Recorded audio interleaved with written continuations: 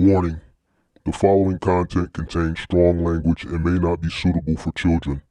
This content is primarily for adults, as this is a trucking channel and truckers have filthy mouths. Please don't tweak if I say. Viewer discretion is advised.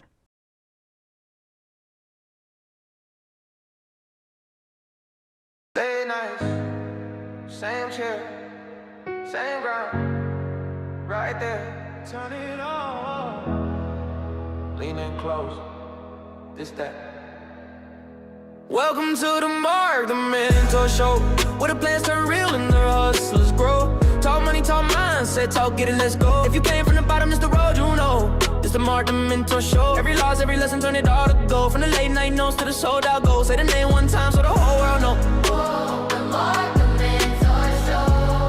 Whoa, the mark, the mentor show. Whoa, the mark, the mentor show. The mark, the mentor show. Sweet. What up? What up? What up? Happy Monday. Come on in. Make sure you guys hit the like button, subscribe to the channel, turn on all post notifications, and need a commercial insurance for your trucking business, logistics business, semi-truck, box truck, cargo van. Link and phone number in the description below for Log Rock. Up for renewal, looking for a more affordable commercial insurance solution for the next 12 months for your business, your trucking business. Link, phone number in the description below for Log Rock, partner to the channel. Come on in. Make sure you guys click that like button, subscribe to the channel, turn on post notifications. How everybody doing this Monday afternoon? Let's see what we got. All right. Shout out to Eddie Kim in the building. What's going on? Shout out to Edie in the building. Shout out to Valise MGM gang in the building. Where my button at? Sweet. MGM gang, what up? What up? Justice in the building. What up? What up? What up? It's the walk in the building. What's going on? In the building. Shout out to all the moderators. Shout out to the MGM gang. Shout out to JT representing Athens, Georgia. What's up? What's up? What's up? What's up? What's up? We're going to keep shit just moving along. We ain't going to waste no time. We're going to try to get in and out. It may be a little noise in the background. Some work is going on.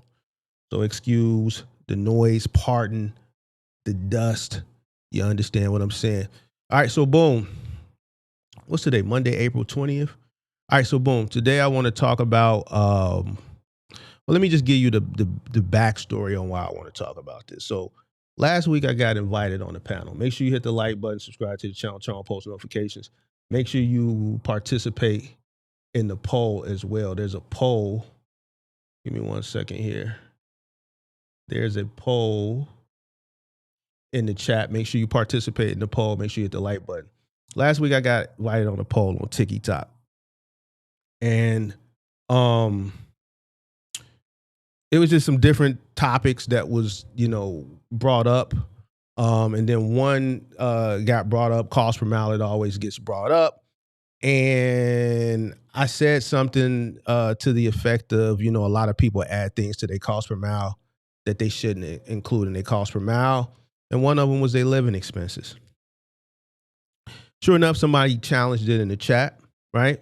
And they said that they do, and they eventually clicked the link and came up. Now, when she did it, her challenge was very with authority, and like I didn't know what the hell I was talking about. So when she came up, I guess she came up thought she was finna one up the big homie.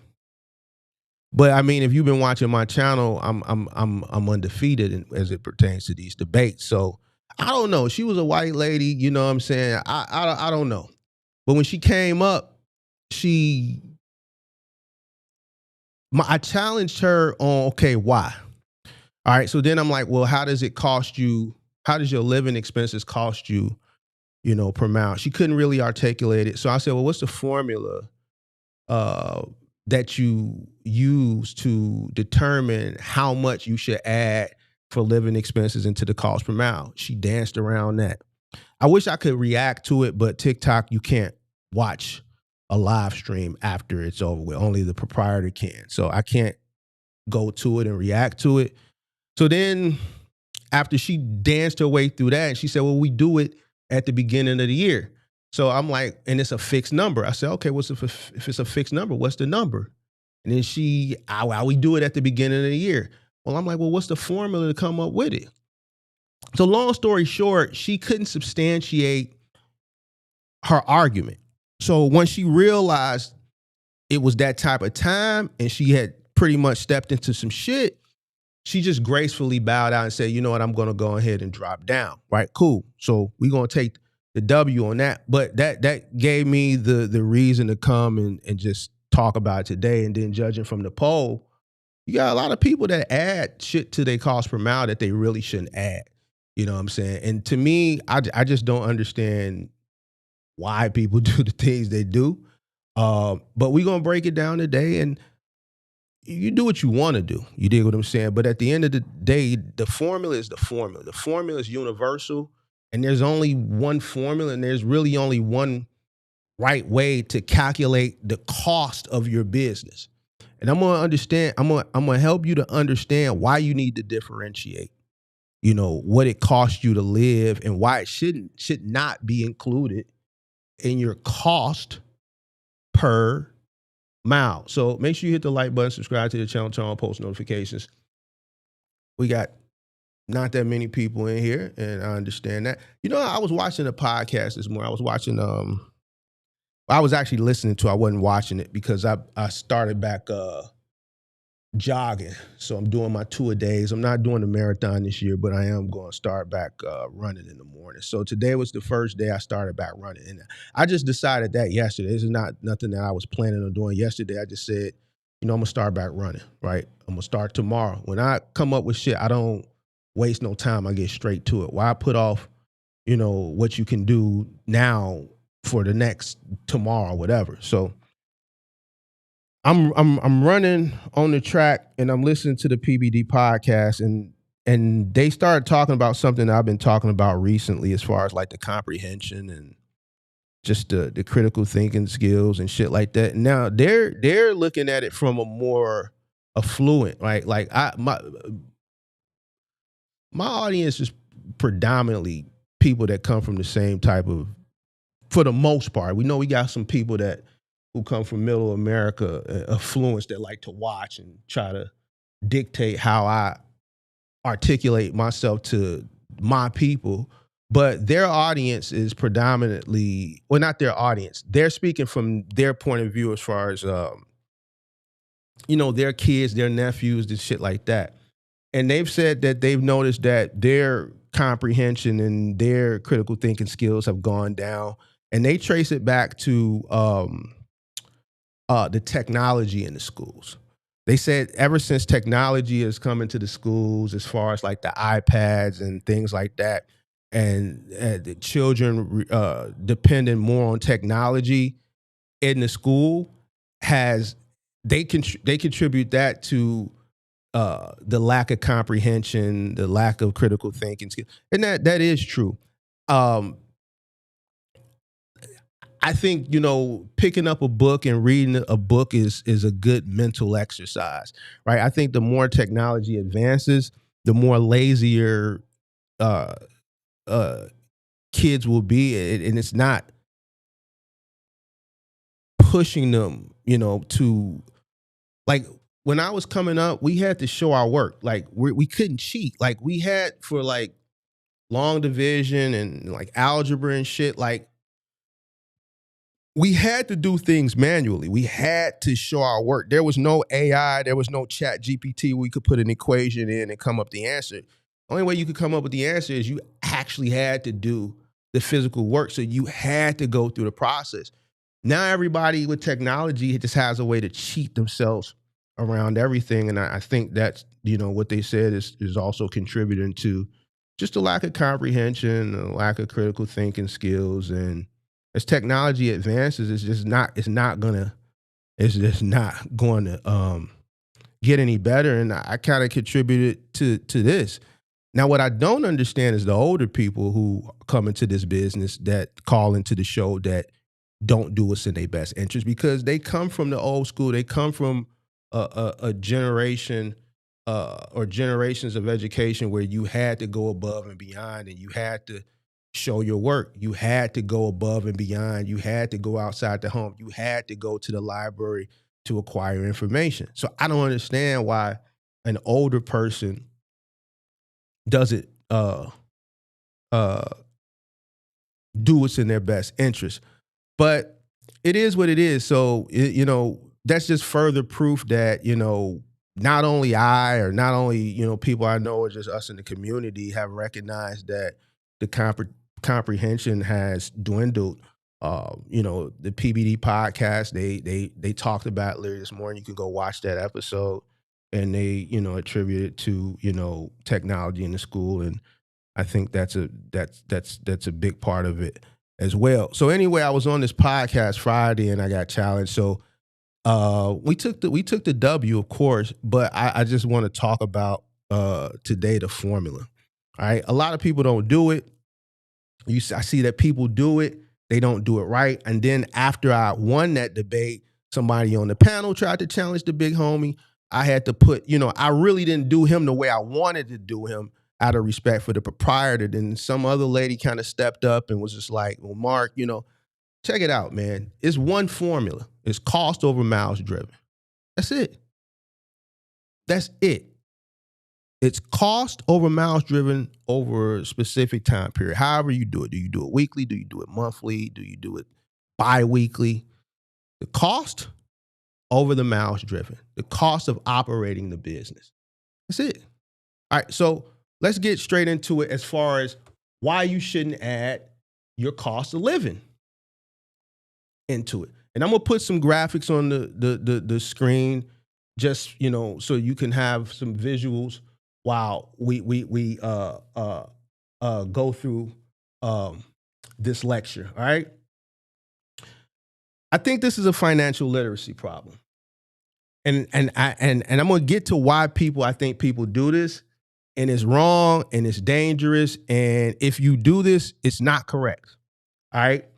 Cost per mile, not cost per lifestyle, right?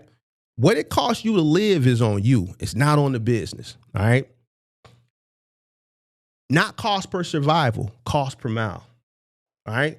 What does it cost a truck to run? Mile after mile after mile after mile. That's it. That's it. I'm going to put the phone number up because I want somebody that does add it out of the 41% of the people, which is a high number that add their cost of living and their cost per mile, justify it to me. That lady couldn't justify it. So for the 41%, when I put the number up, don't be scared. It's just a conversation. Come up and articulate why you do it. How does it cost you? How does your rent cost you per mile? How does your mortgage cost you per mile? How does your car note cost you per mile? How does little Timmy's soccer fees cost you per mile? What belongs in the CPM? Fixed and variable costs. Now, I'm going to give some examples. I'm not going to give everything in totality, right? But I'm going to give you some of the major things that go into your CPM. Fuel, which would be a variable, right? Because it changes. Maintenance, which would also be a variable because it changes. Obviously, maintenance, repairs, same thing. Well, let's differentiate maintenance. Maintenance, I was looking at like PMs and shit like that. Repairs is unforeseen situations. Both variables. Insurance, which would be your fixed, right? Because that pretty much stays the same month to month. Your truck payment, if you have one, or your rental cost, that's pretty much the same. That would be a fixed. Tolls, which would be a variable. Driver pay, all right? If you have a driver and they're on a salary, depending if they're on a salary or some type of other, payment arrangement where you pay them by the miles or you pay them by the load or however you pay them, that would determine if it would be fixed or variable. Obviously, if you pay them a salary, then it'd be fixed because it it stays the same for the most part, week after week after week after week. These are operational costs. These are costs that it costs you mile after mile after mile after mile to run that business. These are costs that are associated 100% with the business. These are the costs that are associated that it takes to move that truck from point A to point B. What does not belong in your cost per mile? Your rent. Your mortgage doesn't belong in your cost per mile. Your phone bill doesn't belong in your cost per mile if it's not associated with the business. If you have a business phone, a business cell phone that you handle business with, then yes, you can include that into your cost, right? But if not, no. Your child support, you should not be including into your cost per mile. Your grocery bills should not be included into your cost per mile. Your food that you're consuming over the road, right? If you're over the road driver because you're operating outside of your home market, could serve as a per diem. Yes, that could be in your cost per mile as a variable. But your groceries to take care of your family back at home while you out on the road, no. Your boo bay. And this is something a lot of people, because y'all listen. Y'all call up here and y'all say y'all Zelle. Y'all Cash App the BM. Y'all Cash App TT Baby. Y'all Cash App Lil Mama. Y'all tell me this shit all the time. Man, Mark, I got to take care of home. Don't mean it's right. You doing it the wrong way. It's not the business's responsibility. So if you sending your BM, your girlfriend, your TT Baby, your Lil Mama money from the business, you're not supposed to do it. I'm sorry. I'm going to tell you where you should do it at. Your lifestyle, just in general. These aren't business costs. These shouldn't be associated with your cost per mile. Those are personal overhead items, not business overhead items. Your rent and your mortgage is a personal overhead item. Has nothing to do with your business, nothing whatsoever. So let's talk about why people do this. Let's talk about why people do this. It's deeper than math. Why people do this. People come into this business thinking that the truck has to cover everything. And that's a wrong way to think about it. And that's just not how business works. Your business generates revenue. Your business covers the expenses for the business. When you get the business to a point where it generates enough revenue to pay you, provide you with a salary, then you pay yourself. A lot of people skip that part.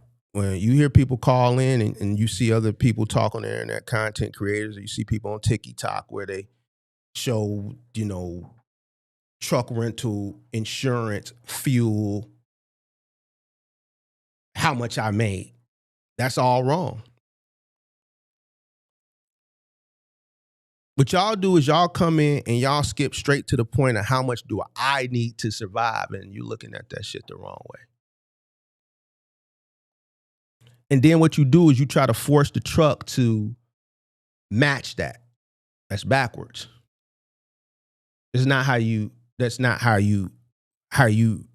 thought process should be. The second mistake a lot of people make is they don't separate their personal from the business.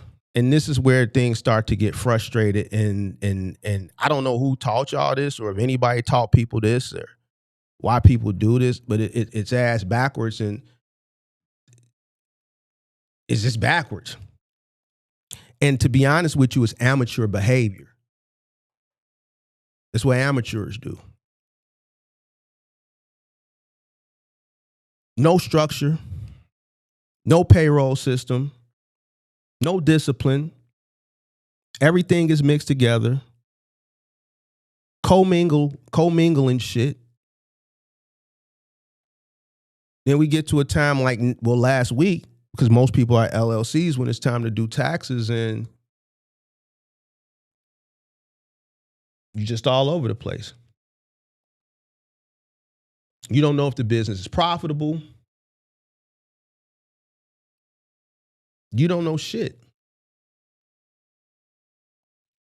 Mistake number 3, emotional thinking. And this is the big one. One of the big ones. You're not calculating CPM. Well, the ones that are trying to do it, a lot of people that are doing what they think they're doing right, they're not calculating it based on logic. They're calculating it based on fear. And what happens is when they include their cost of living incorrectly into their cost per mile, they're inflating their CPM to match their lifestyle. And that's wrong. So now your numbers are wrong. Your numbers are fake. And then your decisions become emotional because your cost per mile isn't correct. You got an inflated cost per mile because you're including things that should not be included in it. And this is what I was trying to explain to the lady the other day. And, for the life of her, and I get it, man. It's deeper than just the information. Some people look at, we talked about this last week where people judge an individual based on how they look on who they consume information from. This is a white lady, bro. So, she got to talking about how aren't you supposed to include, we got a home office, or shouldn't we include our home office? And I'm like, no, your home office has nothing to do with your cost per mile. I'm like, if you are a cargo van owner operator, single cargo van owner operator, what office? How do you have a home office if you're doing expedited cargo van work? You're expedited. You got one cargo van. What home office? Like, I don't understand it.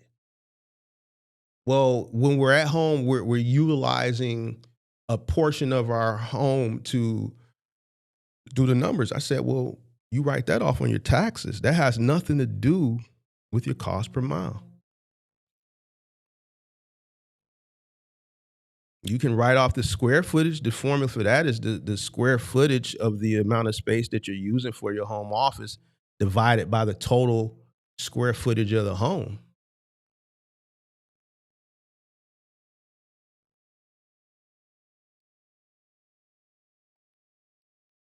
And then you can write that off up to 300 square feet on your taxes. That has nothing to do with your cost per mile. Then the co-host was like, no, you can write up to 500, 600. Like, dude, no, you can't. It's 300. I wish I could react to that shit.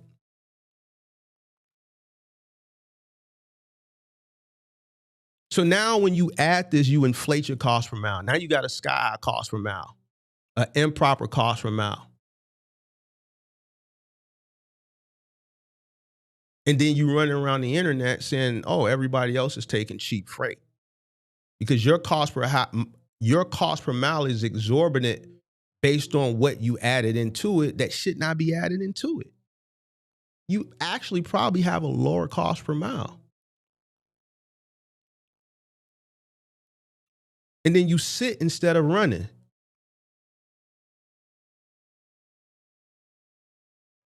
And then you say some shit like, yo, that load don't pay enough. And I'm going to be honest with you.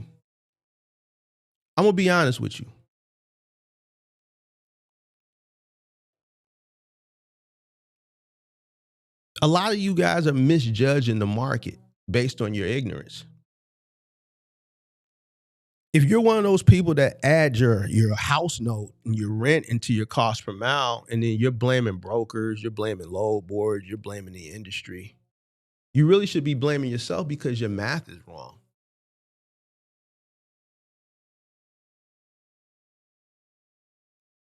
Your cost to live is on you. It's not on the business. You have to separate the two systems. Truck survival is what comes from your CPM. What does it cost the truck? What does the truck need to run to be profitable?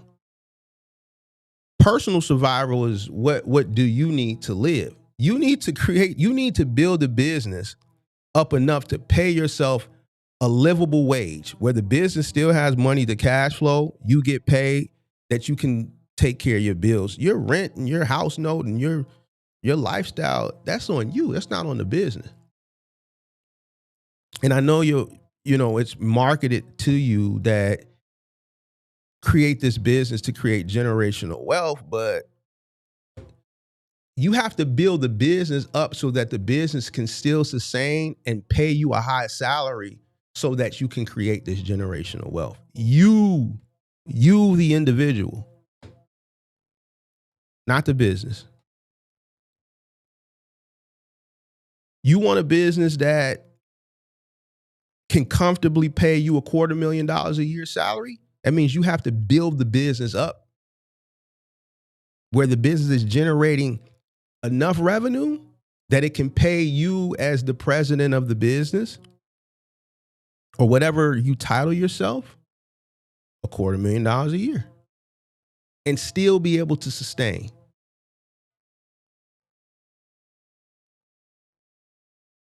A lot of people think the profit from the business is their money, and that's just not true. And if you think like that, you're thinking totally wrong. Professional people, not amateurs, separate the two.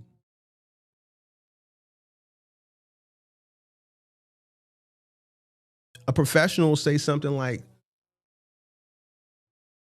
my truck costs $1.50 per mile to operate. My business profits X amount of dollars per week.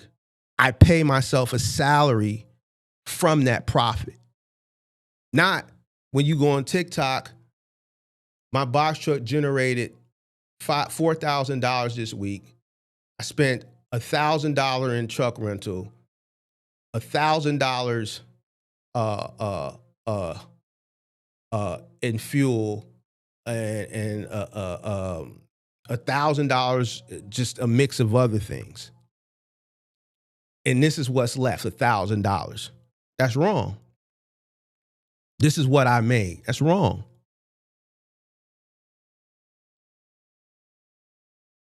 So now that individual feels like they made $1,000 and that's wrong. No, that individual needs to, out of that $1,000, they need to still have some money in the business to cash flow. And they need to pay themselves a small salary out of that $1,000. Me personally, that's not enough money to pay myself. I wouldn't pay myself nothing. Why? Because I'm coming into business understanding that I got to build. I'm coming into business understanding that, if the business only made $1,000, that really ain't that much. I just need to leave that in the kitty to cash flow and get to the next week and keep stacking. I'm going to take the sacrifice. To me, that's not even enough money to pay what I'm going to pay myself. $500. So I ran all week just for the business to profit $500. Nah, I'm going to take the hit on that. Well, Mark, I got to take care of home. Well, that's something you should have thought about prior to coming into business.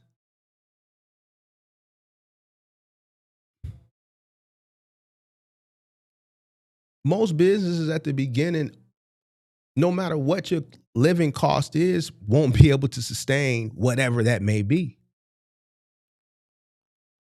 Whether you live very economically, modest, or lavish, most businesses at the beginning won't be able to sustain and pay you enough to cover your cost of living. And I know that's something a lot of new entrants, they don't want to hear because you've been sold something else. But I'm just telling you from experience. You're talking to a person who lived very modestly to the point where I stayed at home. I got content where a guy literally made fun of me because I stayed at home and built a business. Why? Because that allowed me to reinvest all the money back into the business. If I ignorantly created a personal cost of living, let's say that what it cost me to live now prematurely, then I wouldn't have been able to grow and scale and flourish the way I did initially at the beginning, because I would have had to pay myself a substantial amount of money to cover my living expenses. And that money would have had to come from the business. I would have had to create a salary. And that's what a lot of people won't think about. A lot of guys that come, or transitioning from work to this business who have already built a lifestyle or some type of foundation, whether they're a homeowner or, they're a renter, car notes, kids, tuition, shit like that.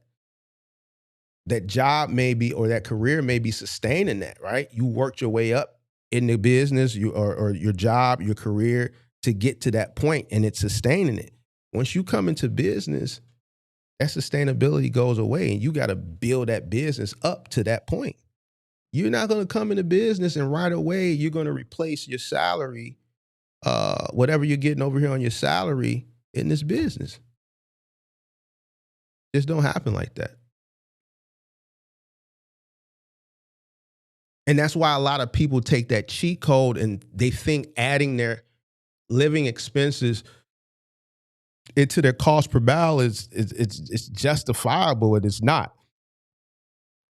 Amateurs add their rent into their cost per mile, their car note into their cost per mile. And then they got a high cost per mile. And then they get confused. And then they start saying this crazy shit that you hear a lot of these guys saying on the internet.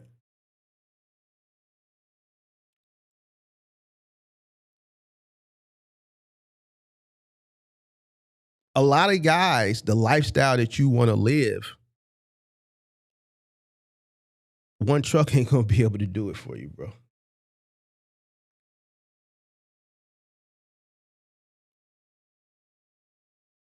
The guys who transition from a career to one box truck, it's not going to be a seamless transition initially.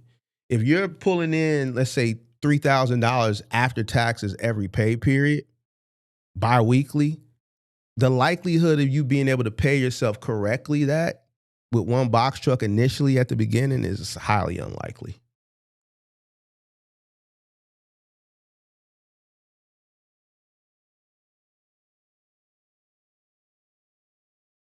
And like I always say, I'm willing to not even have a debate, but just show me.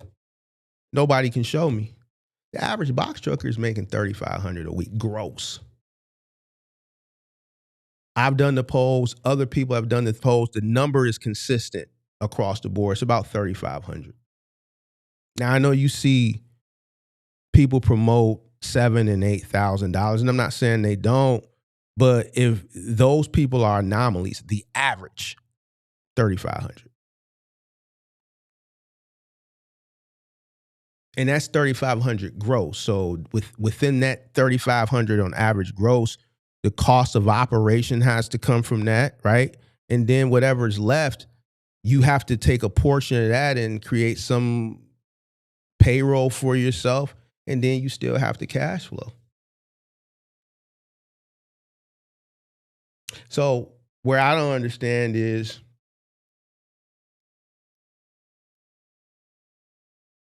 well, what I do understand is why people include it, because they try to figure the math out to see it, to make it make sense. But it's just not how you do it. Being able to live off of one truck, me personally, I don't see how a person can do it.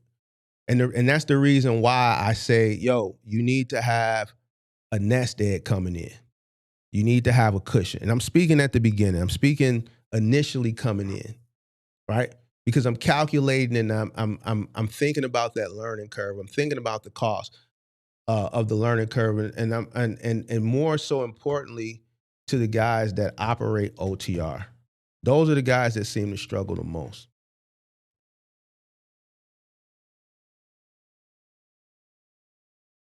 So getting back to adding your house note and your rent into the cost per mile and why people do it.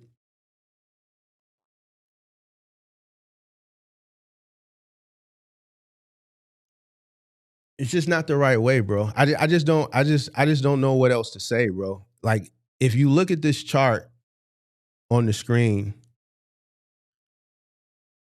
the wrong way and the right way, like I just I don't even know how to talk about it no more. I just don't understand why you would add your rent, your mortgage to your cost per mile. I just don't understand how it's costing you to live per mile. The only thing you're doing is making your cost per mile exorbitant, which gives you a false cost per mile. So now you're sitting there trying to chase down, it's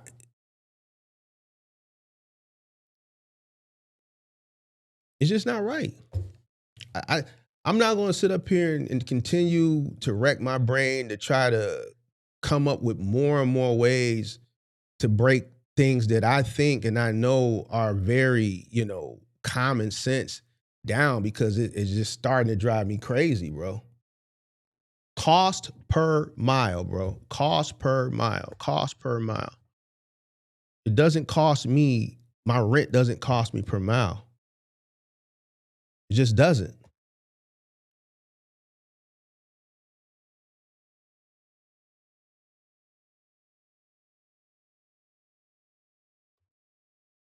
It's crazy to me that people will argue that shit.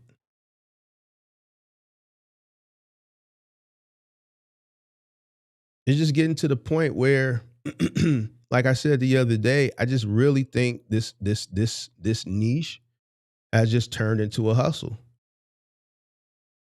It's just turned into a hustle. It's turned into a glorified hustle. It's what you can get out of it for the time being, and if it don't work, on to the next thing. In the person's mind, they want it to be a business, but once they get out here, no, it's just a hustle. And I'm speaking primarily in regards to the box truck. You know what? The cargo van is starting to go in that direction too.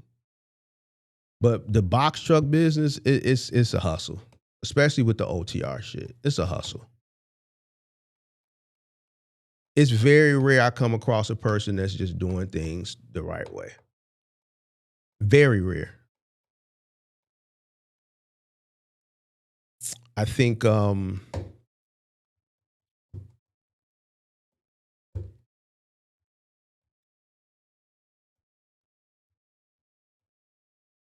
don't know, man. I'm just kind of at a loss for words at this point, bro. I just really don't know how else to I feel like I've given just so much to helping people in this space that it's just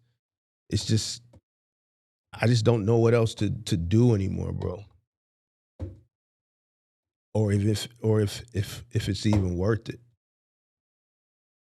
Competing and challenging and going back and forth with just the current mindset. And I think as things get worse in the economy and society from all aspects, just influence, social media, education, and just the economy as far as like, the lack of people just not having money and it's, just the cost of living going up. I just think it's going to get worse.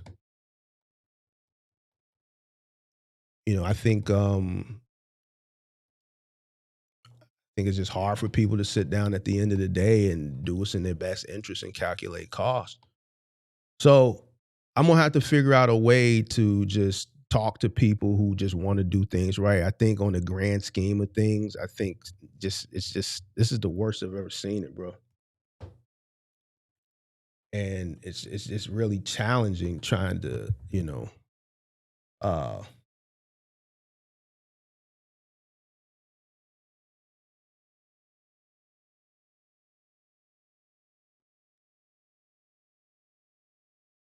talk to individuals and just certain people just ain't using common sense, bro. Um this person says it doesn't cost per mile, however, it should be factored in when calculating it. That week's gross was profit or loss, which is an indicator if you're making enough. You said it doesn't cost, but it should be factored in. Why? Why should you factor in your cost, your house note, or your rent into your cost per mile? Why? See, this is the thing. You saying it shouldn't be, but you should. But then you're not justifying why. Why should I put my rent or my mortgage into the cost per mile? Why? How is it costing me rent wise or mortgage wise per mile? What does my rent or my mortgage have to do with my cost per mile?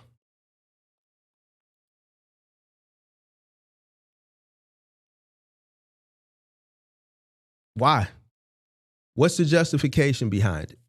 Explain to me how my rent or my mortgage is costing me per mile.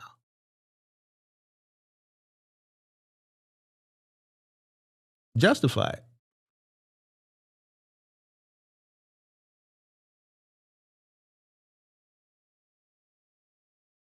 This is the person where the argument came from the other day. Explain to me, what does that have to do with the cost per mile?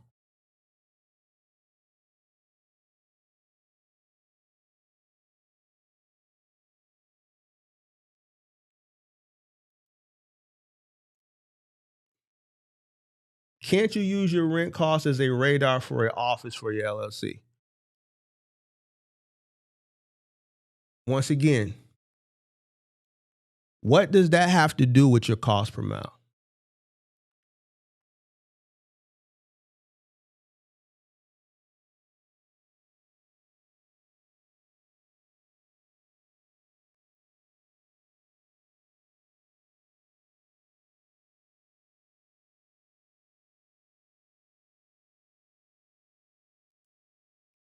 I'm gonna give you the chance to justify it.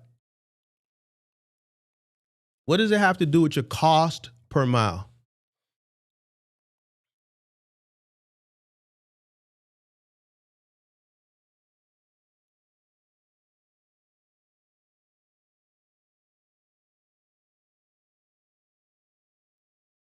Hip Hop Trucker says, well, don't you need those costs covered in order to justify running the truck in the first place? Once again, how does your rent cost you per mile?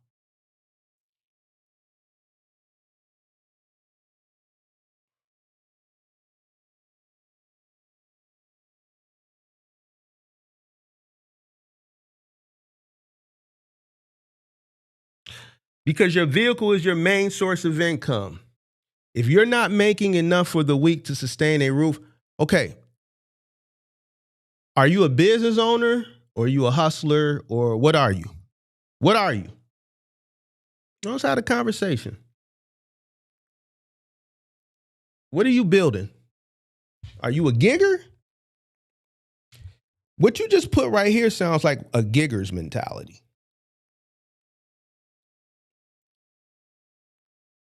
I would expect to hear that from a gigger,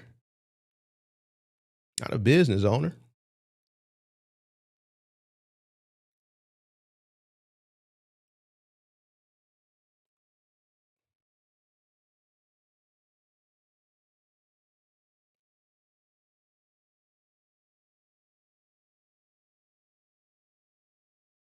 This goes back to my mentality. It goes back to mind state.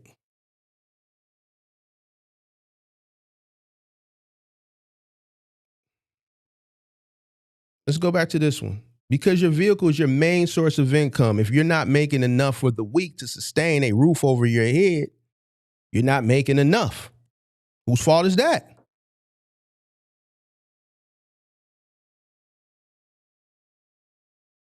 Your personal lifestyle, your personal cost of living is on you personally. How much it costs you to live personally is on you. What does that have to do with the business? If you want the business to pay you more money so you can have this lifestyle, then you need to build a business that can generate more income so you can pay you a higher salary and still be able to grow in cash flow to cover your cost of living. If your salary can't cover your cost of living, then you need to lower your cost. You need to lower your living. What does the business have to do with that?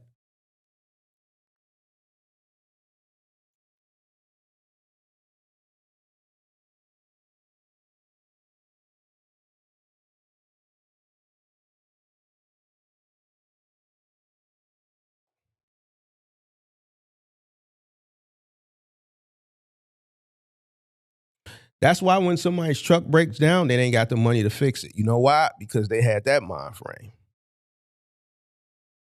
All the money that they made week after week after week, that's what they paid themselves. Because they was in the mind frame of, yeah, well, my this is how much I made. I went out and it cost me $3,000. I made $4,000. It cost me $3,000, so I made $1,000. And then when something hit the fan, they didn't have shit. Because they thought that they thought it was their money. They didn't know how to separate themselves personally from the business. They didn't create a payroll for themselves. They didn't separate themselves.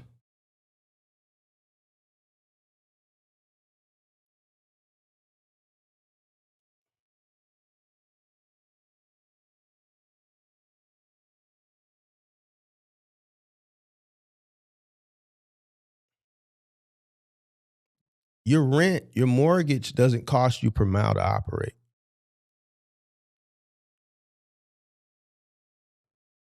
Your labor costs cost you per mile to operate.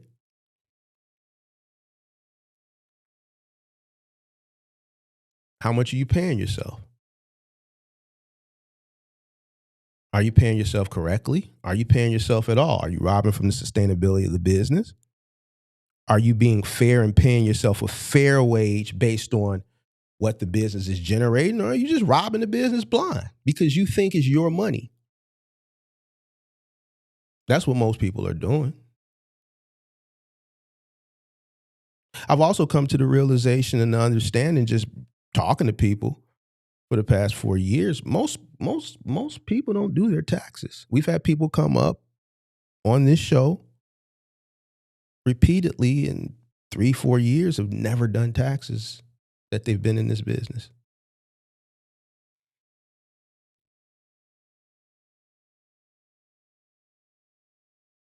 This is why I confidently say it's a hustle.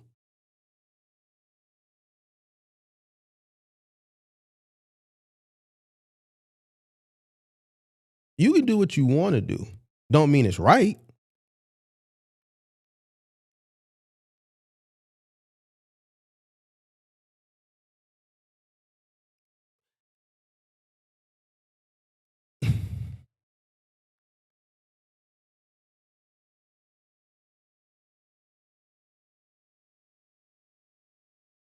So no, you should not factor in your living costs into your cost per mile. If your business can't cover your living costs, then you need to lower your living. You need to lower your lifestyle. Or you need to make more money. You need to generate more money in the business, or you need to do a combination of both. The business has to pay you. And then based on what the business pays you, your check, that's what you fund your lifestyle with. That's it.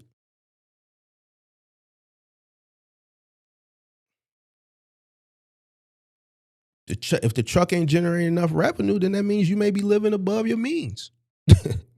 Or your business is not making enough money. That's what that means. I don't think Jeff Bezos is worth more than Amazon. I don't think his salary or whatever he takes in his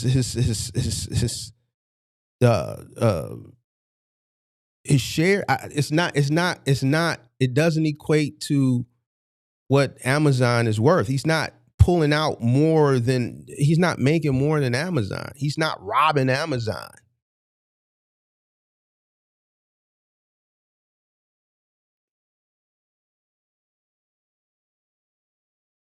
I don't think Andy Jassy, let's use Andy Jassy as he's a better example because he's an actual employee. He's a CEO. He makes millions and millions of dollars a year with Amazon. He has a salary and he has stock, right? So let's just look at his salary. Whatever Amazon is generating weekly or bi-weekly,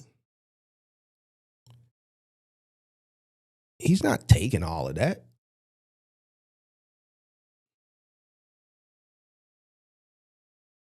Imagine if Andy Jassy paid himself 100% of the profits of Amazon weekly or bi-weekly. Company would be broke. Amazon pays Andy Jassy to be the CEO a salary that's nowhere near what they're profiting. It's a lot, but it's still nowhere near what they're profiting.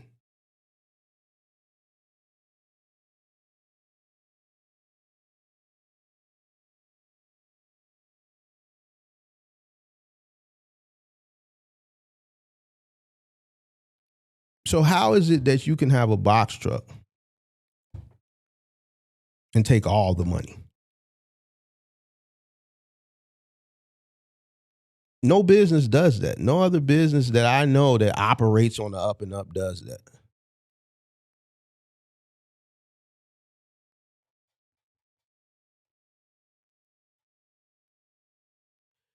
The question you said, well, man, if you're not generating enough money, there's been plenty times where I couldn't pay myself. Things happen. Shit happens.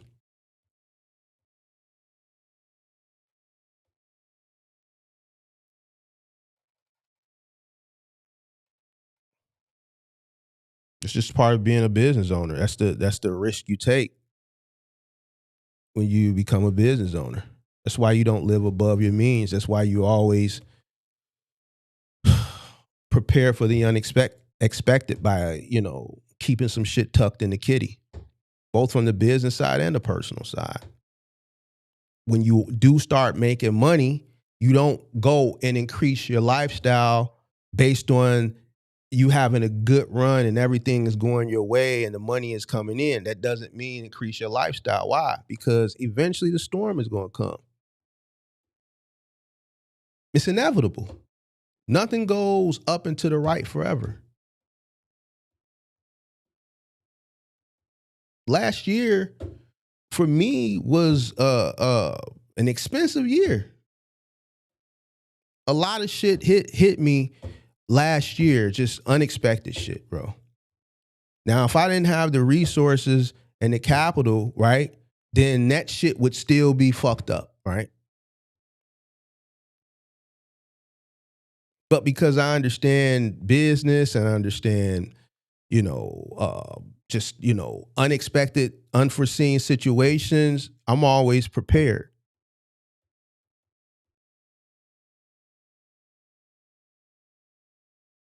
Because I know eventually something gonna go wrong. So if I have 2 or 3 just years of just upward momentum, a portion of that money is being socked away to the side for whatever the storm that eventually is going to come. I'm going to be prepared for it.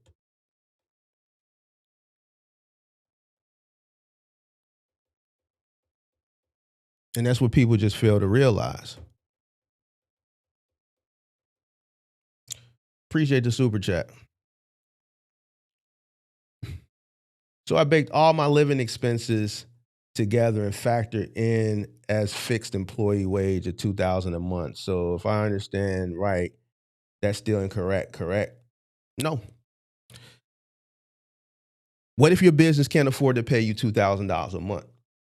Just because your living expenses are $2,000 a month still doesn't justify your business paying you $2,000 a month. What if your business doesn't generate enough revenue to pay you $2,000 a month? That's the point that I'm trying to make, and y'all not getting it.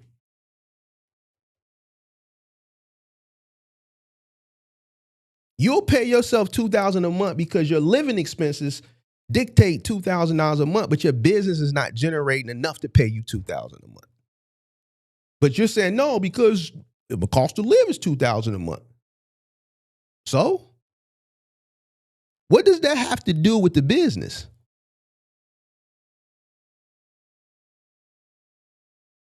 You're still missing the point.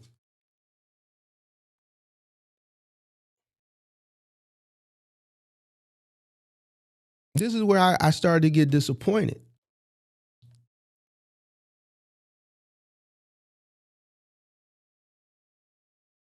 Just because your living expenses are $2,000 a month doesn't mean the business can justify paying you $2,000 a month. Your living expenses at $2,000 a month is a personal problem. That's not a business problem.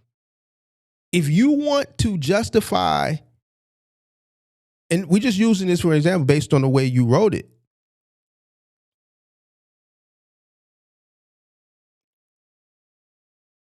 The business has to generate enough revenue to comfortably be able to afford to pay you a salary of $2,000 a month. A lot of people don't understand that. They just automatically pay themselves $2,000 a month. And then when something arises, the business doesn't have the money. It's just like the guy, Irvin Lloyd, who called up last week. Remember, he called up in December. I spent over an hour with him to find the problem. And when I found the problem, I said, y'all paying yourself too much. They were robbing from the sustainability of business. Remember when I asked him, I said, why are y'all paying yourself that much? He said, because when we worked for a company, that's what we got paid. So we assumed that was the average. And what did I say? Just because the company paid you that much doesn't dictate that your business can afford to pay you that much. Your business and whatever company that you work for are two different businesses that's generating two different revenues. That company could afford to pay you $1,500. But now since you got your own company, your company can't afford to pay you $1,500 a week. The whole time you've been paying yourself $1,500 a week, you've been robbing from the business. You've been robbing from the sustainability of business. That's why you're here. That's why we're here. And you're on the phone talking about you don't know where all the money is going. It's been going to you personally because the business can't afford to pay you what you've been paying yourself from the business. And remember, he called up last week and he said, you were right. They started paying themselves less. They couldn't afford to pay themselves $3,000 a week.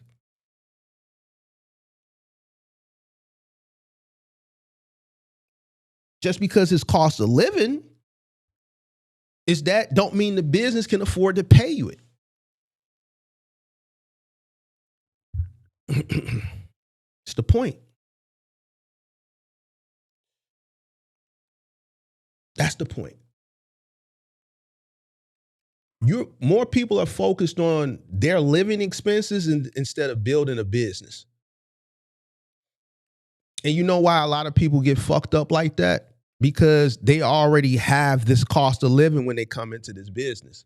And this goes back to why I say working capital and making sure that you have money to cover your living expenses, which most people don't.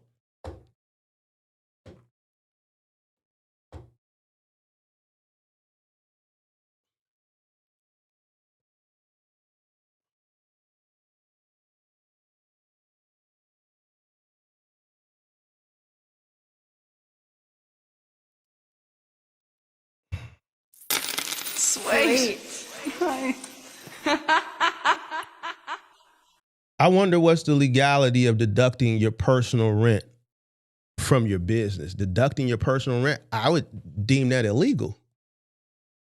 So let's have the conversation on the home office. If you have a home office and you dedicate a certain amount of square footage to a home office, the proper thing to do with that is to write that off on your taxes. You don't add it to your cost per mile. That's a tax write-off. A home office is a tax write-off. Has nothing to do with what it costs you per mile to operate. If you got 130 square feet that you utilize as a home office, then that 130 square feet times $5 a square foot is what you write off on your taxes. It doesn't cost you that to operate per mile.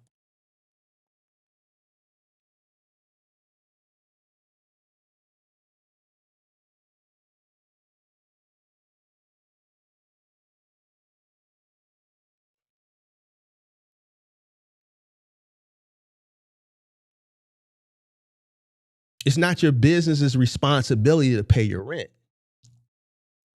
Everybody that's arguing this shit and saying they're including it, you're saying it's your business's responsibility. Think about this. You're saying it's your business's responsibility to pay your rent. It's your responsibility to pay your rent. It's your responsibility to pay your mortgage.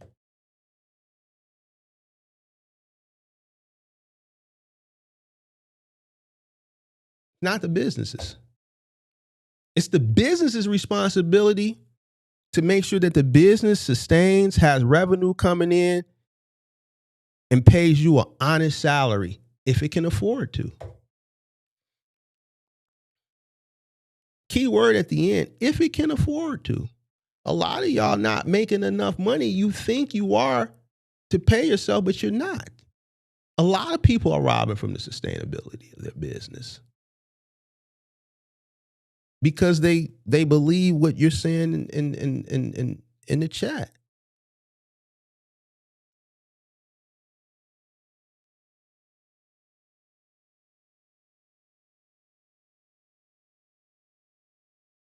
It's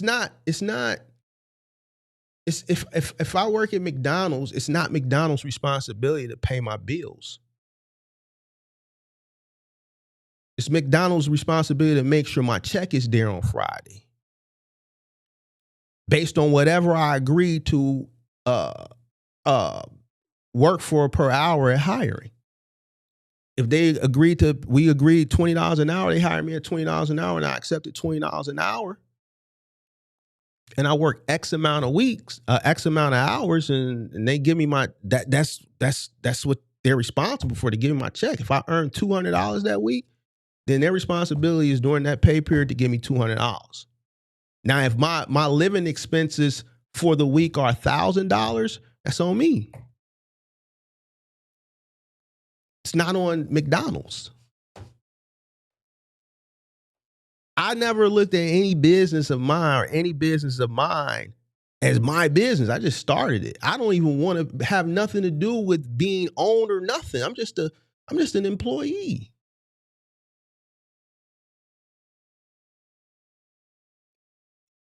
I separate everything. I have a mind frame of I'm just an employee. I may be the top employee, but I'm an employee nonetheless.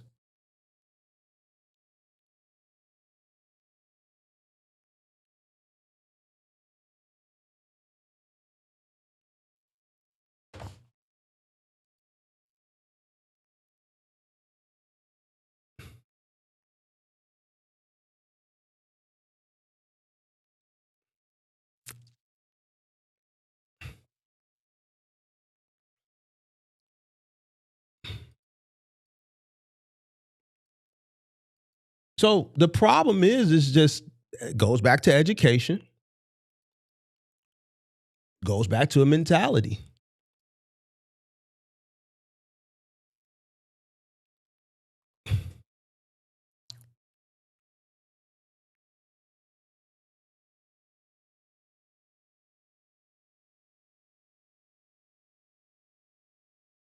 Your cost per mile should only include what it costs your truck to operate.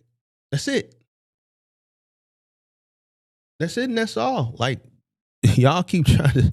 It's the more we, if you try to make it more complicated, then it's just it becomes tiring, bro.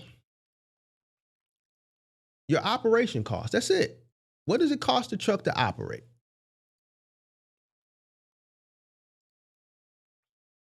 And this is not everything, but this is some things: fuel, maintenance, repairs, dispatch fees, insurance, tolls, ELD, truck payment, driver pay, factoring fees. Notice that everything in this example is something that's associated with the truck. Nothing in this example is associated with an individual's personal lifestyle. Nothing. No rent, no home office, no groceries, no child support, no car, no nothing. Nothing that's associated with one's personal lifestyle should go into your cost per mile. Everything in this example is something that's associated with the truck.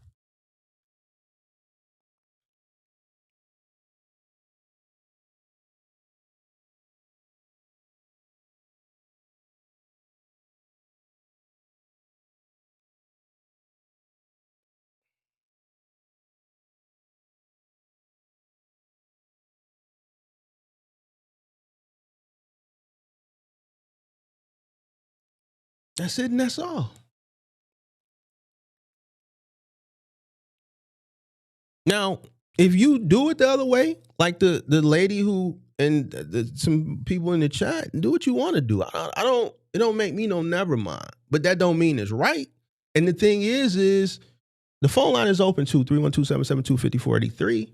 Everybody that does it can't justify to me why they do it and how and articulate and substantiate why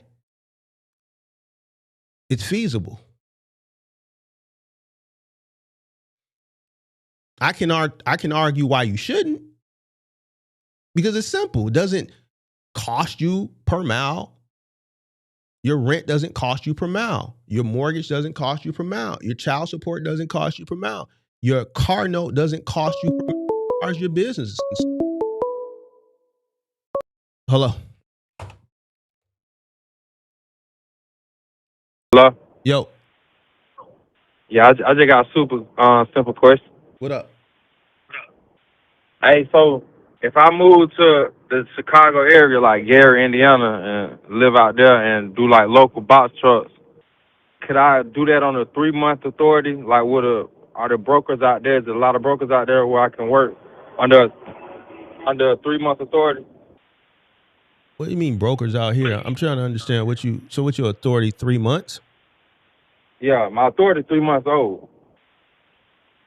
Okay. Yeah, and I know you gotta have 6. What you say? Go ahead, I'm listening. I know you gotta have like 6 months for the other brokers to really work with you. But I know how you say Chicago, like a hot area, that whole Midwest. So I was thinking like if my authority was on a 3 month, I could go out there and start getting booked It's not about off the load board. where you at. It's about the brokers that operate with guys who have a adolescent authority. That's what I'm asking. Is okay. So To live in Montana, but Yeah. if you call in the brokers and they don't want to deal with a person who got a 3-month authority, it don't matter. You could live in Chicago, but if you call a broker while you living in Chicago that won't deal with you, they're not going to care that you in Chicago. yeah. Okay, cool. That's all I wanted to know, bro. I'll just wait 6 months. You have a broker problem. Your problem isn't your truck can go wherever you want it to go.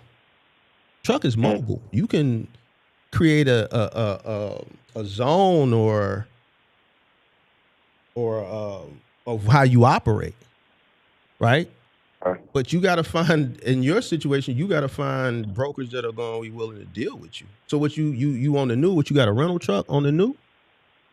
Nah, see, I got a truck. I financed me a truck. And I was like, man, I know the first TQL won't work with me because, that's the first month. I was like, I know ain't nobody going to work with me, so I'm just getting me an over-the-road CDL job, get the money, and pay so whenever I get paid, I just pay my truck note. I pay my, You got a CDL? Yeah, I got a Class B box truck. My box truck Class B, 33,000 GVW. How long you had a CDL? Yeah, man, I got my CDL in prison, bro. I really just came home from prison. I got my CDL like a year ago. Let me ask you a question, bro. What up? How old are you? I'm 33. So if you got a CDL, why you just didn't get a job? I do got a job. I'm saying, but what made you get the box truck? Oh no, man! I want to be an owner operator, bro. I want to grow my own trucking fleet. I want an authority that age for 2 years where I can get my own tractors and trailers and grow. All right. I'm in it for the long run. I ain't trying to get rich quick, bro. I ain't, you know what I mean? I ain't tripping. All right. Okay. Oh. All right. Well, you got income coming in, so that's cool. I was just curious. You had a CDL, why you would get a box truck, but it's cool. Because you say I got a CDL, why would I get a box truck? I got a Class B box truck, so I got a box truck that requires me to have a No, I know CDL, you so got. I can. Yeah, I know that. I know. Oh yeah, yeah. But I'm just curious. I always just curious of why if a person got a CDL, why wouldn't they just get the biggest bang for their buck? But they just Yeah. When I tried to finance me a truck, when I came home, they wouldn't finance me a truck with a CDL because I didn't have no over the road experience. So they was like they won't even finance me the truck. so that's what I'm I saying. just Why not get the experience, build up the capital, and then go do it? Why? Like when you said, as soon as you came home, why not give yourself I, some time to reacclimate, build up the experience, build up the capital, and then a few years down the line, and build up the experience, and then a few years down the line. Why as soon as you got home? Cause I wanted my authority to age. I ain't want to wait. I wanted to be like going through it while my authority age. But like I ain't want to drive for 2 years and then start my authority 2 years later. I'd rather just drive now, start my authority now. Even though I'm not driving my truck, my authority's still aging. So when I'm ready to, in 3 more months, when I'm ready to jump in my truck, I can leave the job and boom, I'm working for myself.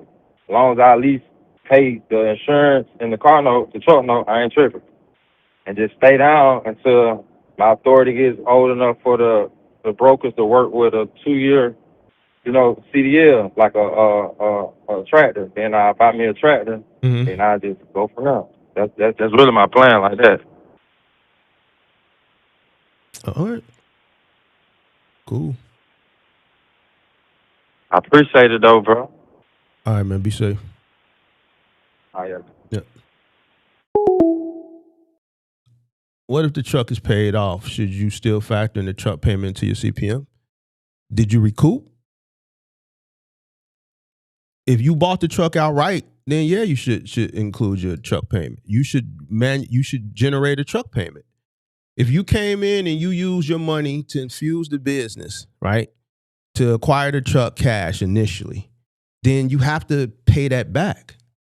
So if you haven't paid yourself back, if you haven't recouped the initial, cost of the truck, then yeah, you should include that.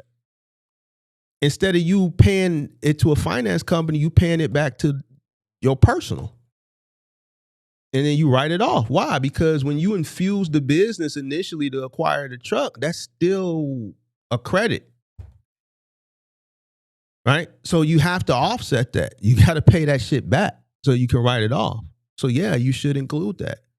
That's where a lot of people mess up too. You think, oh, well, I bought my truck cash, so I don't got to add that. Yeah, you do.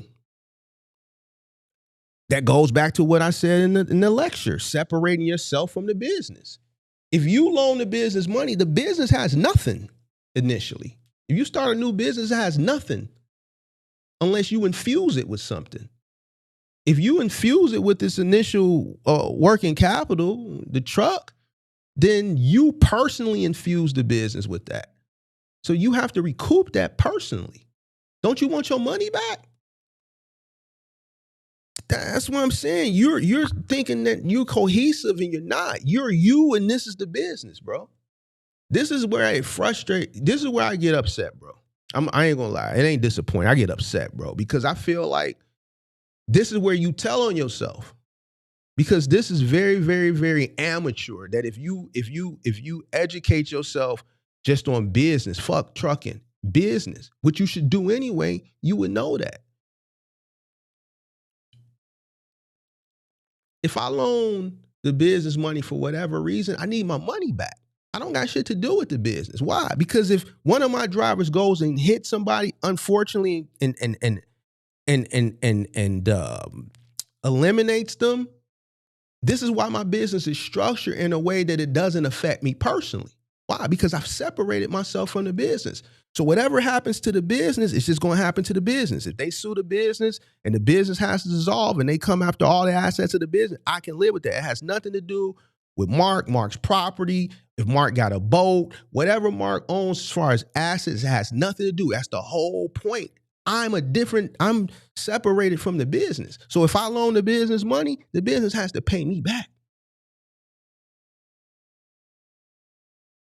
So yeah.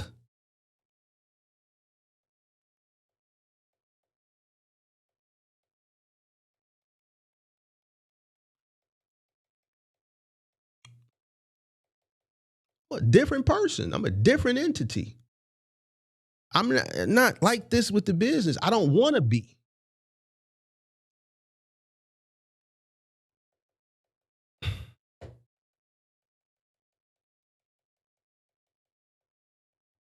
That's why I say most people, they even come up with, Mark, I bought the truck cash.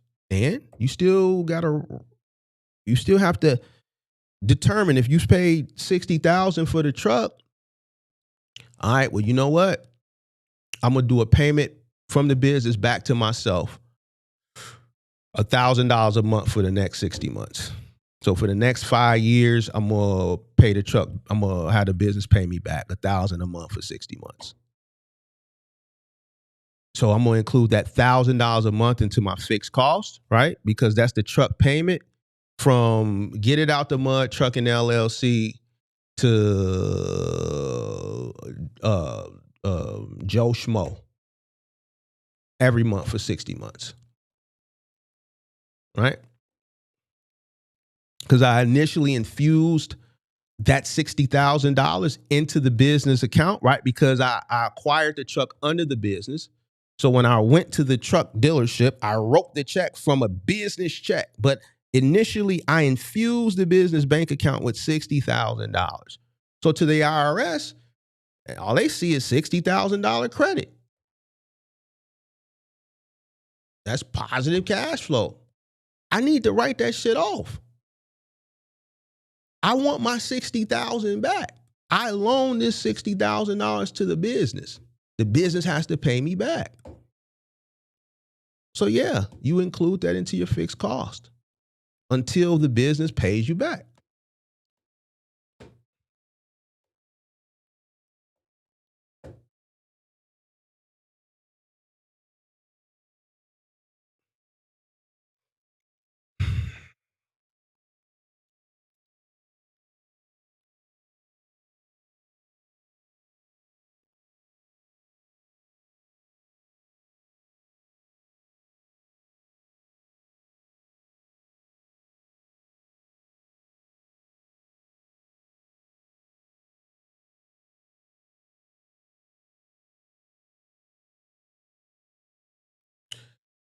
Hey, DJ, listen. That's not crazy.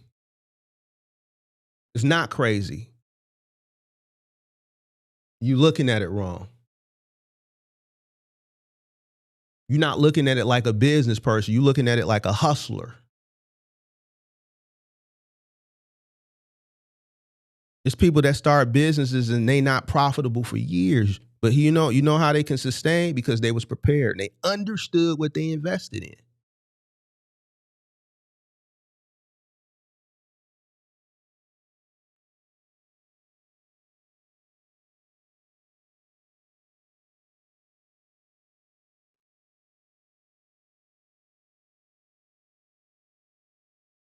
You still looking at it wrong.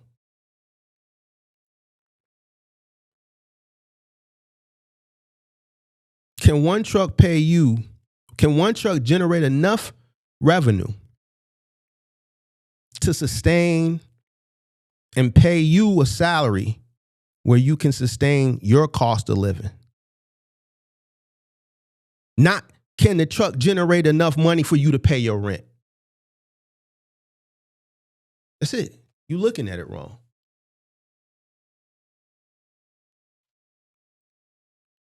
Can the business pay you enough at whatever your cost of living is? Can the business pay you a salary comfortably where the business can still sustain and pay you a salary that can cover your cost of living? If the business can't pay you that, then the business needs to generate more money, or you need to lessen your life.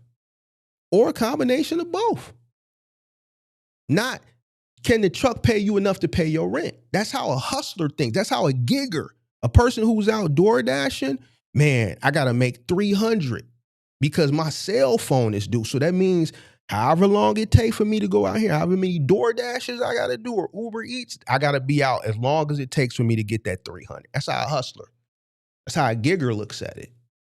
They're not structured. See, a big part of being successful in business is structure. Business paying you your salary, right? That's structure. A person who's saying, well, man, if the truck ain't paying me enough to pay my rent, that's not structure. The business pays you a salary. You pay your rent.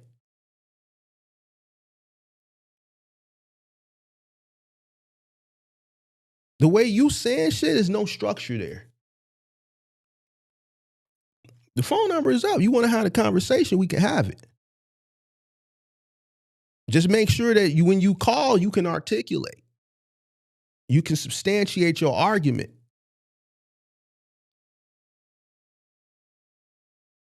It takes a lot to do all this typing. You could just call. We can have a conversation.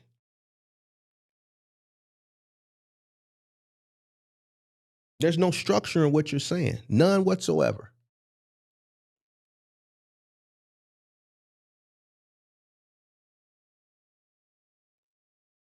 Business generates revenue. Business has cost. Part of the cost is payroll.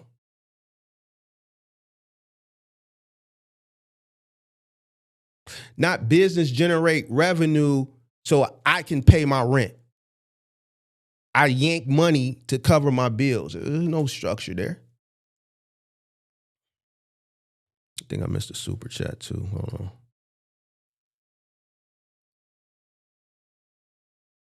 Oh, shout out to Sean Rise. What's goody, my G? Long time no see. Appreciate you. Sweet. Appreciate the super chat.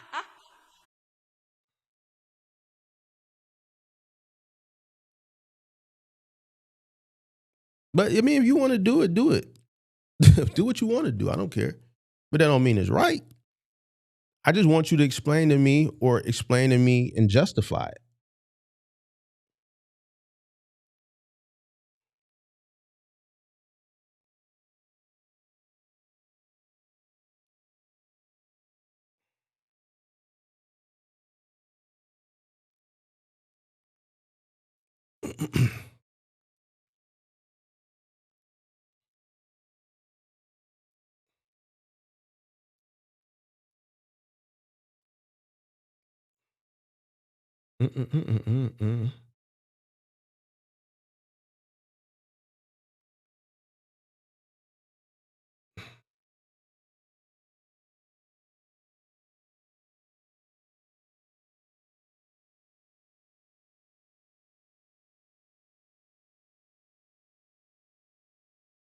Phone number is up, 312-772.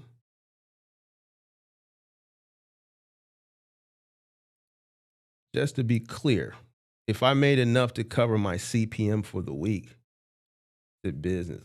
What? I don't even understand. That doesn't even make sense. If you made enough to cover your CPM for the week, what does that? I don't understand what does that mean?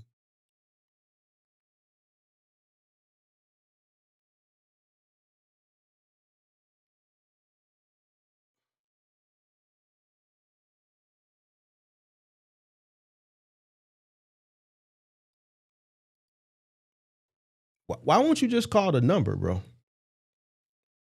Why won't you just call the number? Hmm? Hmm?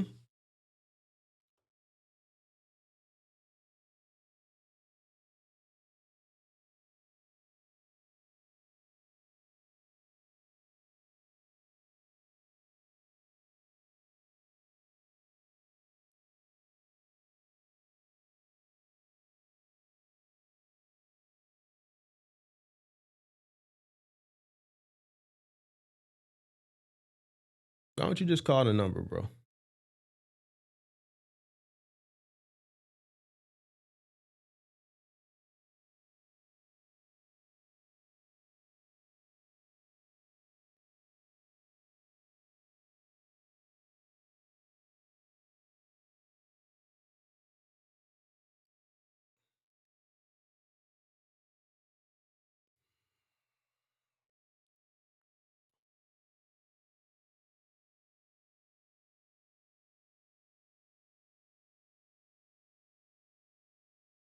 This right here says everything, bro.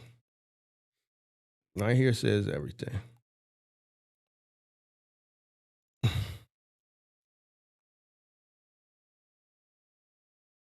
We can't listen. You got to be able to have a conversation, bro. It's just like that lady that called in on that podcast. She thought, you know, if you're going to say something, you got to be able to substantiate it with facts.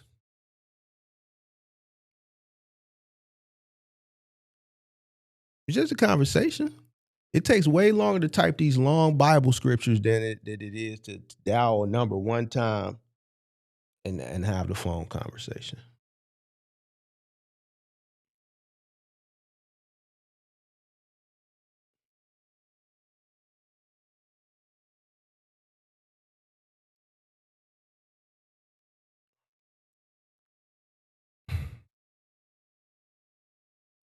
You got to be able to have the conversation, bro. You have to. Can't be frightened.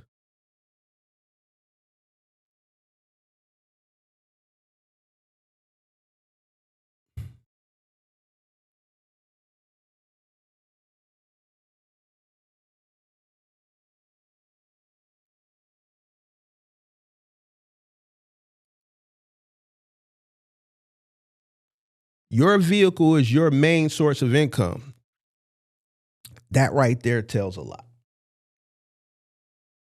Just that first sentence goes back to mindset. We're just gonna break this since he ain't gonna call. We're just gonna break it down. We're gonna break this down because your vehicle is your main source of income. Mark has never owned a box truck. Now I know the people that hate me. Well, I knew you were lying all the time. Mark has never owned a box truck. Mark personally has never owned a box truck. And I know this is going over some people's heads. I've never had a box truck in my personal name.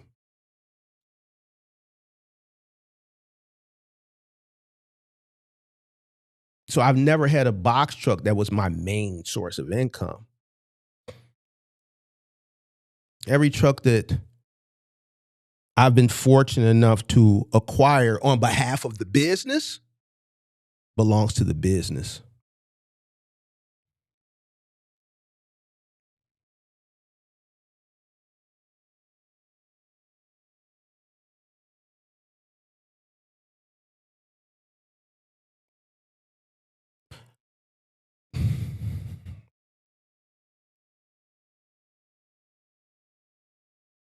Every truck that I've gone out and I've purchased on behalf of the business has belonged to the business, not to Mark. Every check that I've written to acquire a truck has belonged to the business, not to Mark. So we can break this down because this all goes into mindset and understanding. If you're not making enough for the week to sustain a roof over your head, you're not making enough.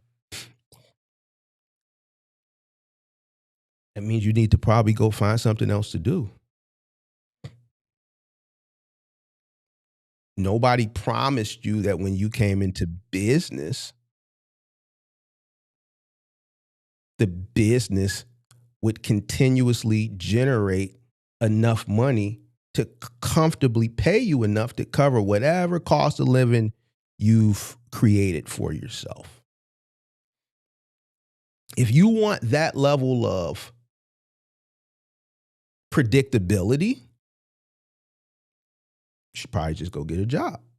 And even that's uncertain, or certainty, I should say, not predictability. Let me change that to certainty. You should go get a job. And even that's uncertain. But for the most part, if you show up to work, do what you're supposed to do, and so on and so forth, then more times than not, your check is going to be there.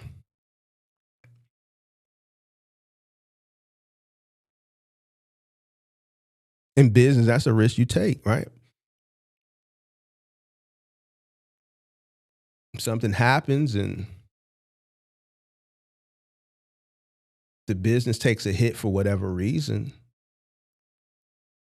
Normally, it's the person who sits at the helm that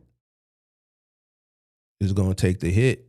I've had times where I couldn't pay myself. The business, just whatever hit it took at the time, and sacrifices had to be made. It was me that made the sacrifices.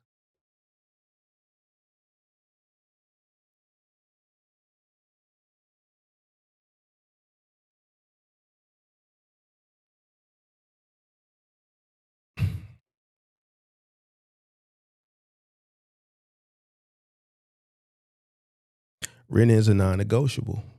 Mortgage is a non-negotiable, but that's also a personal decision.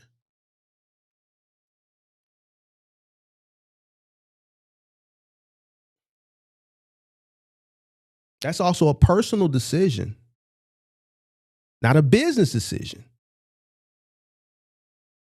It's personal. Has nothing to do with the business, nothing whatsoever to do with the business. Where you lay your head, how much you pay for wherever it is that you lay your head has absolutely, positively nothing to do with the business. Nothing. So why would you include it in your cost per mile? These are personal decisions.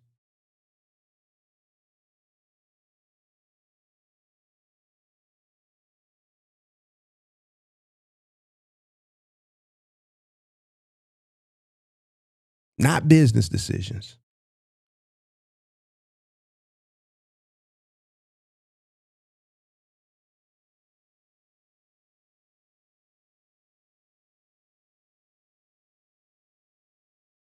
So, how is something that's a personal decision, or why is something that's a personal decision something that you include in your cost of operation from a business perspective? Now, I think that's the best way I can break it down.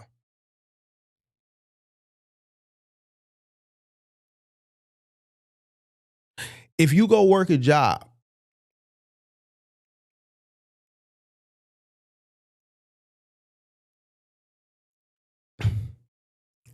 and they lay you off and they fire you, rent, mortgage is still that non-negotiable, right? Mr. DJC? If you go work a job, let's say you go work for Deloitte, you got a good job, you're a consultant at Deloitte.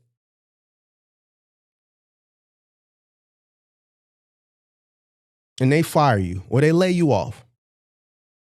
They having cutbacks. Rent, mortgage is still a non-negotiable, right?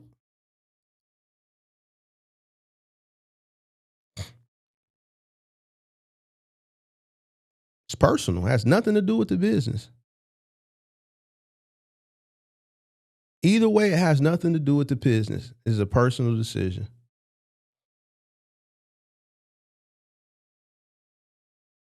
Business doesn't care about your personal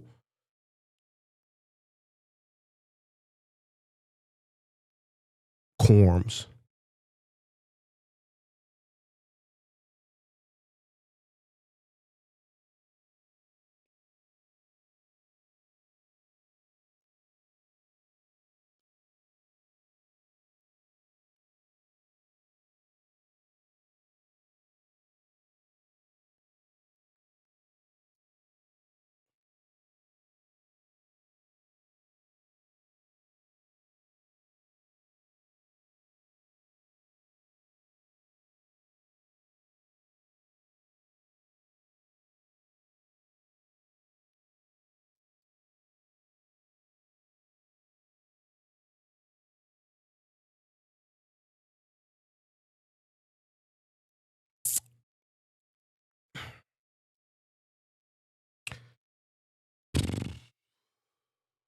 All right.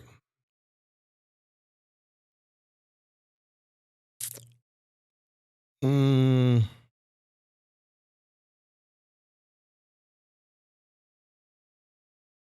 I covered. So if I can't make the 2000, then I need to keep my 9 to 5. Hmm.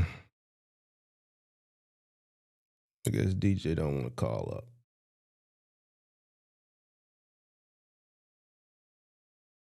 DJ don't want to call up, man.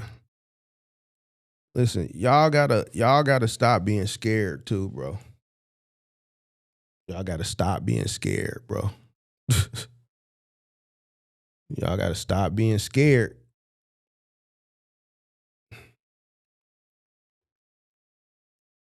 Mm-mm-mm-mm.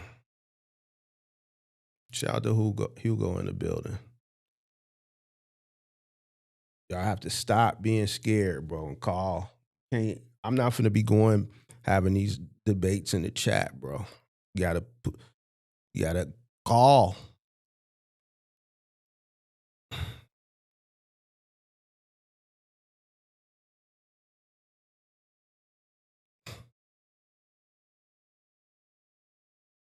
See, I got an answer for everything. Why? Because I know what I'm talking about. I can stand behind what I'm saying.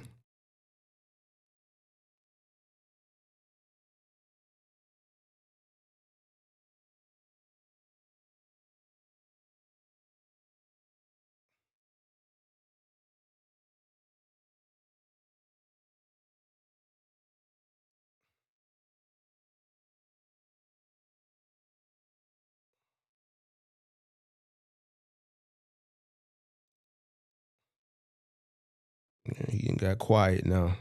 Okay. All right. Mm-mm-mm-mm-mm-mm-mm-mm-mm.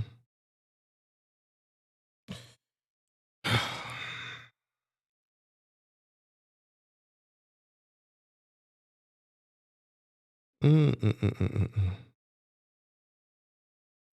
Ken says, why are people so scared to just start from day one? All this age authority stuff.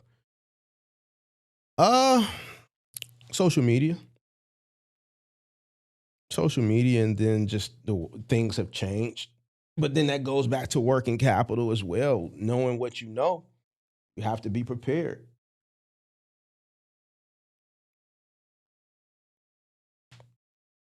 Social media, though, with that whole age thing, that's a social media thing, you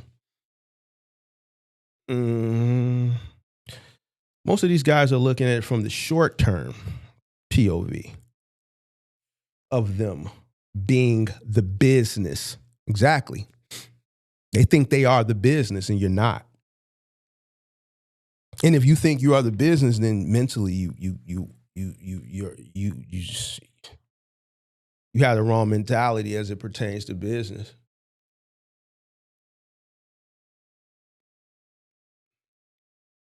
But that's most of the guys. Most of the people we see, content creators, the people we see on TikTok, Instagram, they think they are the business. That tells a lot. To me, you're an amateur if you think like that. Why would you want to? Why, like, you want the separation. That's the whole part of structure. That's why you structure your business. So you go and you structure your business, but then you don't operate with structure? Shit doesn't even make any sense. The whole point of structuring your business is for many reasons. One is to indemnify yourself as much as possible. So you go and you structure your business, but then you don't operate with structure. And I know why. Because a lot of people want to be associated with something because it gives them clout. I don't want to be associated with a goddamn thing. You know why? Because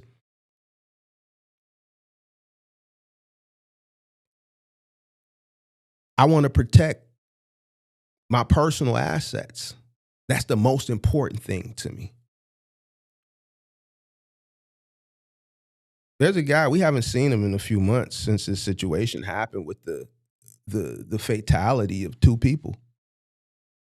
The driver and the person that the truck hit. Haven't seen him since maybe December. A lot of y'all want to scale. I know what scale feels like. But what you don't understand with scale is you can't drive 5 trucks or 10 trucks or 15 trucks or 20 trucks or 100 trucks, or whatever God, the good Lord, blesses you to get up to as it pertains to scale. So if you get to 5 vehicles That's 4 other people or 5 other people that you have to entrust that's gonna do the right thing 100% of the time. But the unfortunate thing is things happen. Just like this situation happened with the young man. Driver falls asleep for whatever reason, runs into someone. He didn't make it, the other person didn't make it. Both parties are suing. The employee who fell asleep, his family is suing, right? Because they can say, oh, well,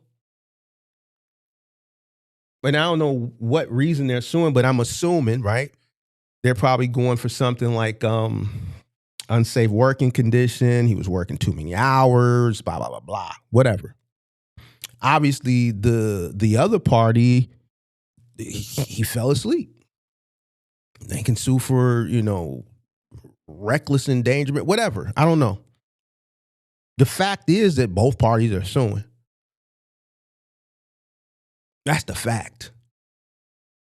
So you structure your business for a multitude of different reasons. One is to try to indemnify you as much as possible. But then you come into business and you associate yourself and you say things like my and this, and you include yourself, and you don't operate with structure. I just don't understand it.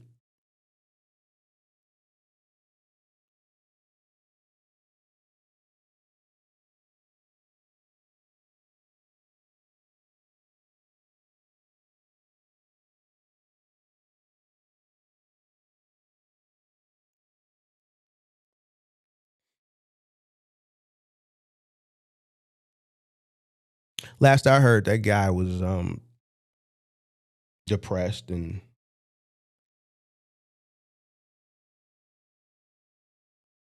just not doing good. And that's a lot to mentally take on, having a driver fall asleep, pass away, and then the person he hit pass away too, and then you're being sued from both parties. That's a lot to take in. You got to deal with the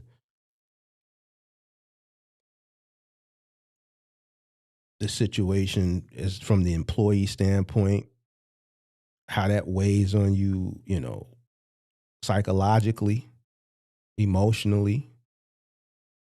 And then you got parties trying to pierce the corporate veil. See, this is going over a lot of y'all head.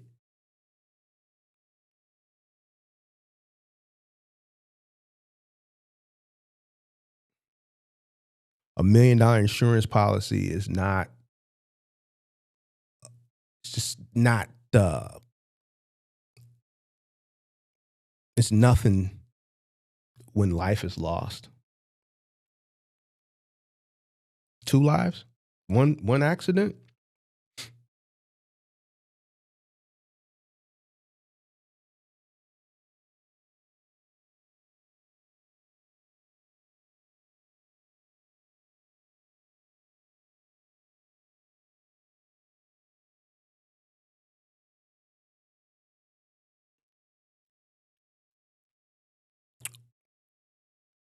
Three one two 772-5483. Rudy, 15. But in the summertime, we would take on extra trucks and have special projects. So sometimes I could get to 18 or 20, but those additional trucks would be rental units.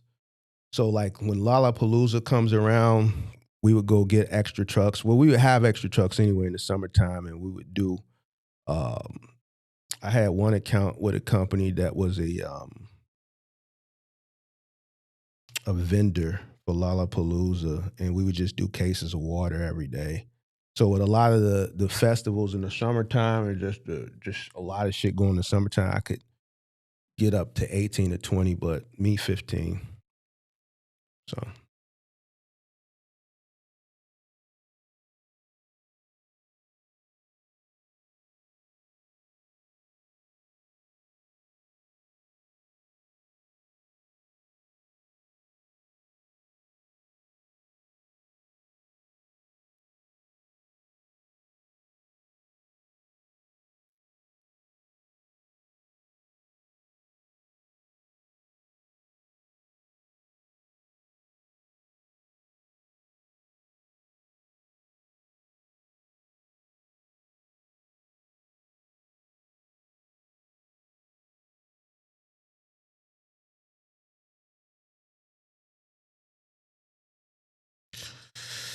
For perspective, 9% of motor carriers have 1 to 9, maybe 10 trucks. To get to top 10% is 10 plus trucks, and that requires a different type of business structure and operating procedures. And that's why I'm saying a lot of people will never get to it. And that's why I said last week, and I'm not saying that to be pessimistic, but I mean, you got to look at the conversations that we have. People aren't willing to do what it takes. They're not willing to delay their gratification. They're not willing to sacrifice. They're not willing to be patient. They're not willing to educate themselves. To manage one truck is difficult for people. Imagine 2. Imagine 4. Imagine 8. Imagine 16. Imagine 32. Imagine 64. Imagine 96. It's difficult for an individual to manage one efficiently, correctly. And this is why most people can't get to that point, bro. Lack patience, lack delayed gratification, lack discipline, lack structure, refuse to educate.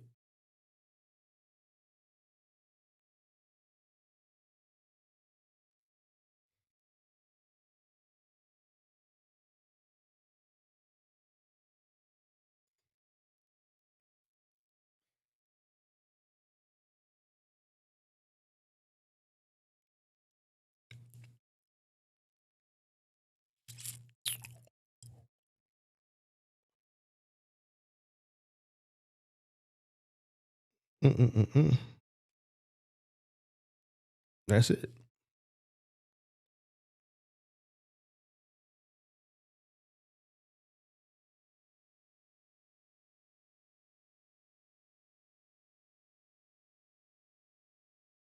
Nope, didn't get to 20. I could have. The problem is I needed another person that could give me at least 75% of me, and I just couldn't find that person. Right. So I knew it was time for me to slow down and just stop scaling. I could have kept going, but I couldn't do it with just me. My brother worked in the office, and 4:58, I would hear his keys rattling. 5 o'clock, he was gone. So if I couldn't get it from my own brother, what so for me to continue to go and grow, I needed another person that could at least give me 75% of me. Right? You'll never give a person that can duplicate you for your business, right? Especially when you scale and you acquire things, you're gonna work harder, right? Because now you've acquired this shit, you want to keep it, right? And you're willing to go above and beyond and do whatever it takes.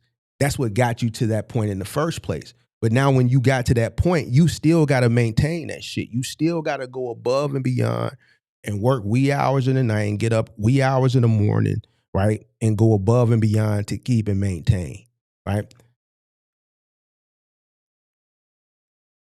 And I just couldn't find a person to put on the payroll in a management position that could at least give me 75% of me. I couldn't. So you got to know when you hit your peak,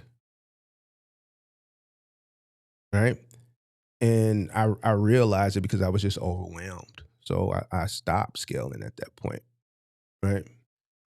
And but no, if my brother, let's say if my brother would have gave me at least, even if he would have gave me 60%, then yeah.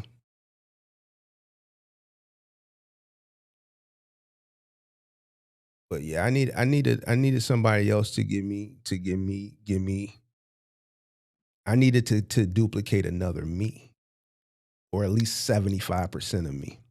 I could never find that person, so I knew when it was time for me to stop growing and stop acquiring vehicles.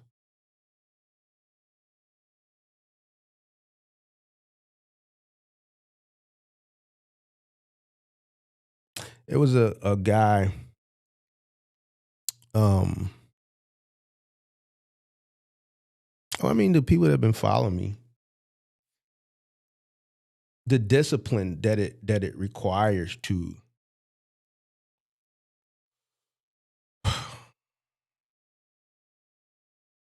be repetitive day in and day out.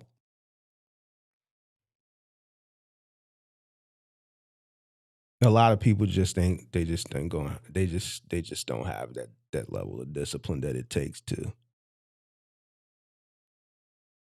get to a point of scale and maintain it. With the level of distractions and with the amount of distractions, I should say, it's just hard for a lot of people, bro.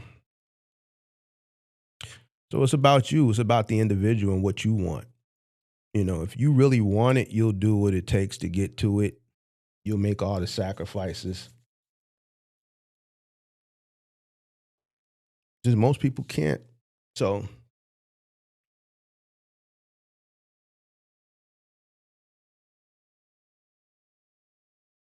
completely different at the scale than the bottom. Yeah. So yeah, the more you get, the higher you get up, your business acumen obviously should be increasing, right? And you just become a different animal. The person that I was at the very, very beginning is just not the person who I am today, right?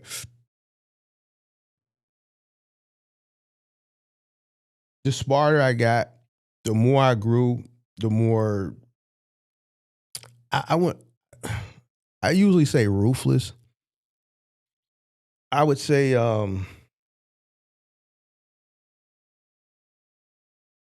more shrewd I became.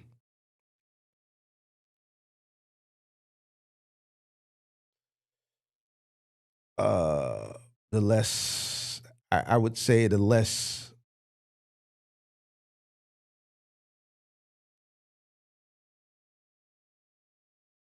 I don't want to say less happier, but your brain is working 24 hours a day. And even in times of what should be times of entertainment or leisure, you're still thinking about the business, right?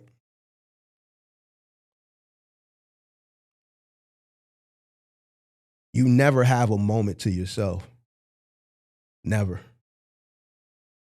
So, you know, it becomes overwhelming. And a lot of people just can't handle that stress load. I remember Mike Cohen from Select Express used to call me at 9, 10 o'clock at night and ask me. I'm at home most cases by this time, but he would ask me, Mark, can you take additional work tomorrow? Can you take additional work tomorrow? No regard for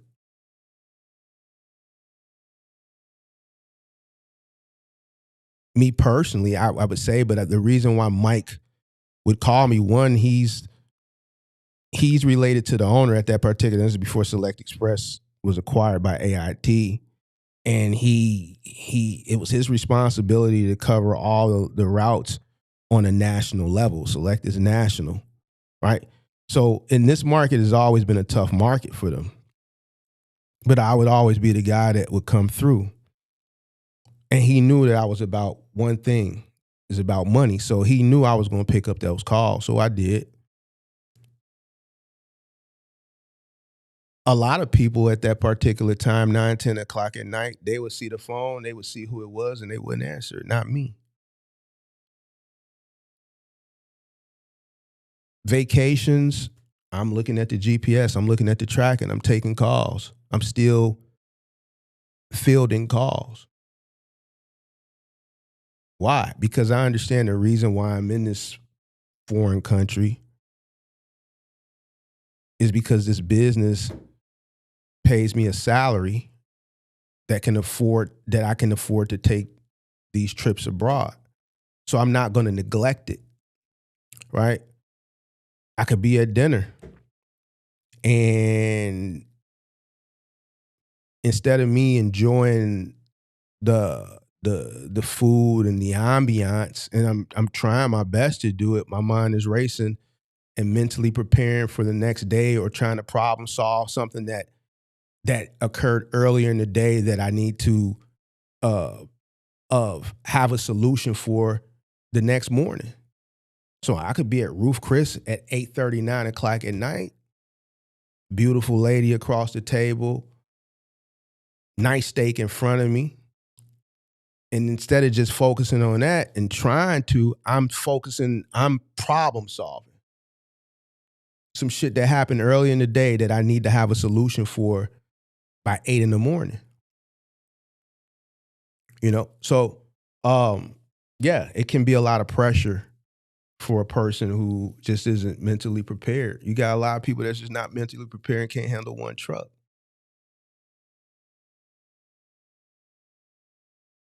So yeah.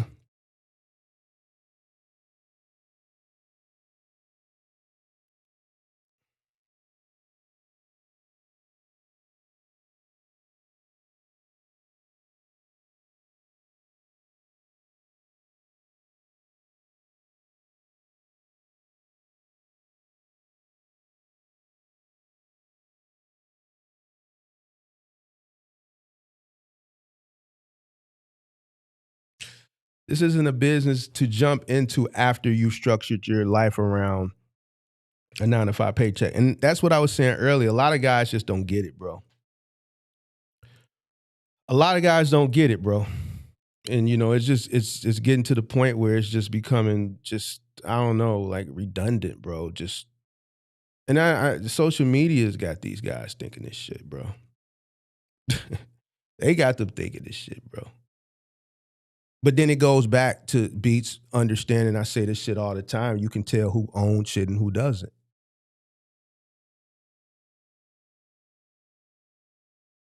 And when I say own, I'm saying assets.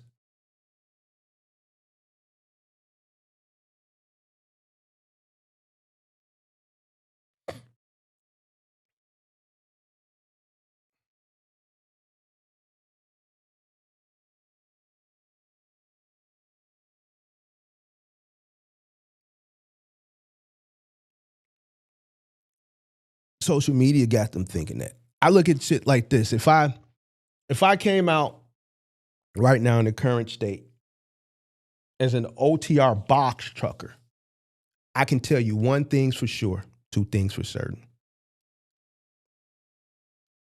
And I had to live just off of that one box truck in the current state of the market. Even with me coming in, low cost of entry, understanding what I'm investing into because I have the experience and just understand this industry. And I took everything else out the equation and had to depend on that one box truck. Me, because I'm realistic. One thing's for sure, two things is for certain. I would not be able to afford the lifestyle that I live. A lot of shit would have to go. I know one box truck would not be able to generate enough to sustain and cover my cost of living. 100%. See, that's the thing. You have to look at it realistically, right? Because a person who's smart, they're going to look at the business and they're going to look at their personal cost. Even with me having the money to cover the first year, it's still never going to generate enough. So something's going to have to give.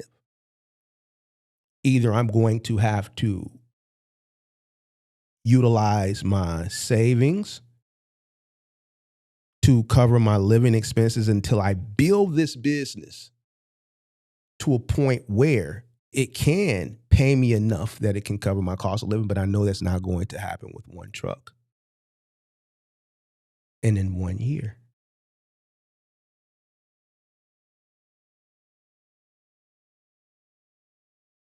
One truck ain't gonna do it.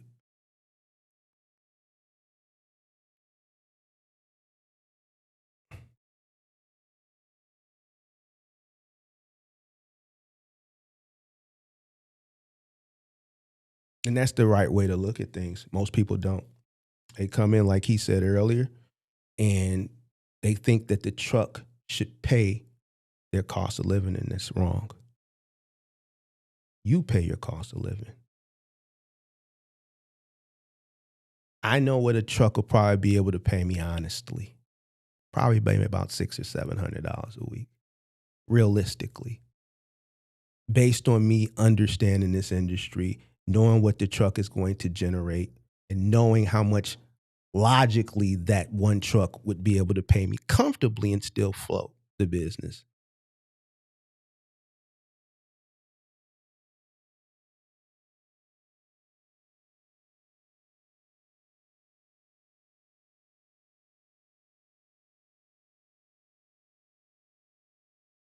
So let's just round that to $750. It's $3,000 a month. I would have to significantly lower my cost of living, significantly.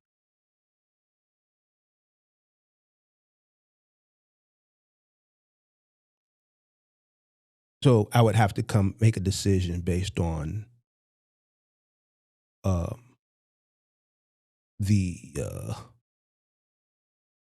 the cost of living that I've been able to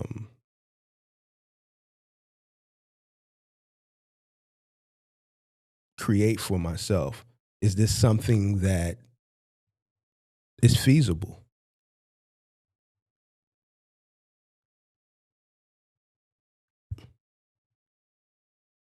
That's how you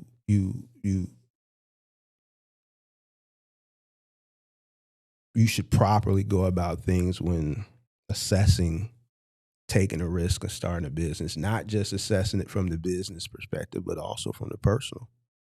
And then if you do a plan, right? Might take me a couple years to build that OTR business up to generate enough revenue that it could pay me a salary that could, cover my current cost of living.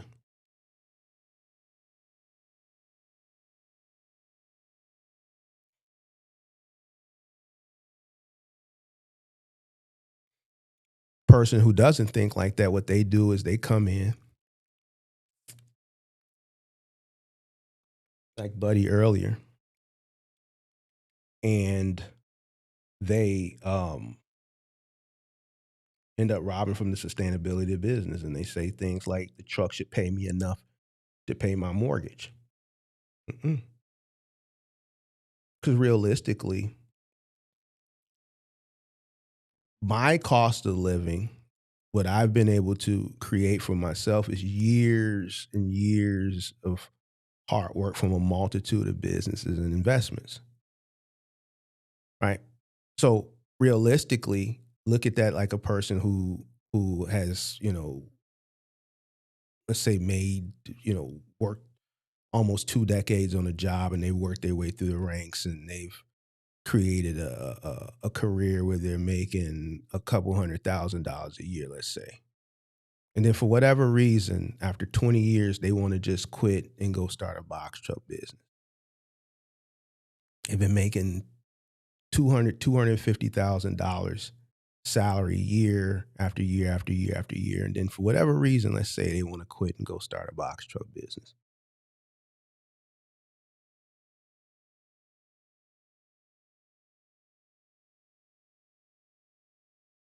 And they start with one truck. Is it that one truck responsibility to cover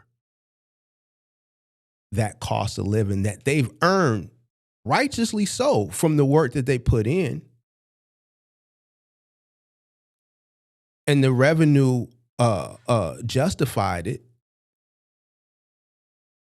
Is it that box truck's responsibility, that one box truck? Because that's how the guy articulated earlier. The truck should make enough money to cover No, it's not. It's not.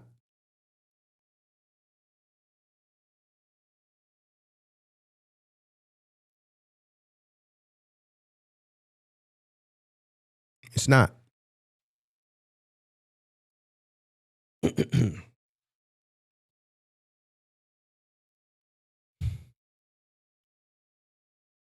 And that's the reality of it.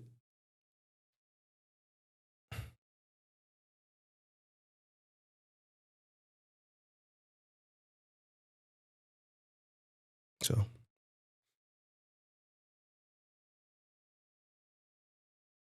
chest day today, not today, leg day. Monday is leg day. Leg day today.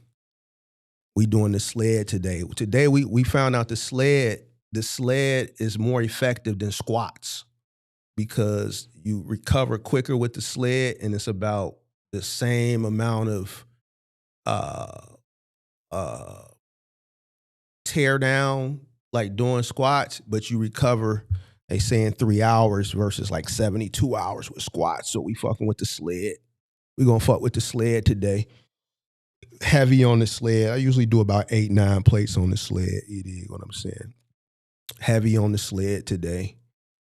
We gonna do the squat machine, not the actual bar squats, but we gonna use the incline or the decline. You dig? We gonna do the machine where we put the belt around and we hold on, put the weights on, we do them squats, leg curls, hamstrings, incline or decline, incline, leg press, all legs today, and then abs. Leg day today, Monday, leg day. Leg day, big dog, leg day.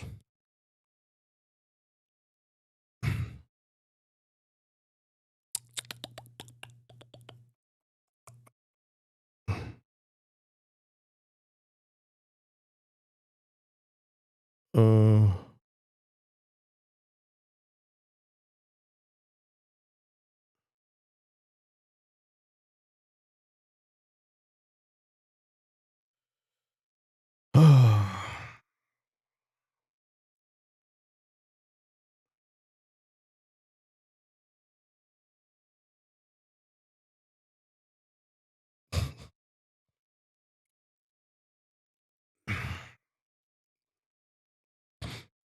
my weekly lifestyle income needs to be $899, which is 1,782 weekly net. Oh, Jesus Christ, bro.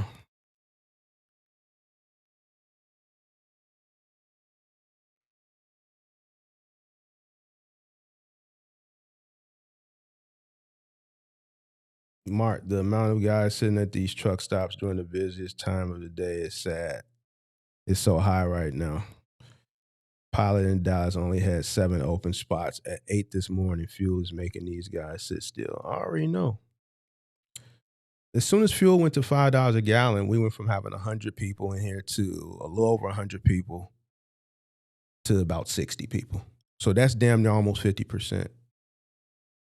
I would go live every day. You guys remember we have about 100, 105, 110 people. And as soon as gas hit that shit a month or so ago, about a month, half ago, the viewership literally just went down.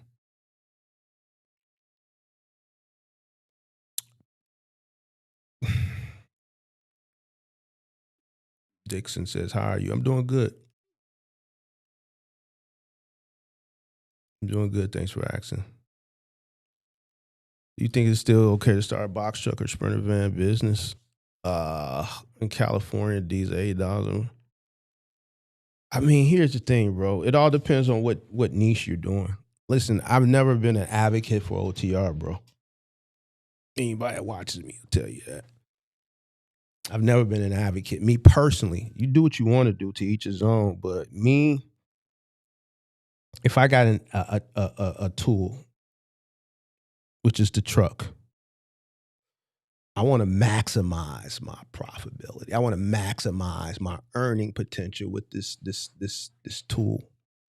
So I want to do where I can make the most bang for my buck, the biggest bang for my buck. Me personally, can you be successful in OTR with the fuel being this high? Yeah.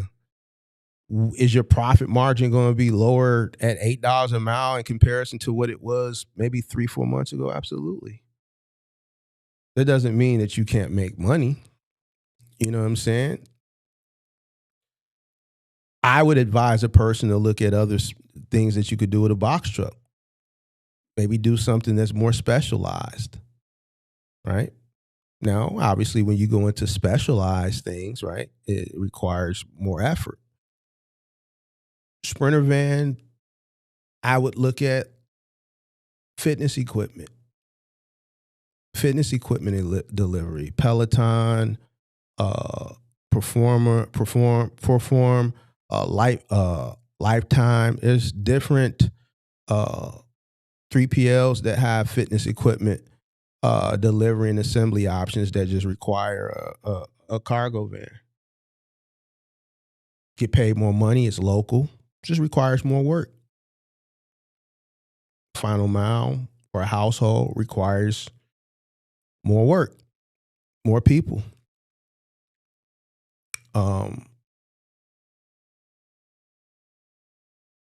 That's what I would recommend to an individual who was looking to enter into business at this current time, especially if you're in California. Now, if you're planning on going OTR, then that $8 a mile, $8 a gallon only affects you when you're filling up in California. If you're out on the road, then that $8 is not consistent throughout the rest of the country. I think diesel here, when I looked the other day, it was like $5.69, $5.79, something like that. So if coming in right now, I would recommend a person look more specialized than OTR with a box truck or a cargo van.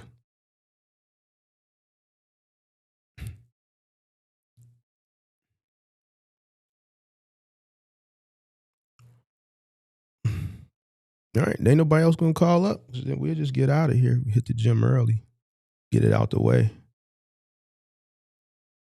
You have to be able to justify keeping that apartment. You won't ever be at, unless you land on a local or dedicated route you can sustain.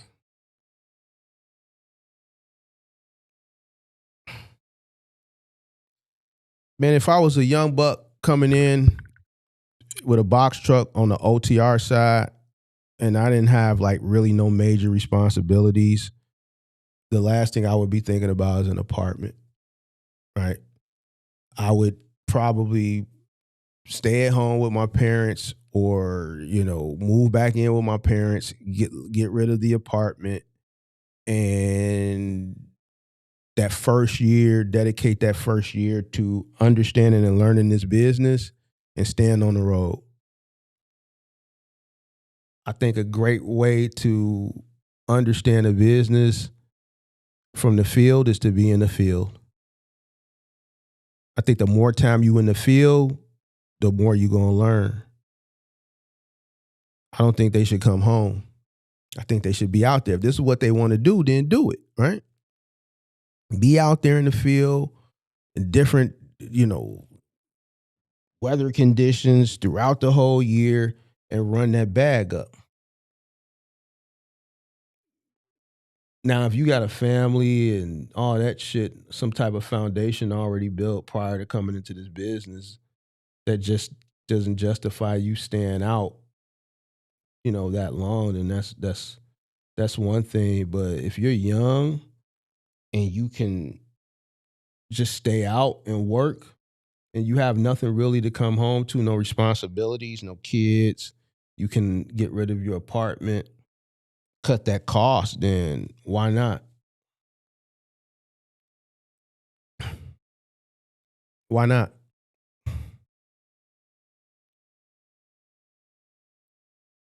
Is the Discord still open? Of course. Of course it's open.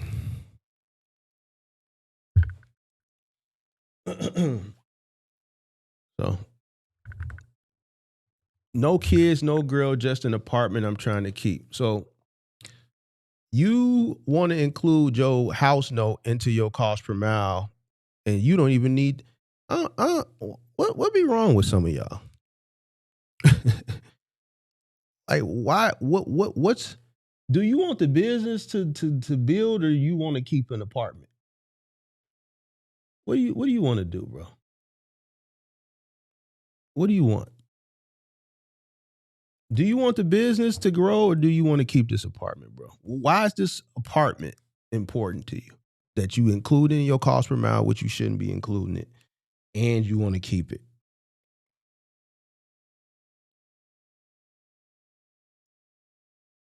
What are you holding on to it for?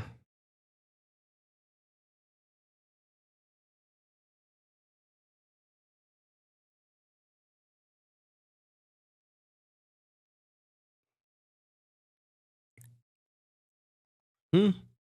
Why do you want to hold on to it? Hmm?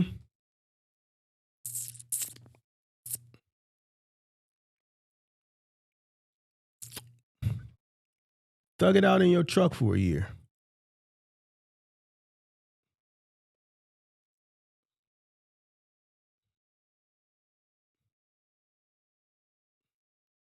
If you got to go home, stay at a family member's house.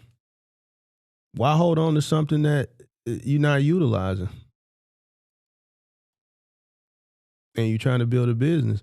This goes back to the delayed gratification and the sacrifices. Why you ain't willing to make the sacrifice, big dog? Hmm?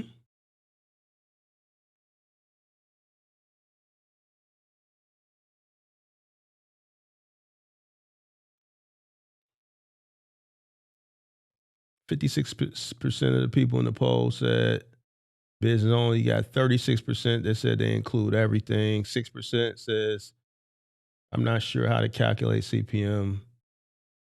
1% says they don't track it at all.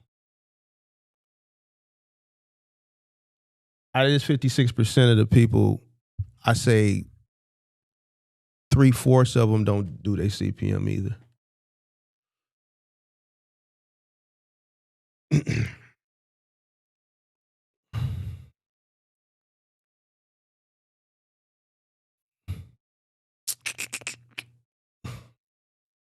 So, but what else is new, man? Since man, the diesel got y'all fucked up out here in these streets, bro. Like y'all are just, and if it ain't you, then don't. I'm not talking to you, but you know, you got a lot of people sitting at the truck stop. Like people is really fucked up out here in these streets, bro, because of this diesel, bro. And I'm just trying to understand why. Why? Why is it so fucked up out here in these streets, bro? Just 2 months ago, we could do a show and the show was cracking. As soon as diesel went up, niggas is just angry, bro. Niggas is B said that the truck stops is full and the sentiment is just horrible, bro. Why did it happen immediately? That means it wasn't even a slow decline, bro. It happened like this. War broke out, diesel shot up. It just went straight like that, bro.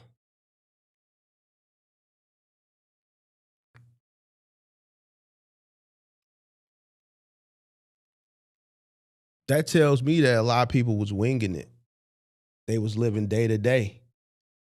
That as soon as that diesel could jump up like that, it affected them immediately. That says a lot, bro.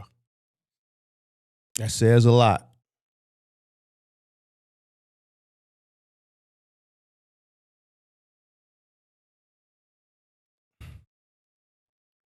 Realistically, how much can one net a week with a Sprinter van OTR? The average guys that's in my Discord that's doing expedite, they doing like $4,000, 3,500, $4,000 a week gross. How much of that they net? I don't know. I don't know what they netting. But you in California, I'm kind of curious. Uh, what part of California? Because if you in LA or around LA, as big as LA is, why do you want to go over the road, bro? I'm just curious. I am just curious why one would want to go over the road. If Are you from LA or near LA?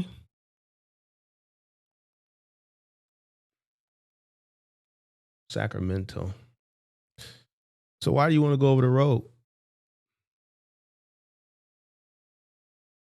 Why do you want to go over the road, bro? Tell me why you want to go over the road. I'm gonna give you a chance to tell me why you want to go over the road. Go over the road. I'll be right back. Gotta pee.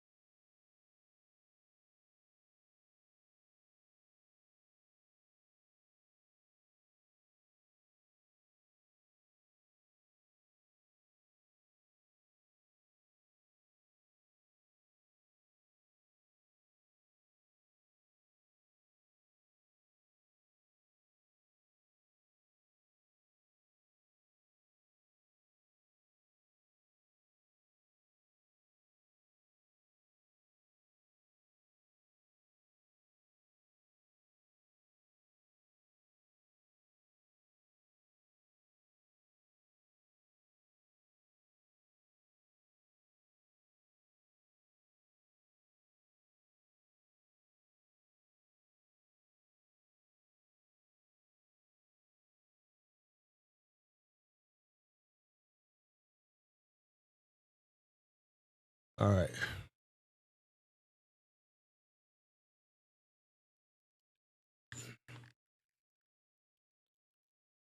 All right. You said too much competition locally for local work. Can't find much local work. OTR more opportunities from what I heard. That's what you heard? Competition OTR.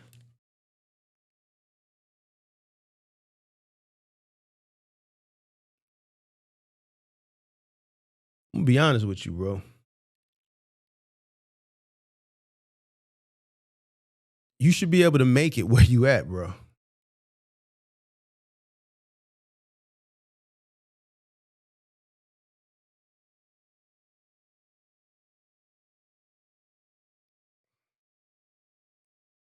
What are you willing to do versus what let me ask you this.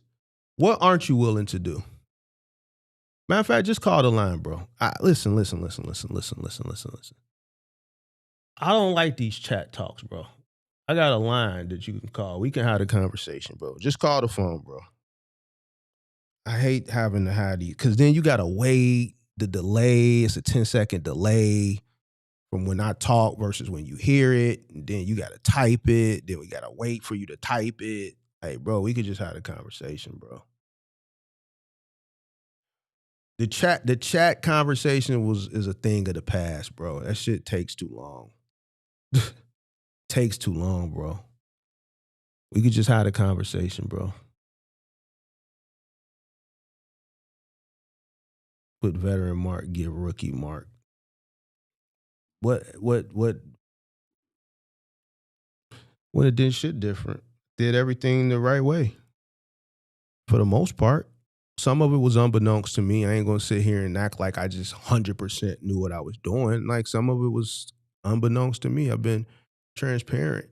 The timing played a big role, right? As it does in business, right?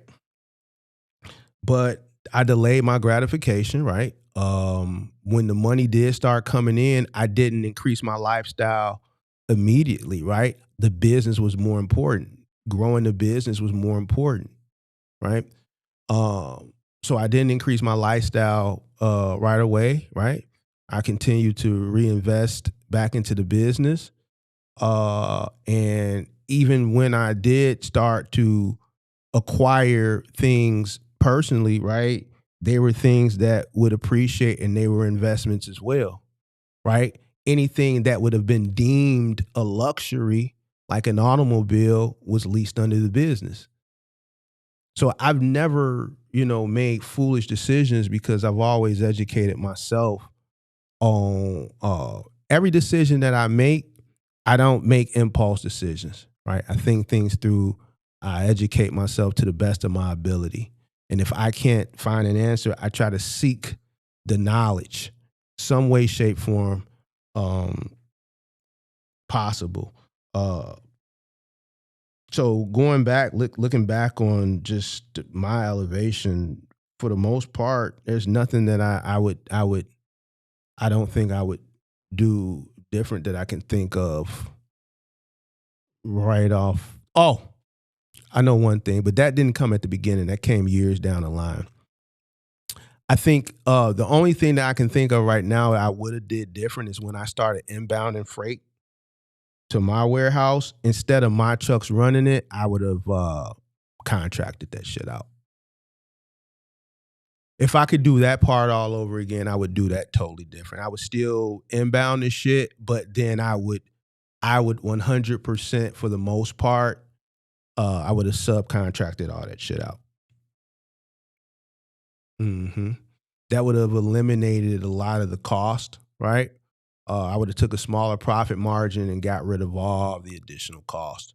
Well, majority of the additional costs, like the trash,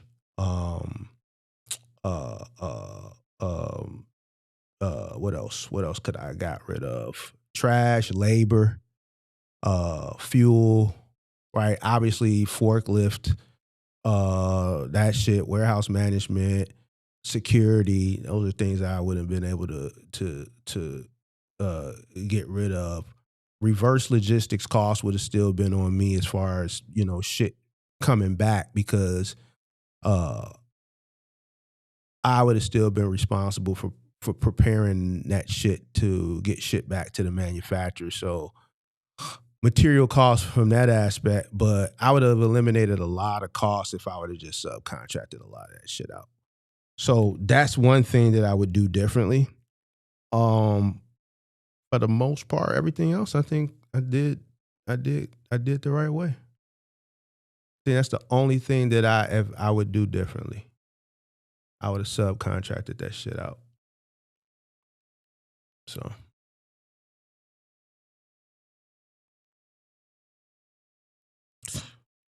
I guess he ain't gonna call either.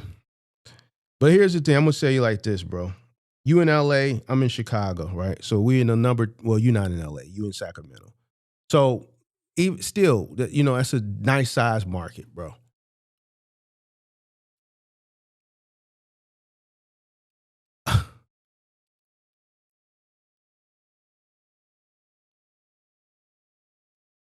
I think I could make it in my market before I make it anywhere else. So I'm not gonna be the person to say, yo, it's too much competition in my market. It's a lot of competition in my market. It's a lot of opportunity in my market, but there's a lot of competition in the market as well. What's gonna separate me from everybody else? That's what I'm gonna say. Okay, what am I gonna do to separate myself from everybody else? What's the void in the marketplace that I can find? What are they doing wrong? What aren't they willing to do? And that's how I'm gonna get my foot in the door. That's how I did get my foot in the door. As far as like the final mile shit, that's how I came in and I was able to grow exponentially. Because I was willing to do what needed to be done. On the new, yes, I got the worst of the worst. Even when I started to inbound the freight, there was 3 companies that inbounded freight for this 3PL in my market. It was a company in the south suburbs. I can't remember it. It was my company, and then it was Veterans Distribution. Veterans Distribution is defunct now. But Veterans Distribution was the biggest. They had a 1 million square foot warehouse, right? By me coming in on the ass end, I got the furthest shit. All the orders that they would send me were way in the northwest suburbs. way up by Gurney, way up by Antioch, way up by North Lake, Zion. My warehouse is on the southeast side of Chicago. That's a long fucking way, bro. A long way.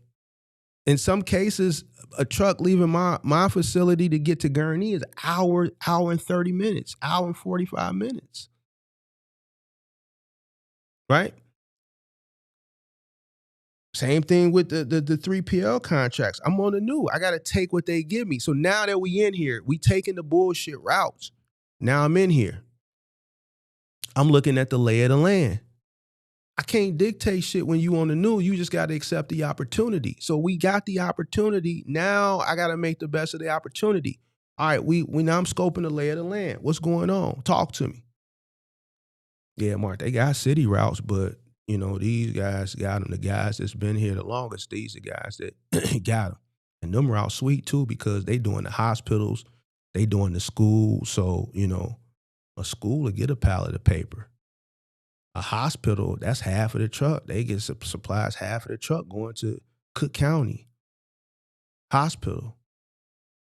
So the schools, the government offices, the court offices, the hospitals.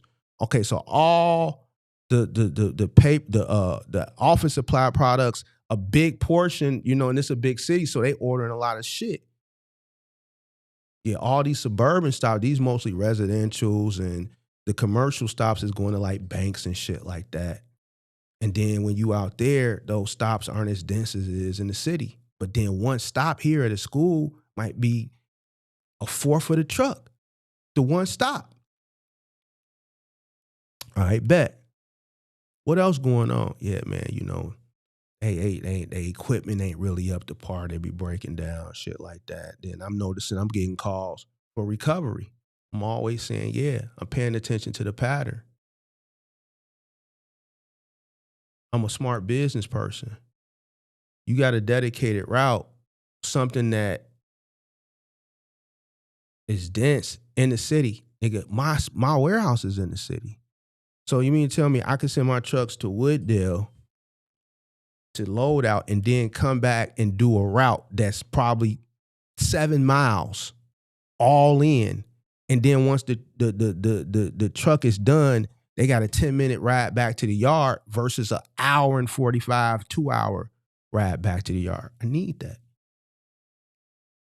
I'm willing to suffer at the beginning because this is what comes along with the opportunity. I got to take what they give me, right? I'm on the new. All right, so now we finna work our number that we in here. I'm finna start leaning on shit. I don't give a fuck about you, and this is where people, they hate it. I don't give a fuck about your truck being broke down and you ain't got the resources to get a rental to cover your route. That's your problem. I'm 100% leaning on your shit. If we covering it, I'm lobbying for it.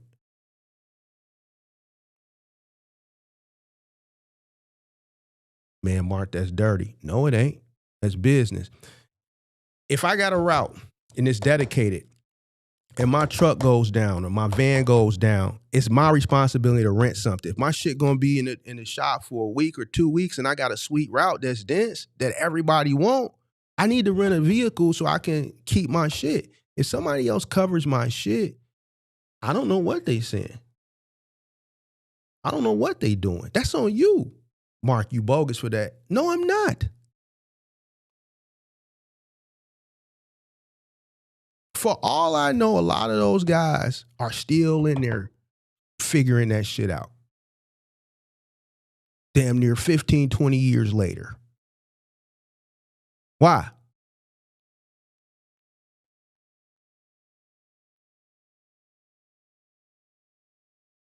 They didn't have the right mentality.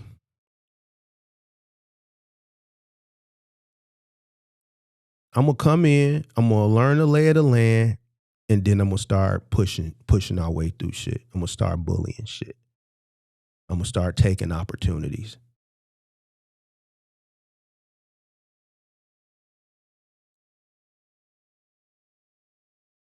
I'm going to start competing. I don't care about your plight. That's your plight. Just like you don't care about mine.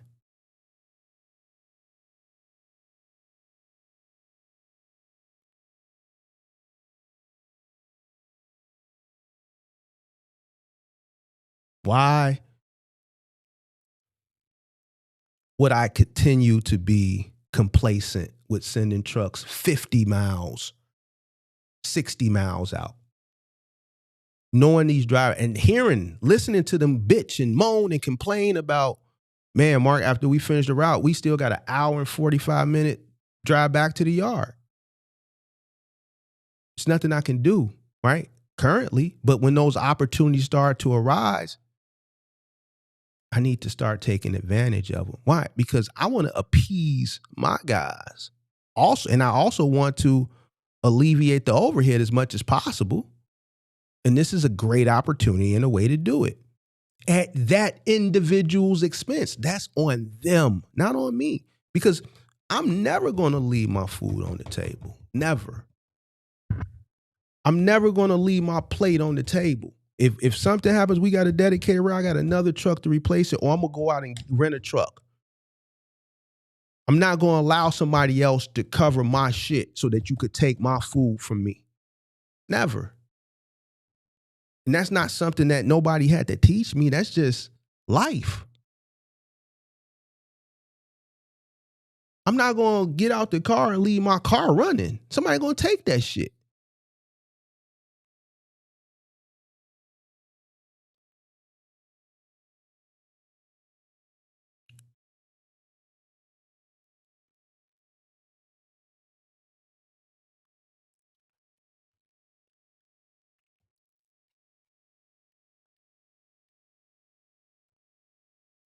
So me personally, I just don't see how you're going to source more opportunity everywhere else instead of your home market. You can't figure out how to get to it at home in a big market.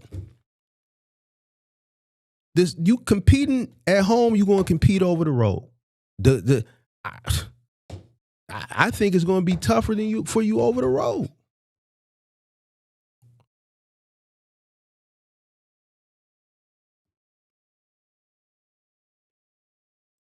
Most of the people in this industry is incompetent. If you see that the majority of your competition is incompetent,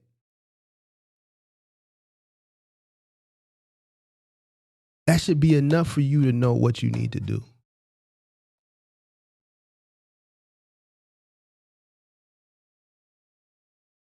Most of these guys, I'm just keeping it a buck. You see the conversations we have.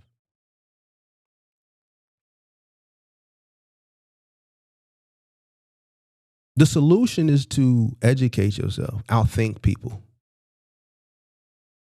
But when I say that shit, nobody wants to expound on that. Why? Because there's work associated with educating yourself. There's a level of discipline. There's a level of patience, right? You got to sit your ass down and read a book. You got to sit your ass down and consume knowledge, and that may be boring. That may take a time away where you could be getting lit, you could be getting drunk, you could be partying, you could be at the bar, you could be chasing behind a brawl, you could be doing a lot of other things that may be more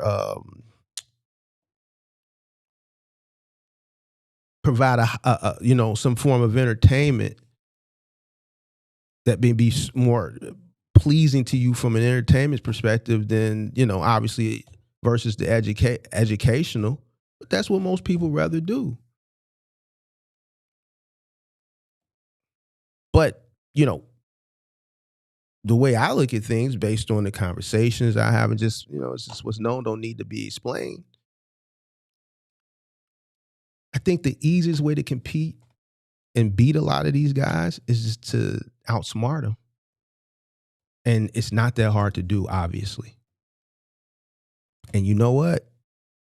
With me telling you that, majority of people still not going to do what's in their best interest. For all the reasons that I just said. It's too hard.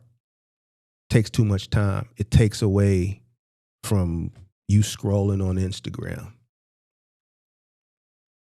The time that you allot scrolling on Instagram a day, when you look at your phone and it tells you how much time you spent on each app, the Instagram app, the Twitter app, goddamn TikTok app, if you add that time together, you should spend that same time educating yourself on what you're getting yourself into.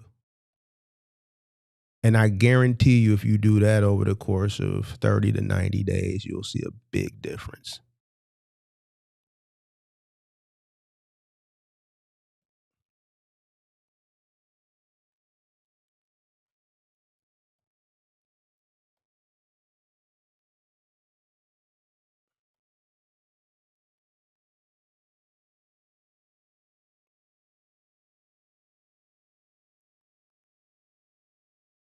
I'm going to outthink a person locally. I'm going to outwork a person locally. I'm going to do what they not willing to do. I'm going to work harder than them. I'm going to spend more hours focusing on the business. I'm going to make the sacrifices. I'm going to have the discipline. I'm going to have the resources. And I'm going to lay in the cut. And I'm going to be patient. And the first opportunity I get, I'm going to strike. Don't have your shit together.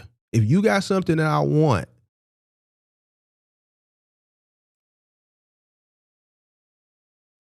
don't give me an opportunity to take it from you.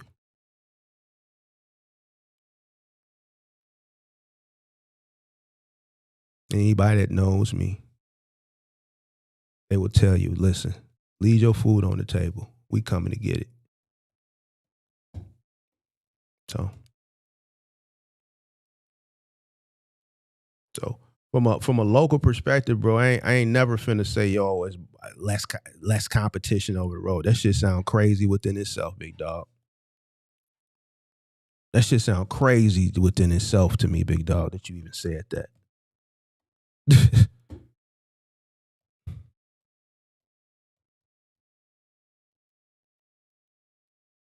So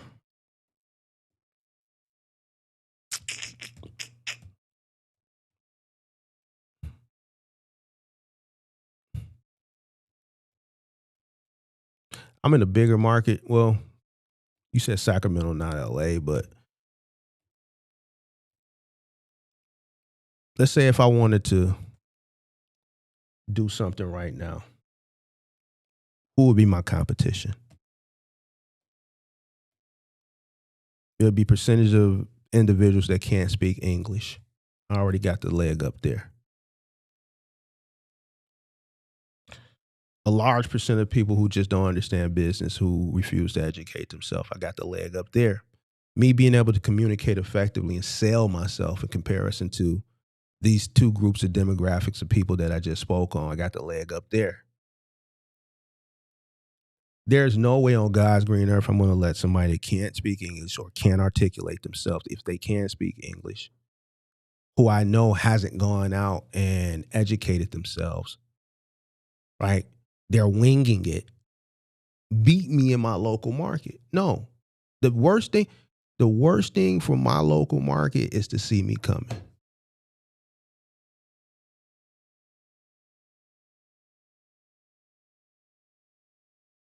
That's how I look at it.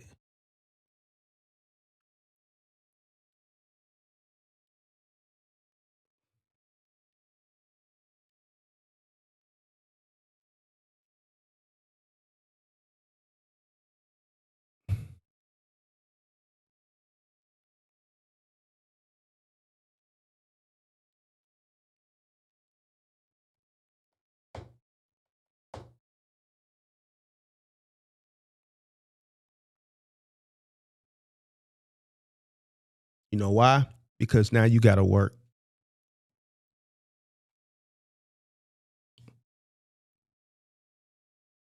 Because I'm coming to get it. I'm coming to get it.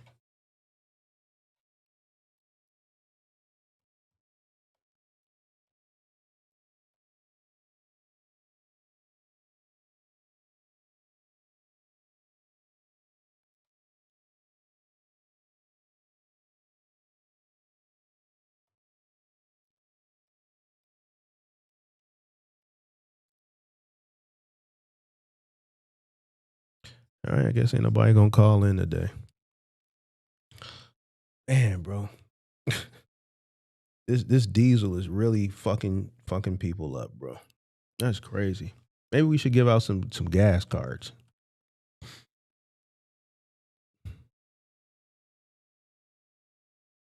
Did you have mentors coming up, or did you learn this by trial and error?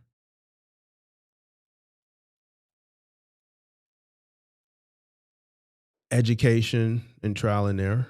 No mentors. I didn't know anybody that was a business person or in trucking. I've said this before. I think if an individual um, has common sense, everybody looks at education different. I look at education like I promote education, right? But we're in a time where you can educate yourself, right? But you have to be disciplined enough to, do it daily. I think if a person educated themselves, they have some common sense. I think in this industry, I think they'll be fine. Like, this ain't like coding or nothing like that. Like it's,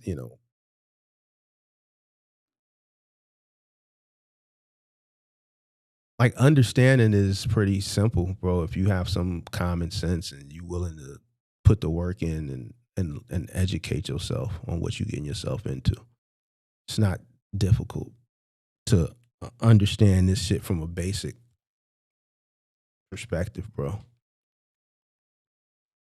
Like I would think most people would understand the importance of calculating their cost. I don't understand why most people just don't do it. That's not something I feel like I should have to, or any content creator should have to articulate over and over and over again. But on the grand scheme of things, most people don't.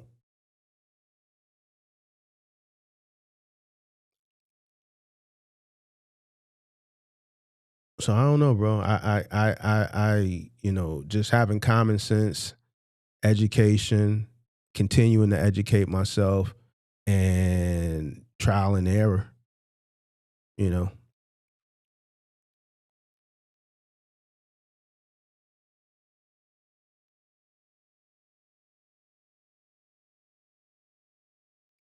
this shit ain't. I've done things that are way more difficult, bro. Way more. You know, way more difficult. Way more difficult, bro.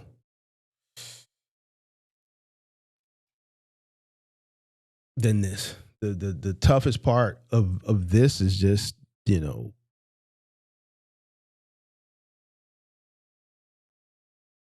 with the people. I've always said the people were just the toughest challenge. Prior to me having a firm to manage our books, I did it myself, right? What does it take to do your books? Discipline. What does it take to do your books every single day? Discipline. That's it. And understanding arithmetic. If you understand arithmetic and you have discipline to do it daily, like y'all see, I showed y'all all those composition notebooks. I mean, we didn't go through every composition notebook page by page, but I've shown you a couple times how I would do my books early on. That was discipline.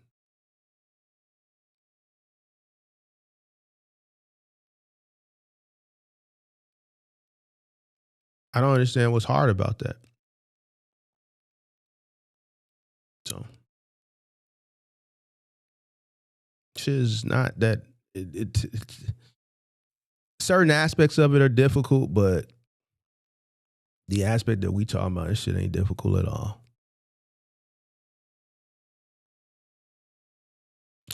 The biggest move I've ever done, me personally or my company, the biggest move I've ever done personally, and I wasn't even on the move, but I did go check up. It was for a doctor here in Chicago who lived in Hyde Park.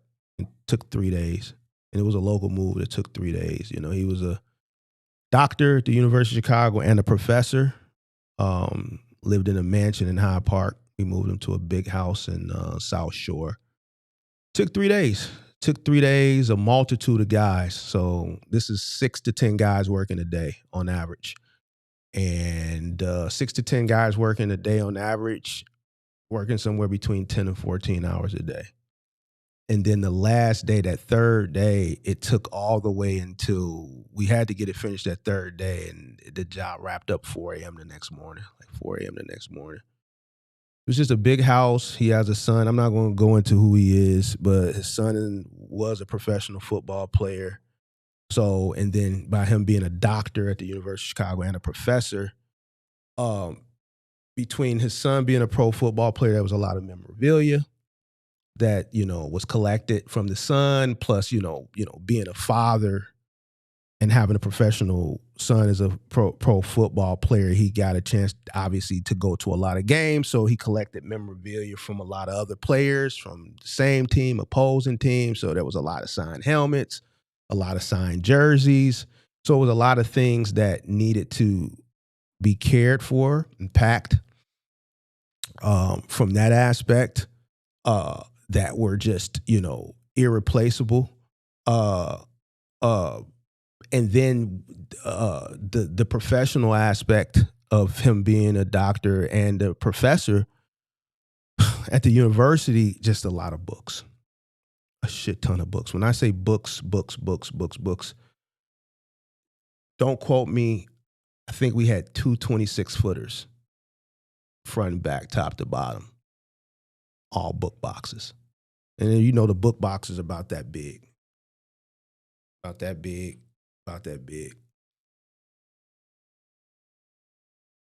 2 26-footers. All books. It's a 3-level home. 3-level home. Not like a short 3-level home. It's like a long 3-level home. So 4 with the basement, 4 levels. A lot of the memorabilia was in the basement. So 4 levels total. It was just a lot of shit, bro. Yeah, it took 3 days. 3 days. Obviously, long distance moves, but to me, 3 days on a local move to me is a big move. So that's the biggest one that 2 26-footers in books is insane. Yeah. You got a guy who is an educator and a doctor, it's just a lot of books, bro. lot of books, bro. Lot of books. Really smart guy. Brother. So it was really an honor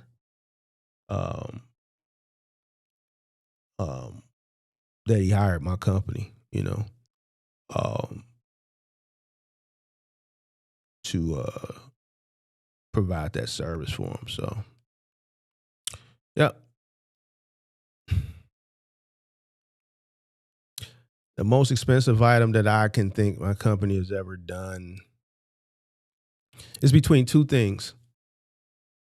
One was a Ralph Lauren armoire. The customer said he bought it in '92 for $20,000. So it was another irreplaceable item. I don't even think Ralph Lauren even, at that point did furniture still. This is like the early 2010s when we did that job. And he was very adamant. He said, look, I don't want nothing damaged. I don't want nothing broken. But there's one thing that just cannot be damaged. It's irreplaceable. He was like, is this wardrobe? He's like, I bought it in '92. It's Ralph Lauren. I paid $20,000 and they don't make it no more. And at that point, I was still in the field. I was on this move and that shit made me nervous. I ain't gonna lie, that shit just made me nervous. So it was between that and then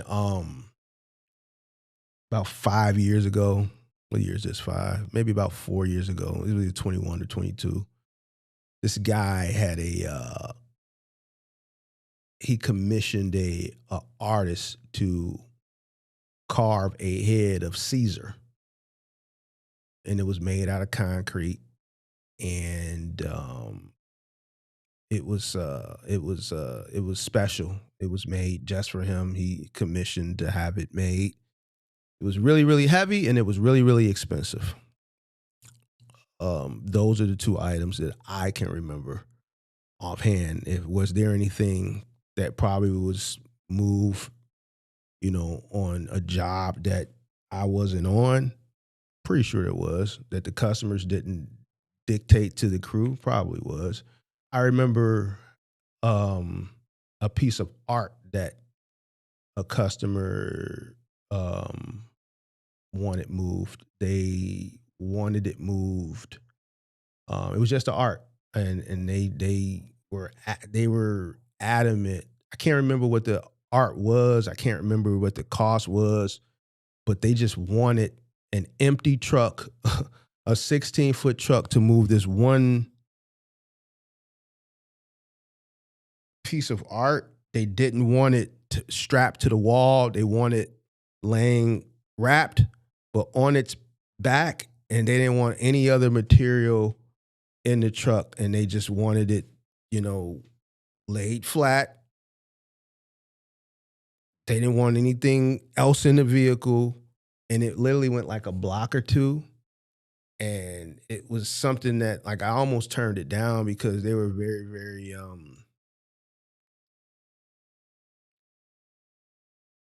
it was just to the point where it just was just almost not worth taking the risk. Even though they had prepared it, right? They just needed to transport it, but just all the requirements and just the going over this shit a million times, it just was like almost like, man, I just do not want this shit. Ain't worth it, bro. But I can't remember what the painting was. I can't remember the value of it. I just remember the lady just steady reiterating the importance of not being damaged, and I think somebody won it in an auction, and we was picking it up to have it delivered. I can't remember. This shit was years ago, but that particular item as well. But so,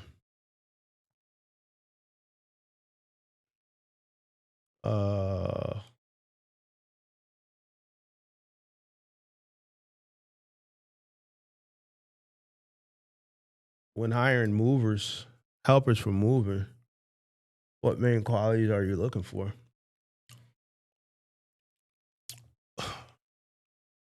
One, I'm sizing them up, bro. I'm looking at them to see if they physically fit to do the job. Second, I'm seeing how well they communicate.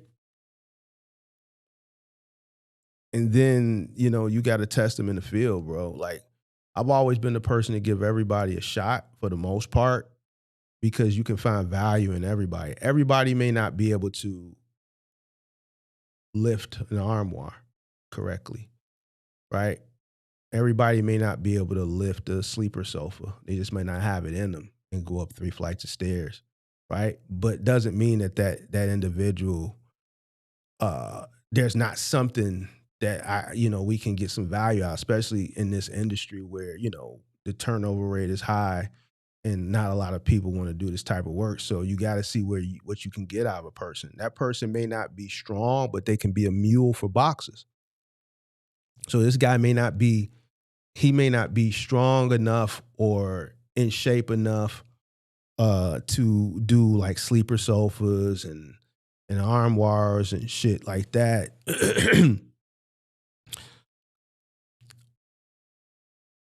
But he's good with mule and boxes, right? So once you go out there and you send him out for training, you put him with a training crew, and then the training crew will say, "Yo, he ain't shit," or you know what? He's strong, but he's not. He got potential. So we gonna work with him. Or you know what? He ain't really cut for the heavy shit. But you know what? He was good with them boxes, man. He could pack the truck really good, man. He was running the boxes. He good with a dolly. He was good with running the boxes. up and down them flights of stairs. So we could use them as a mule. We could use them as a packer. Or then you got people that just ain't worth a hill of beans, and man, don't even. Man, he more of a liability than that person is an asset. You dig what I'm saying? So I try to find the value in an individual. You know, not everybody can lift, but you may be good with boxes. You may be a good packer, right? You may be good with lifting some things and wrapping furniture, but if it came to like some shit like an armoire or sleeper sofa and stairs that's associated with it, you might not be so good because you may just not have the upper body strength. So now that goes where as a business owner, you have to know how to schedule, right? I know this good. This is his strengths and his weaknesses. This is this person's strengths and weaknesses. This is this person's strengths and weaknesses. So if I know this person is a good packer and he's a good person, he can mule boxes and shit. He can lift some things like a dresser, maybe some end tables, maybe a light sectional sofa, some shit like that. But if it comes to like that shit, that motherfucker got to use them straps, right? And there's some stairs associated with it. I know I have to pair him with two other guys that can carry that heavy lifting if they run into that situation. So I can't put him on a truck with another person or two other person that has his similar weaknesses. I got to put him on a truck where with two guys, right, that where he's weak at, they're strong at, right? So it all goes into scheduling at that point. I've always been the type of person to give everybody an opportunity for the most part. It's very rare that I turn you away. Why? Because a lot of the guys that have come through my doors, for the most part, are referrals. Right? We're dealing with household goods. We're sending people into people's homes. So I have to be very selective on who comes in, right? By doing that, I've never had an issue with theft. Never, right? That was one reason. And then two, there's consequences behind your actions, right? So everything has been under structure, right? And that's why I've been able to give everybody an opportunity, and I just balance the schedule out, strengths and weaknesses. You got to know what a person's strengths and weaknesses are, so you can schedule and pair people accordingly.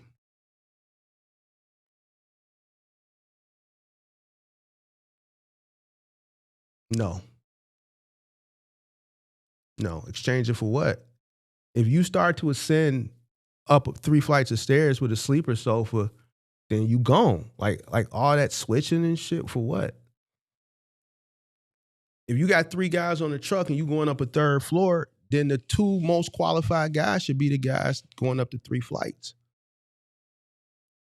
The strongest guy should be at the top. Why? Because he's going backwards. So he needs to have good leg strength, especially them hamstrings, right?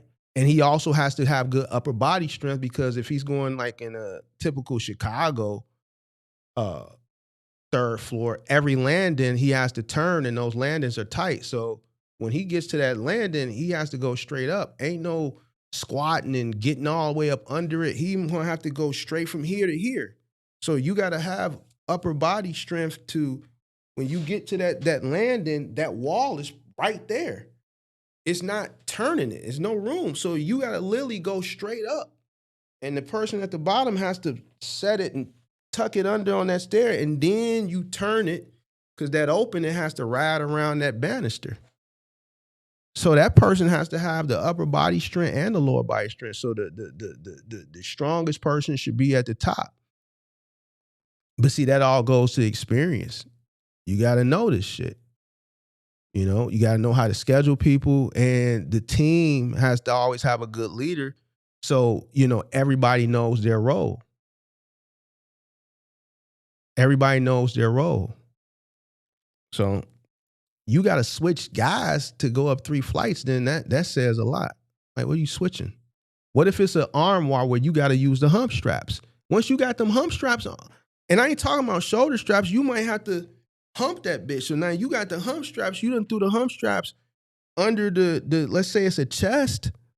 and it's wrapped around the legs, and you wrapping this shit around your wrist, and then you leaning back, and that bitch sitting on your chest, and you going up backwards. You gotta go. Ain't no stopping and putting this bitch down and switching. Where you gonna sit it on a small landing, take the strap, hump strap from under, and then somebody else gotta come, feed the hump straps, wrap that shit around their wrist, lean back, put it on it. Like, nah.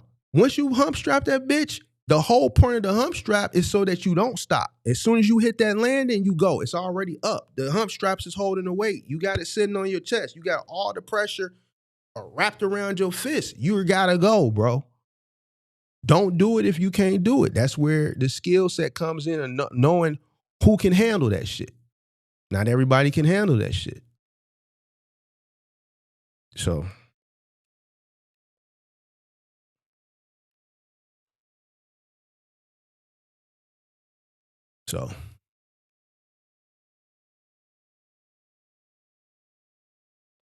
nah, bro, switching and all that shit, nah. That's how damages and shit, because now you might be on a tight little landing, and now you gotta switch. What if it's something where you got straps on? You gonna set something down, you gotta unstrap this shit. Like, nah, bro. Mm-mm. Mm-mm.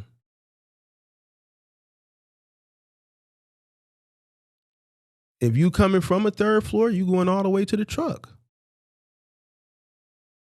The only time you should be switching out is if you going up a high rise and this shit just don't fit on the elevator. There's times where a sofa just didn't fit on the freight elevator, and you get a customer an ultimatum. Look, you bought this, or we moved it from the old building to the new building, but this building freight elevator, it just doesn't fit. We showed you it doesn't fit. The building engineers come. You know, you're here now. We're showing you it's just too tall in comparison to the last building. So you on the 40th floor, the 32nd floor. The only other option is we got carried up the stairs, but it's going to be more money, and it's going to be more stress on the item. Even though it's wrapped, every landing we got to set it and turn it, so it's going to put more stress on it. They give it the okay. They willing to pay the money. If you're going up 30, 40 flights, then yeah, in that situation, yeah, you switching out. But a third floor, no, bro. You know, so. All right. This has been fun. Nobody has any questions. Nobody wants to talk today. Cool. Not a problem.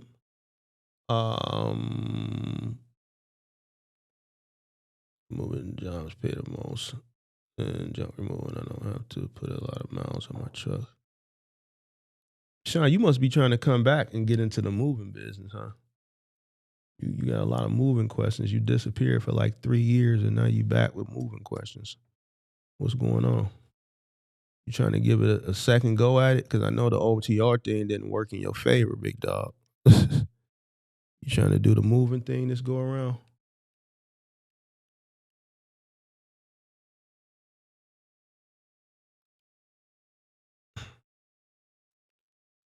But all right, let's close the phone line. We get it, man. It's tough out there for y'all. Tough. I get it. Shut the phone line, DM. You say you thinking about it? You thinking about it? All right. Let me know how that worked for you. Wish you the best of luck, man. Excuse me, you in North Carolina, man. You got to find you some people, big dog. You got to find you some people. You find you some people, you build a nice little business, you can make you a lot of money, bro. Moving is by far, I mean, I can't think of anything else where you're going to make the most money with a box truck. As long as you're willing to put the work in, and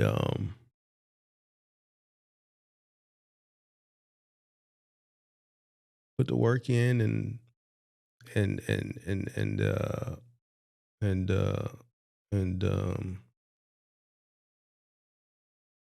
be consistent and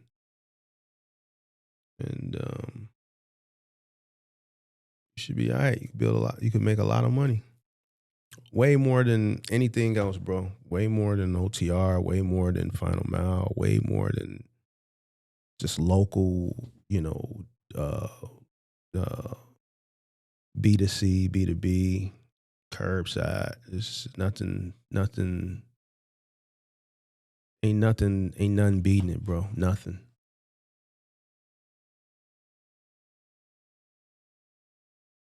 I would probably start with 1 bedroom and less. You gotta learn, bro. You gotta learn, bro. 2 bedroom may be little bit too more advanced because you gotta learn how to pack the truck, bro. You don't want to be like one of our favorite content creators, don't know how to pack a truck, just throwing shit in piles and shit, bro. That's why you gotta work your way up, It's a certain way to pack. It's an art to packing a truck. So this is why I say, start smaller and then work your way up. Cause it's a certain way you gotta pack the truck, bro. And I would start even smaller than that, probably 1 bedroom and less. Start with a 16 footer.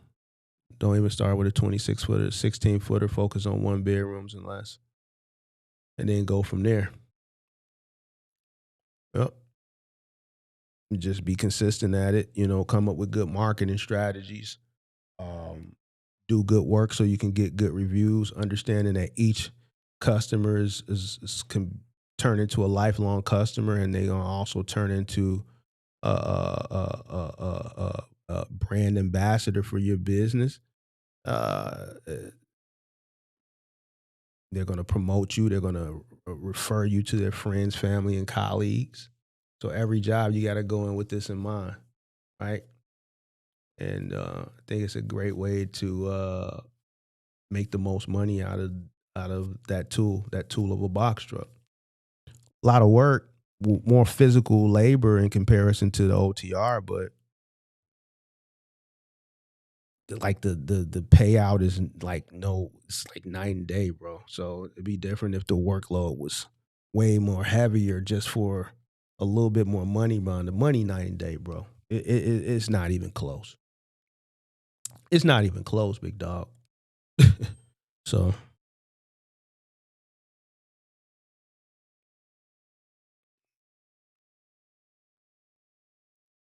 you said our interview was one for the books. Yeah, it was a good one, bro. I think I recapped it maybe about a year ago. Um, did a flashback, right? Because a lot of my channel wasn't that big when we did that, so I kind of I did a flashback last year. I reposted it. Excuse me. And yeah, it was a good one, man. Your story was very unique as far as that truck you acquired from Penske. It was very unique at the time, but I've learned that you weren't the only person who had a similar situation. But it happens. When you buy used equipment, you have to vet the equipment, take a mechanic with you and diagnose it. I'm definitely a great case study on what can go wrong.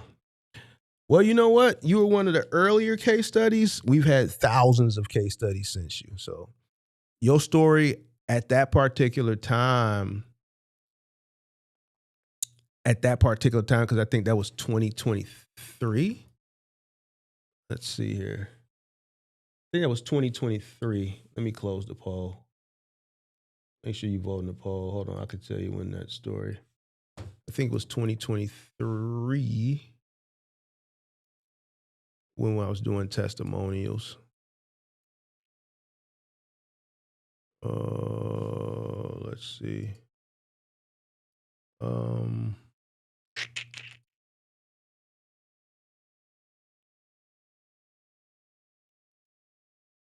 where were you at?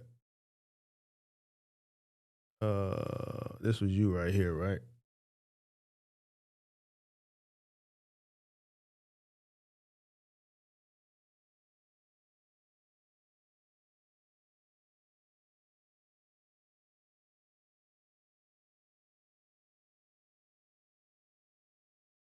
Old 6 months. Like I said, if we really think about it, I probably spent, like you said, probably around like 40-ish thousand, and I technically only made like 65. So So I was really like, you lost I about was like 10,000, negative. about 10,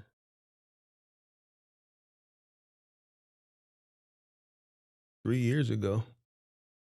Yeah. So the channel, I don't even think I don't even know if I had 10,000 subs at that time, but yeah. So I reposted it last year, I believe. So yeah. Yeah, but it was a good story at that time. I've heard way worse stories. Way worse, buddy. I've heard way worse stories since then. Way worse stories. It was around the time you did Big Zo. Yeah, it was 2023 when I was doing that testimonials. That was a pivotal time in the box truck space because we're about a year removed from the pandemic, so it was still a lot of lingering, sentiment from the pandemic. A lot more people in the space, a lot more people looking to acquire knowledge, a lot more uh, people perusing through this niche um, on YouTube.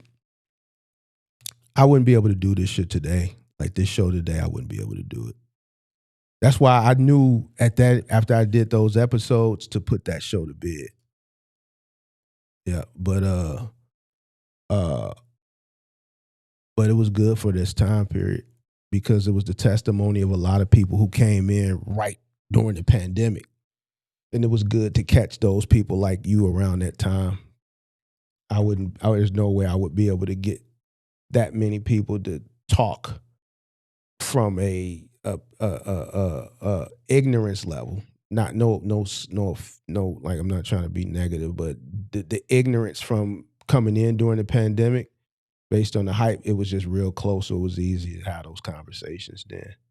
A lot of those people are 3-4 years removed and probably on doing bigger and better things or, working a job. So, yeah. So, but yeah, I appreciate you for coming on during that time. Yeah, I remember you said Penske did buy the truck back or something. You said that was back when I got a little pushback on doing Final Malboro TR. Yeah, that's something that I don't really talk about it on the channel, but I do talk about it. We talk about it in the Discord. Kirk mentioned it to me. He said, man, a lot of people ain't gonna come to you, Mark, and admit you were right and they were wrong. And I don't expect them to, but uh,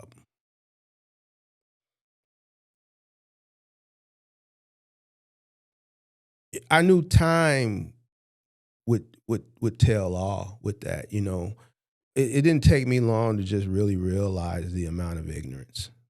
So when I started doing content, I had been in this industry at that point 13 years, 12, 13 years at that point. And it was a lot of fluff. There was a lot of bad actors. There was a lot of scammers. So I get it was hard to take anybody serious, but from a presentation perspective, I would expect an individual who is looking to consume business information on, trucking from the box truck perspective to be able to decipher what sounds logical versus what's illogical. And once I started to realize that people just weren't like this common sense just lacked in this space, I just knew that eventually time would tell all. So I said, do I want to continue to do this content and take the ridicule and take people saying, oh, ain't no way moving and final mile and like who want to be doing carrying on, you know what I'm saying? And motherfuckers throwing shots and shit like that, and the viewers believe in the goofball ass shit. And I remember telling Kirk, I said, Kirk, it's not the fact that I'm not right, it's just not right now. Eventually, everything that I'm saying as far as the market, the industry, it will tell the story. It will show everything that I'm saying is correct. And I realized in order for me to not get the flowers, or not even to rub it in people's faces, and not even to get the recognition, I guess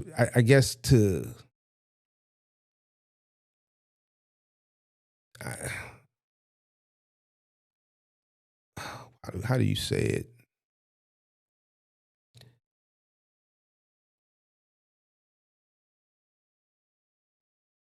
I guess to prove that I'm right, that I was right then, I would have to stand the test of time, right? Because if I would have walked away then, I wouldn't be here now to even say it right now, right? Right? Because I'm here, I can say it. We can go back and we can look. The content is still there, not my content. Everybody's content that was saying stupid shit. So I told people we was going to get to this point because I knew then that shit wasn't sustainable. It wasn't realistic. It wasn't real. It's just not how things operate. For the life of me, I don't understand why a person thought that going over the road, they're going to make more than a person who does household goods moving. I don't understand why people made fun of me for it. I don't understand it.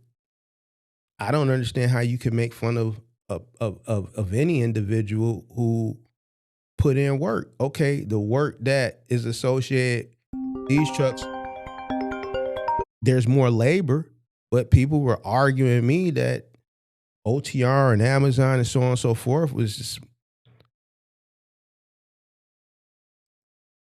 I don't even understand why it had to be an argument. I don't understand why it even had to be a debate.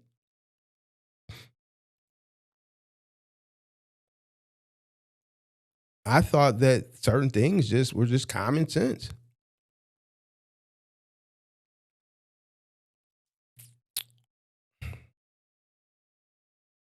So just now looking back at, these old videos, it's just like during that time period,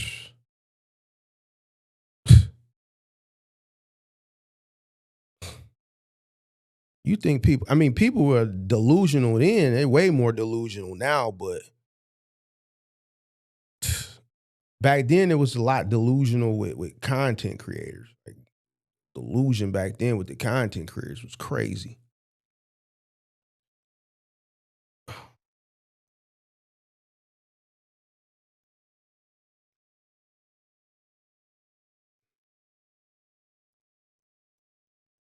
I got a lot of nods from the 2023 videos with Fine Mind. I really appreciate those videos in that time. Appreciate you for watching.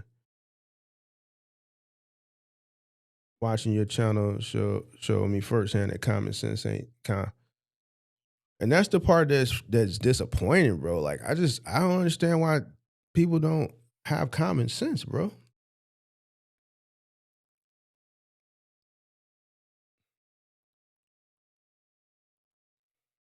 I just don't understand it, bro.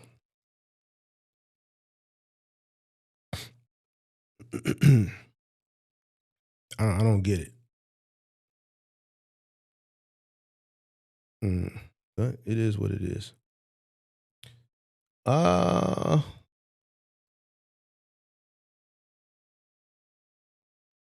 think moving for sure. I have over 10 years experience moving. The reason why I started with OTR first is because I only have to rely on myself and thought the pay was better. Why did you think the pay was better, bro? How is a truck that's going OTR that has people eating off of it before you eating going to ever compete with a direct to consumer business that's a specialized business, premium, where in some cases what it takes you a week to generate, a truck can generate that in a day. What it may take you to gross in 1 week with your truck, that same truck can generate that literally in a day. Locally. Obviously with the right job. It's not hard for two 26-foot trucks doing one move a piece to generate $2,500 a day.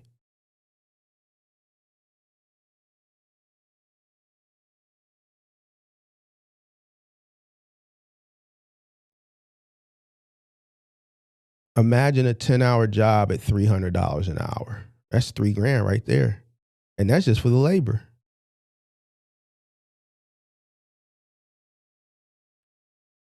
Or 4 guys at $300. That's $300 an hour. 10 hours, that's $3,000 right there just for the labor. That doesn't include truck or material costs. Both there's a markup on.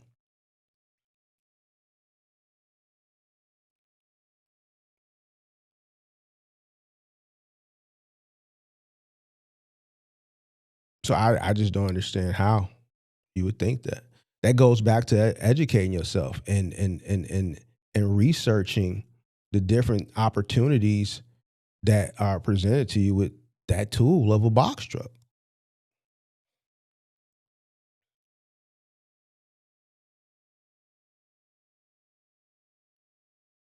I don't understand why people think that, bro.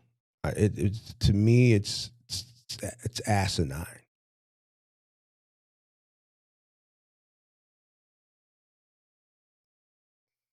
So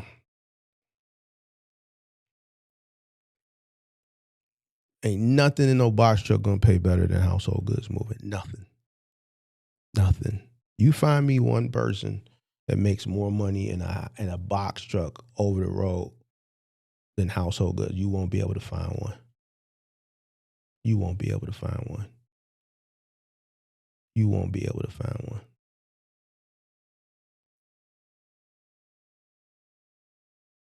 And I've been saying that shit since day one.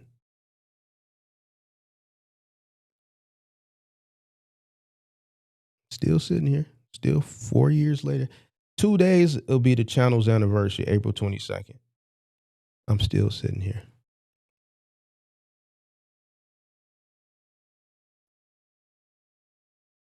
And upgraded the studio.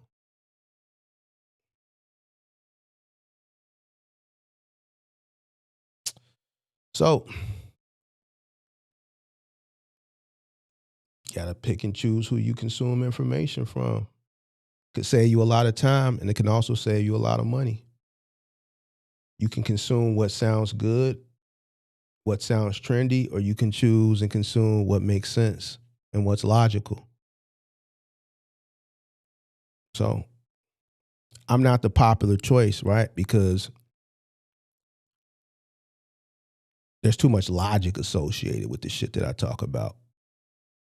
There's nothing trendy about it. There's nothing popular about it. I don't market it for an entry level person. Entry people that come in the box truck and they come across my content, they hate me because it doesn't resonate with what the majority of my peers are articulating to them. The shit that I say sounds pessimistic to them. It sounds too much like hard work. It sounds too much like reality, right? They don't start to adhere and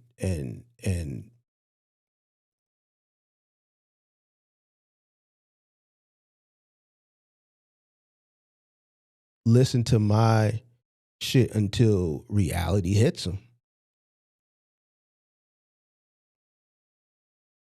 Now imagine if the majority thought logically initially when they came across my content and didn't look at it like it was pessimistic or negative. Oh, this old hating ass nigga.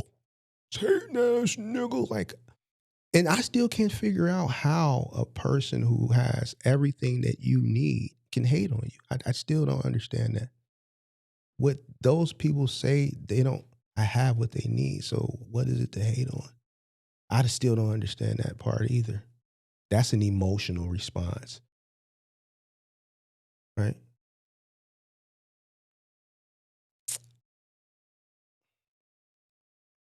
All right. I think I'm done for today. Oh, I didn't add my damn log rock. Damn it. Shit.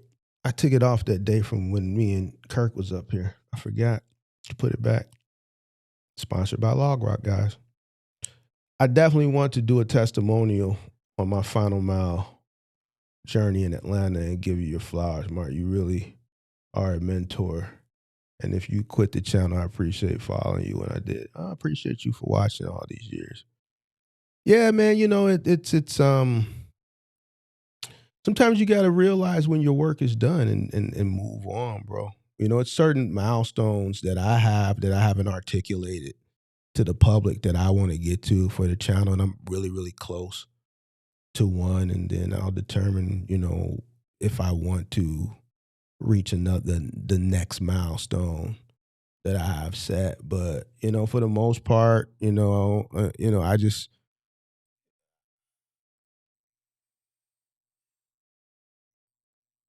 and then listen to the PBD podcast this morning. What they were saying, it just coincided with what I've been saying. It's just the direct where we are and the direction we're going. It's just the way my channel is structured is for education and just it's time.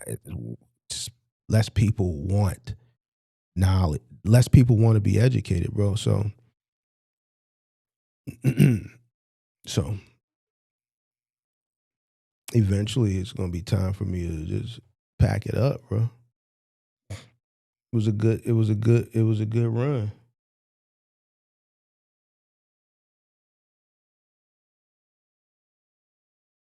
Unless we transition to something else or people's mindset change as it pertains to business in this niche and how they consume. Right? I think short form is probably the way to go, and goofy shit, quick point, LLC, EIN, rent a truck, all this shit is what they want, bro. So yeah, you can call in, bro. I got a few minutes, man. I'll holler at you, and then I'm gonna get up out of here. We don't care about CPM. Why you ain't respond to me in the Discord? If we don't care about CPM, why didn't? Who are you, first of all? And if you in my Discord, hold on, let me turn the phone line back on because I'm with the smoke. You know I like smoke. You can call the number. Who are you in the Discord?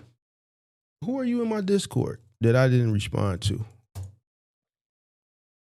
Or you just, what are you doing? Who are you? Who is you? What's your name in the Discord? Who is you?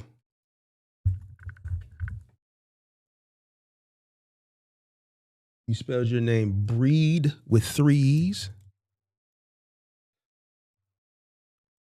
Search. I don't see you in my Discord. I don't see you in my Discord. I don't think a person who don't care about CPM would come in my Discord, to be honest with you. Hey, Marify, you gonna call in? The phone line back open, man. I'll open it back up for you. I know I had turned it off, but I just turned it back on.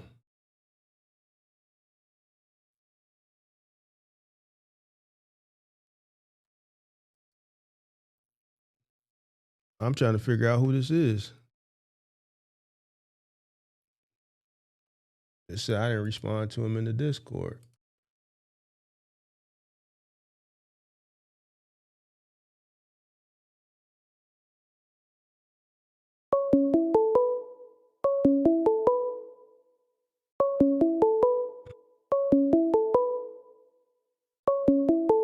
Hello.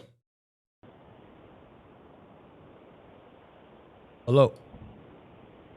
Yo, OG, what's up? What up? Who this? We don't care about CPM, man. Man, who is this? Nah, it was a joke. This Tone Montana in your Discord. What's up? Oh, what's going on? Hey, nah, I just wanted to call and check in and get some advice on some things. That's all. All right, what up? What up though? Ain't shit. I just tuned into the YouTube and I seen you talking about the CPM, man. I took your advice. I'm the one with the you told me to not to do it in my mother name with the truck. And do it in the business name. So I got all that taken care of. And put the truck in the business name, and I think you gave out that gym for the Echo Express. I talked to a few people like that all came around the same time, like about a month or 2 months ago, that bought vehicles in their mother's name. It's like 3 people. So are you from Chicago or no? No, I'm from DC. It was one person I talked to from Chicago that did it. But you said, what's your name in the Discord? Tony Montana. Tony Montana. I just dropped the I think I just asked you about the T-Force route in there. Just I don't think you ever. T-Force, which I think would be a great partnership. But what do you think about these numbers? $260 per package. That's you. Yeah. Mm-hmm. That ain't bad. That ain't bad for that market. I would. You said DC? Yeah. DMV, yeah, DC. I'm in the DMV market. Pieces they giving you per day? So I ran the I actually did the route twice, 2 weeks in a row. First route they gave me, I think it was 62. No, it's not. And then the next route they gave me about 70, 73. Mm-mm. Yeah, but the second route, the second route was all over the place. The first route was dense. The second route, it was 10 minutes, 20 minutes from one drop. I'm like, so I'm gonna have to talk to him. But I know you be saying, you fresh in, so you gonna get the route, you know what I'm saying, that don't nobody want. So I just did it, you know what I'm saying? But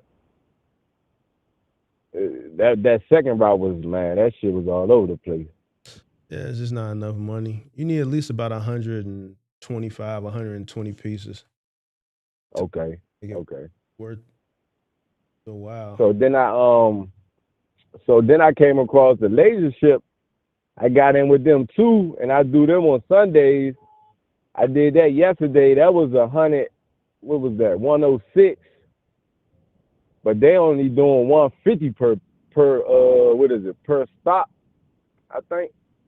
I think he told me, yeah, per stop. Not I think, but yeah, it was 150 per stop, and I had 107 stops yesterday. So that was, I'm getting my foot in the door, I guess. Trying to figure it out. Oh, how much is it costing you to run? CPM 80 cents per mile. I mean, you local, right? Yeah, I'm local. I mean, you could do your operation costs would calculate a little bit different, but yeah, I don't think that's enough either, bro. To be honest with you, how long did Yeah, you nah. do 107 stops? Shit, I started at the only thing I don't like about that, you gotta scan all them packages and shit. That's what I'm Like saying. that take up most of the time. How long did it take you from I beginning? think I got there at 8, about 8 in the morning, and I ain't pull off until about 9:30, and then I was finished at 4. Yeah, it's not. It's just. I mean, that was your first day, so but still, like Which I that laser shit. That's just. Mm-mm. Yeah, that shit. I'm feeling like I could, cause I got the contract through Echo Express, and they just like I've been busting regional loads all up and down PA, DC.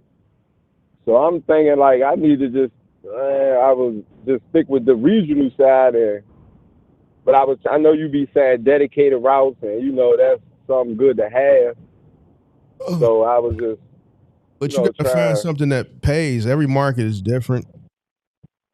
You gotta negotiate and you gotta find something that pays. You just can't take anything.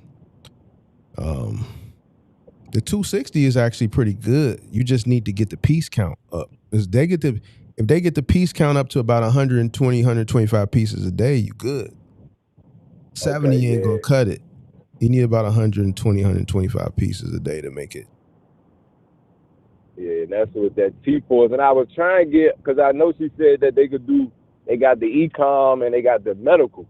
So I'm trying to get on that medical side, but I don't know what I Mm. mean, just E-commerce maybe I might be just better. talk to her. I don't know what Okay, the market pays now for the e-commerce, but a while ago it was paying pretty good on a guarantee for the most part. I don't know if it's paying that now because I don't know what the market as far as e-commerce with some of those contracts is dictating, and I don't know what contracts they got, right? When they was doing with StockX, when the sneaker shit was really booming, at StockX and yeah, Zara, and I think they had there was Zara, StockX was booming, and was it American Eagle, I believe. Like during that time period, that shit was cracking, but they had the piece counts. That's why they was just willing to give a guarantee, but that would have paid way more than the medical, but because they do like the pharmaceutical shit. okay. But like I said, I don't like I don't know what they got now. This is like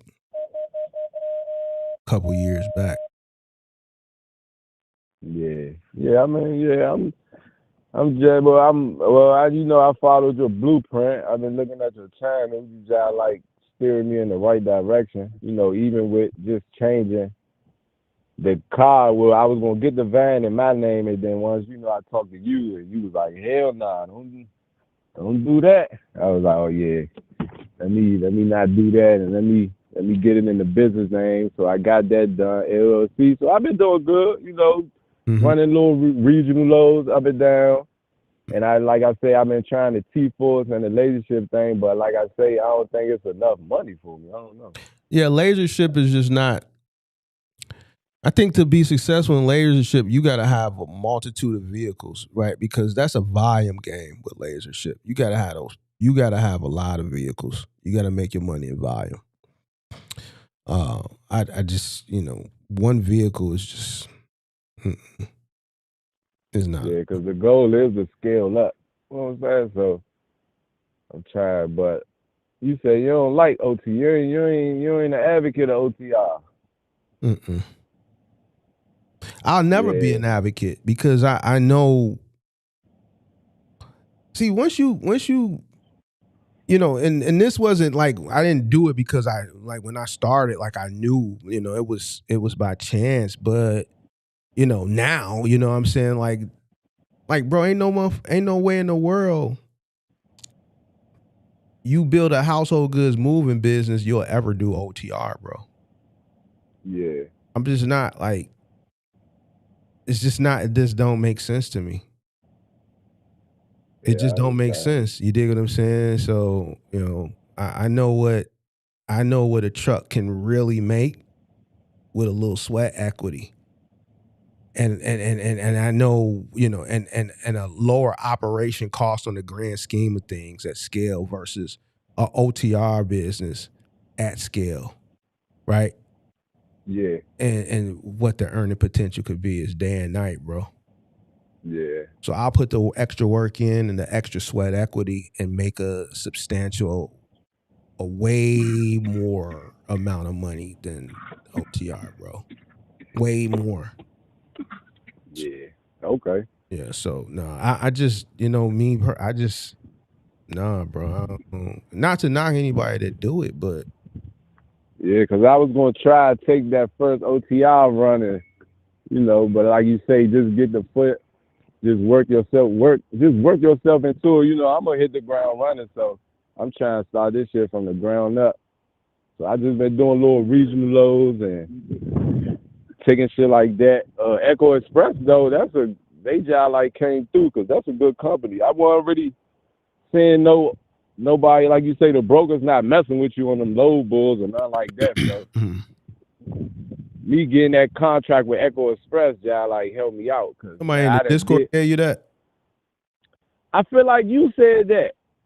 I might have. Maybe. I have a lot of conversations, bro. Like, yeah, you know, I watch your videos from I went all the way back to the beginning. oh, You know what I'm saying? Yeah. So I've been on videos watching them, and I feel like you said something about you give out them gems. Anytime you give out a gem, I'm screen recording it. I go back and watch that shit again. Yeah, so content had so many conversations in the Discord and on the channel. Like, I ain't gonna lie, bro. If it was like a regular conversation, more likely I'm not gonna remember. The conversations that really stand out is more memorable as some of like the crazier ones. You see what I'm saying? Yeah. Yeah. So. Yeah, I know because I had another question for you because I know you don't I know you don't be approving the job shit and doing the business. You gotta pick or choose, but I know people be trying to quit their jobs and start the cargo van business, but why not do both if you could? I mean, how can you do both? I think the cargo van business is a full-time job. Okay, so because I'm right, you know, I got the cargo van, but I didn't quit my job. So I do my job from 7 to 3, but like you say, I bust a reasonable load after that, maybe 1 or 2. Because, you know, the DMV, I might go up, leave Virginia, go to Pennsylvania, and then grab one from PA back to Merton, and I'm home by midnight. Shit, I mean, I feel like that's cool. Okay. You know what I'm saying? I mean, I know you don't approve that shit. It's not an approve or not approve. It's just I think the business is full time. If you really get into it, it's a full time thing. So it sounds like you just using it as an additional source of income. Not to say it's not a business. I would just classify it more of a side business than a business. You see what I'm saying? Okay. So like, you know, I got a side business on the weekend cutting grass. I got a side business on the weekend plowing snow. You know what I'm saying? I got a 2,500. Fuck it, I'm gonna go put a plow on it, and then after work, if it snows, I'll plow some part. You know, I look at it like what you doing like that. Like a side business. I think a business is something that, you know, it's full time. It's something that you're operating, you know, peak prime time hours. You looking for loads, you booking loads, you running loads. You know what I'm saying? So, no, it's not to negate. You definitely got a business. It's just a side. I just look at it as a side business. That's all. Okay, yeah. So, I'm just, you know, I need to at least make. I feel like you say, if quitting your job is crazy. And not having them loads coming in, but with Echo Express, I mean, if this shit keep going the way it's going, then I definitely could put my all into it though for sure. But I just ain't want to quit my job, and you know, I don't blame you, bro. I mean, it sounds like you measured it. It don't make sense for you to quit your job. At least you did that. A lot of people quit their job. I don't understand it, bro. But you know, that's crazy to me. Each his own. You know, I see what the majority of people out here listen to. They telling them to follow their dreams and, you know, all this, that, and the third. But what people gotta fail to realize is majority of the people that start a business fail. So you got to measure your risk. If you can take the risk, and if it don't work, your risk tolerance is high and it's not really affecting you, you know, detrimentally, that's one thing. But if you are taking, your risk tolerance is lower, you got people that got family structure, they built some type of foundation. They have to their risk tolerance lowers to the point where they cannot fail. right? They got kids, tuitions, car notes, house notes, shit like that. Yeah, Those are all more types the of people bills. who, Yeah, you know, they can't be delusional out here and me, I'm gonna quit my job and thinking that they gonna come into this business and this shit it's just gonna easily transition from what they were, you know, getting at their job, and it's just gonna easily just transition over. They're gonna be getting the same thing here. It's just gonna be an yeah. even swap, and that's just not the truth, bro. You know, Nah, and fact. that's where we at. Yeah. You know what I'm saying? So, Yeah, nah, cause that learning curve, shit, you ain't lie about that. mm-hmm. That motherfucking learning curve, boy. I was like, man, they gonna ever book a load? You know what I'm saying? So, like you say, you gotta have the capital before you even think about like. I know niggas just be trying to start with little 5,000 and all. Nah, that ain't gonna work, cause that shit gonna run out Mm-hmm. instantly, literally. You see, a lot of people ain't really never played with that type of bread, right? So they don't really understand how quick a business can suck it away. You dig what I'm saying? They Yeah, ran across a nickel before, and they penny pinching it off on tricking it off or whatever they doing with it is one thing from a personal aspect. From a business aspect, nigga, a nickel can be here now, and I could blink and that shit could be gone. You nah, dig what I'm fact. saying? All it takes is, Yeah, one. So you got they don't understand that. You dig what I'm saying? They don't get it. Business and personal is two different things. yeah, You yeah. I came in late when you was telling the boy about the 2,000 rent. That like that's personal shit. You can't be putting that in with the cost per mile. That ain't got nothing to do with the truck.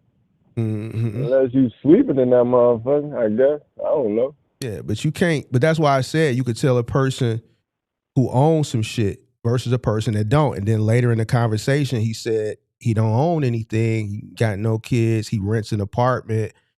Da da da. I said that earlier before he said it. Because a person who actually owns things, assets, Yeah, they're not going to operate out of a place of ignorance. And the ignorance is not a bad thing. It's just a person who lacks the knowing. I'm not gonna go make no decision, any decision just off of some trendy shit or just sporadic like that, right? Especially if it's something that's involving a substantial amount of money, right? Because it's a risk. I got a lot of shit that I could lose. yeah, People that don't have shit to lose, they go do that goofy shit. And that's how I can always man. tell based on the conversation where they're at in life. And it ain't to knock nobody. But a person who has reached certain milestones in life and have acquired certain assets, they just don't say certain things, right? If you Nah, are a fact, homeowner, the last thing you want to do is what? Lose your home and be homeless out here in these streets. You want man. to think about that shit before you go I'm telling you, make a irrational decision. A lot of the people that make irrational decisions, when I see them say certain shit in the comment section, I always say, yo, own shit. And here's the thing, you yeah, don't necessarily have to own any assets to make rational decisions. You just have to educate yourself so you don't sound ignorant and so that you don't go yeah, out and do something irrationally and how you fucked up out here in these streets. man. I'm telling So it's all about measuring risk. If I invest into something, I want it to I want it to shake. I want it to grow. I want it to heal. Right? So I'm gonna at least give myself a fighting chance. Most of the people ain't willing to give themselves a fighting chance. Start. They don't equip themselves with the proper tools necessary to give themselves a fighting chance. Right? you. Yeah, Then that's where they fuck up. And then when you try to explain this shit to them, it goes and worrying out the other, or they just don't want to hear that shit because that shit sounds it sounds like that method, it doesn't equate instant gratification, right? Yeah, they ain't trying to hear that shit. Yeah, in They fact. trying to hear it. So Yeah, and then they get the results that they get. man. You dig? So it is what it is. It's just what Nah, I just appreciate you, Mark, for just giving out the loss. And I'm like, cause I've been thinking about doing it for years, and then I just had, like you said, you gotta do your research. That's one thing. Everything you be preaching, the research, the learning curve, all that shit was there when I got the van. Man, that shit, I couldn't get no loads. You spending gas money and taking low in that gig. Oh, hell no. It can't be no gig working. We don't do that. That's a no-no. Yeah. Now, I ain't now roadie and shit. I've been roadie cool, Curry. That's in my market. So I've been doing that, if it's slow, but yeah, you can't survive off that shit. Hell no. Yeah, you can. It's not meant for you to survive off. Oh, yeah, exactly. Exactly. It's not meant for Exactly. the conversation that has turned into and I just can't have those conversations no more with people. They're ignorant. But you know what? We don't see them people no more. You know why? Because the market how the market was carrying the giggers, it ain't carrying them no more. Oh, yeah. Why you don't see them no more? It went away. The people who would love to come and you can't. The people who was false reality with the fake numbers and shit. Yeah. You dig what I'm saying? Because the market that was carrying them at that particular time ain't carrying them no more. The market ain't carrying that ignorance no more. Now you got to really know what you're doing. Not as I'm just saying in general. And the market, the gig shit is there for what it was intended for in the first place, to add on to something else, to supplement something else. Nah, bro. People that's doing that's money that they making right now, and they spending it. They working to make that money for something that they have. They need right or away. got a bill to pay. Right. Yeah, They not building nothing with it because it ain't enough. Like, I don't know what these people, like, what type of, like, where you got to be living in a tent. And you know what's funny? A lot of the people who are homeless, that's what they do for a living. There's a lot of homeless people that do gig work, that live in shelters, that live in tents. And I'm not being funny. I'm being honest. This is what do. The people that live in their cars, they do that gig work shit. Money. Yeah. They do food delivery. Facts. This is what they do. This is how they're able to have money coming in. But guess what? They don't have the cost of rent and shit like that. They're just trying to get by and at least cover the maintenance and get cases of water and things like that for them to survive in their vehicle. So I'm like, how is a motherfucker that got whole bills and shit able to hours? And man, like you say, I did the roadie. That shit, bro. I did the roadie joke. Like, I know you be saying about, like, people now, like you say, they put it up in, man, nigga had an X, what was that, an X6 at the roadie joke, passport, Volkswagen, the trucks, all types you of pay attention to detail now, and I seen that too. You see nicer cars doing gig work. Gig work. That represents where we are in the economy. People that got bills and got these shit catching up to them, they got to go out and do shit so that they can maintain the shit that they have, right? A person who go out and get an X6 ain't gonna.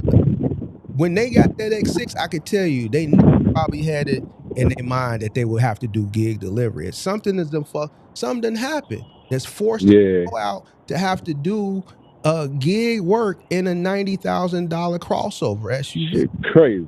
You see what I'm saying? Right. But you try to tell that to these motherfuckers, I'm the fucking hey, bro. Nigga, nah, that shit crazy. Motherfucking if it come to the point where I gotta go do gig work in a Benz, man, it's time for me to give up the Benz.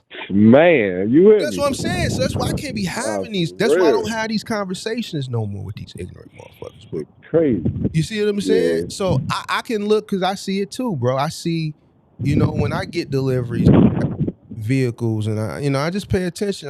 I'm aware of my surroundings. Whenever I'm sitting All at the the red light, time. I'm All scared the of what's time. going on. You dig what I'm saying? So I'm paying attention to Yeah. everything. And I see people, I see a dude in a lifted Wrangler had the Amazon vest. He got all this money into he got the motherfucker lifted like 6 inches.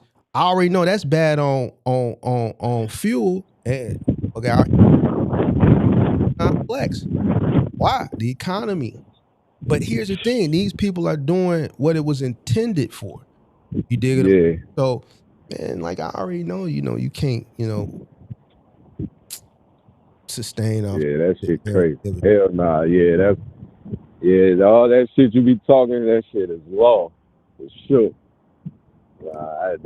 I've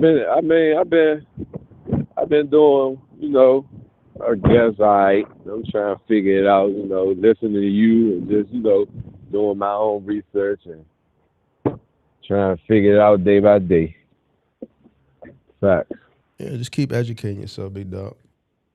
Yeah, for sure, for sure. I had something else I wanted, since I got you on the line, I had something else I wanted to talk to you about the cost per mile, because I know you say it's well, I got everything down, but like, what you use for like the track that shit, what is the tool books, right?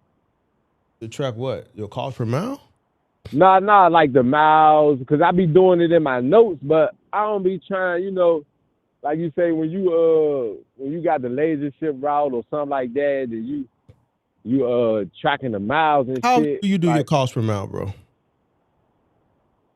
You said how what? How often do you do it? What do you do? Cost per mile? How do you do your cost? How do you do it? So I basically van payment, insurance, No, fixed costs. how often do you do it?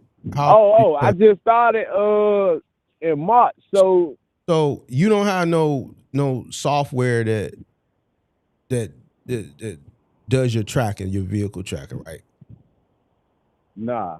All right, so you're gonna have to do this. I'm gonna give you a trick. You got a trip meter, right? A and B, right? Yeah. When you calculate your cost, set your trip meter A for that. And then reset it every time that cycle is over. Use your B for your daily. And then Okay. every day, you know what I'm saying? You gotta write that shit down. You gotta do the shit, man. Okay. Nah, fact. So A for the Do it however you want, but use your trip in your vehicle. Set that. yeah, because that's what I do. Every time I start the day, like you say, I reset the valves and all that shit. Mhm. And just started like that. So that's how I get it at the end of the night, how many miles I drove that day, shit like that. But Mhm. as far as I know, they said something about the Intuit books or something. I'm trying. Oh, Intuit? Yeah. Yeah. Would that be able to that track like the gas when you use your business bank account and all that shit? Yeah. Okay. But it does, I don't think it. You can't. You still got to input the mileage. So I'm just giving you a way to track it. Just to track it. Okay. Yeah. Got you. Yeah. So yeah, I'm gonna keep doing that. But like you say, I think the laser ship. I mean, if you want a contract, like you say, but like I said, my job just pay more than that shit. So I ain't really. But then don't do it. Yeah. It's all about the bread. Like I get these people, this whole you dig what I do, but then again I don't. The only reason I'm keeping it a buck, like I never planned on, if I would have got a career or somebody would have gave me a shot back in the day, we wouldn't be sitting here talking. You dig what I'm saying? If you know what I'm saying? I've never shunned or frowned upon a job, bro. Yeah, nah, I've been working. I'm about the bread. So whatever is giving me the better then that's what I'm gonna go for. Listen, everybody ain't got what it takes to be a business owner, and that's what people got to realize. You got to have what Yeah. it takes, bro. From here all the way to out there in the field, bro. You dig what I'm saying? So, and you got to be willing to do things that you got to be willing to go above and beyond. I should say. A lot of people not willing to go above and beyond. A lot of people are not just can't do what it takes, bro. I'm gonna do what it takes, nigga, because I can't let you beat me. Nah, facts. I can't allow that, bro. I gotta have it. It's just like I say, bro. The roof. I gotta get back and forth. I gotta eat. I gotta, put that shit on when it's time to put that shit on. Nah, Listen, yeah. I might have to upgrade the studio. There's things that needs to always be done, and it's one thing that you need to make that shit shake. So I have to do what it takes to make sure that we continue to have that. You dig what I'm saying? And I'm not gonna let Nah, for real. nobody get in my way. Yeah, A nah, lot of people ain't got that. A lot of people don't yeah. tell the bitch, nah, bro. I can't do it today. They can't tell their homies, nah. You dig what I'm saying? I need to stay here a little bit longer. Or you know what? Nah, you know what? This week I said I was going to focus on coming up with marketing strategies for my business. So I'm gonna take this downtime and do that. I ain't finna do that. You know what? I know this was a good year for the business, but you know what? I'm gonna ride this shit that I already got. It's paid for. Ain't nothing wrong with it. You dig what I'm saying? Yeah. And even though I right now I feel like I could go get that or I can go get it, but then I still have to prepare for the unexpected. Let's give it another year, and if the business allow, I could probably get something better and let the business lease it under the business. So I'm gonna delay that little gratification a little bit longer. You dig what I'm saying?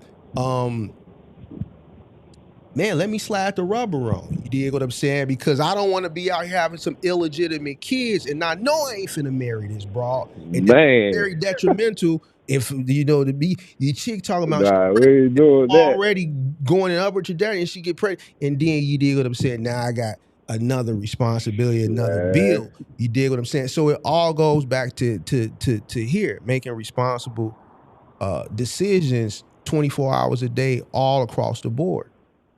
You dig what I'm saying? Yeah, facts. And a lot of people they just ain't priorities fucked up, man. They know their priorities fucked up. They don't understand the importance of prioritizing. You dig? Yeah. So it's the individuals that do and the individuals that don't. The individuals that don't, they get the results that they get. Listen. It take a cold motherfucker, bro, to really be him and to master sacrifice, discipline, prioritizing, making logical decisions, not being being a leader and not a follower. Yeah. Looking for the knowledge to go further. It take a certain type of motherfucker, and it's just those individuals come far.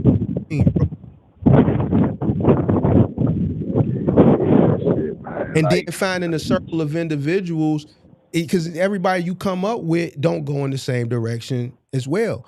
Knowing when it's time to disassociate, or not disassociate, but just take a little step back. Let certain relationships go, right? Certain relationships go, right? Because people that you came up with, they may not be going in the same direction as you, and they may be a hindrance to you. And then, that's a fact. So, and finding a group or just dealing with the people that you came up with that are going in the direction. Yeah. So it's just a lot, bro. It's a lot. Yeah.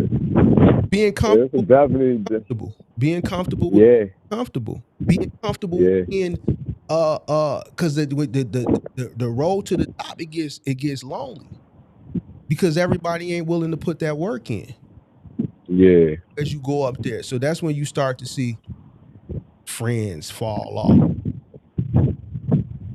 You sitting there late at night putting in that work that's not out in the field, not out in the truck, that behind the scenes work.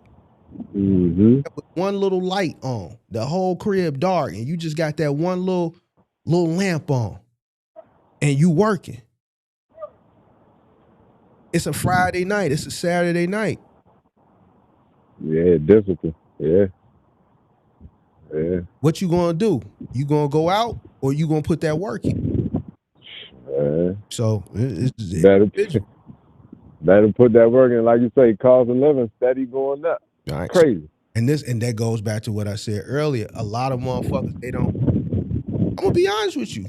A lot of these niggas living off the Brenall. So they living off a brawl. You know what I'm saying? Yeah, So straight up. so Nah, they for can't real. really understand what it is to Man. really have to get it all the way hunted off that muscle. Nah, fact, when I became a house owner, that's when shit hit a nigga for real. Like, oh yeah, this ain't no joke out here, but you know, you gotta do what you gotta do. Like you say, you gonna get it or you gonna bullshit around. Mm-hmm. So that's all. Yeah, so I appreciate the knowledge though, man. You know, just try and take this cargo man shit to another level. I'm gonna figure this shit out. Yeah, but it's been going good. Like I got a load tomorrow morning, Baltimore to Virginia. So I'm a when the money come in, Enterprise that put that shit on the back burner. You know what I'm saying? I've been there so long, so I got a little flexibility with them. But I take whatever that money, whichever money paying high that day. That's about I'm going. But you know, I followed the blueprint, and you know, I got the cargo man business, everything official, and we gonna see where it goes. Cool. Well, good luck. Yeah, I appreciate that though, man. Appreciate the knowledge, Mark. Like you say, man, cost per mile. You gotta know the cost per mile. You gotta know, like you say, how the fuck you gonna profit if you don't know what it costs? It's crazy. Yes, sir. People, it's trip. All right, bro. Appreciate you. That's a bet. Appreciate it. Yes, sir.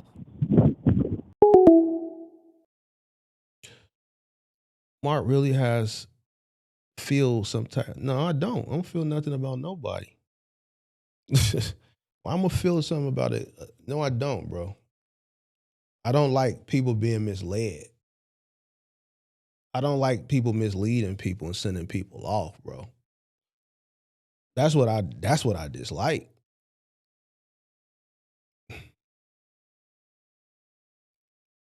And your second sentence is the proof.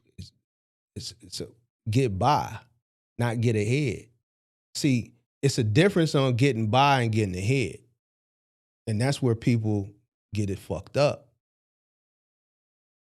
It's meant to supplement, to help you get by. If you need an extra source of income, similar to like going out back in the day and getting a second job, this would be comparable to that, right? It's not something to get ahead. See, a motherfucker only gonna get by until life catch up with them, and then they're gonna be behind. If you always have a get by mentality, you're only gonna get by for so long. The key is to get ahead.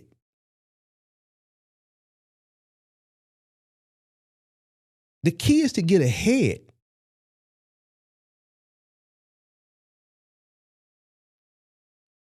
Get by and fine. Everybody is faced with challenges, but you should always be focused on getting ahead. It goes back to the experience. It goes back to the wisdom. Getting by will only get you by for so long. Eventually, something gonna come up, bro. And then what? Now you're behind. So when I challenge the giggers, I'm challenging the mentality and I'm challenging the misinformation that has been perpetuated to them that you can build, and none of them have been able to substantiate it for me. None of them. And this is going on a couple of years now.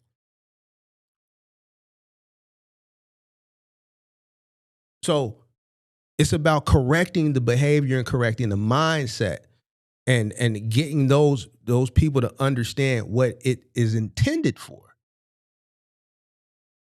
So they don't be misled. So they know what they're getting into when they get into it.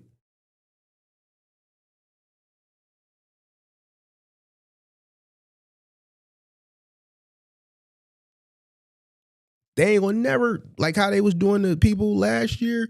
Oh man, I went out and bought the cargo van so I can go be a gig worker and build a gig worker business. And then when the market shifted and they were stuck with these van notes and shit, they turned on the content creator because they was misled. The information, the idea of sustaining a living off of gig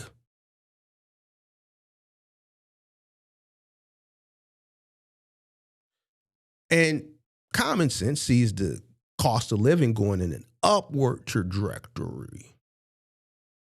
I don't see the gig doing it. Why? The worse the economy gets, the more people flood into the gig economy, and the market, that gig economy market goes down or it gets oversaturated because more people need to supplement their income. Hello. Yo, Mark. What's up? You down to recap about that one guy that I think it was 2 streams ago, where he was talking about he had $17. $17. Yeah, $17K. With the dude taking out loans and stuff. I don't remember. Refresh me. Yep. The guy that had I think he had 2 box trips that he said he was getting loans from the port. And he was talking about like, oh, I have $17K, Mark. The guy that the loan. This was 2 streams ago? Yeah, 2 streams ago. Yeah, right before the Wisner one, I think. Wait, is this live streams or 2 clips ago? Yeah, I believe so.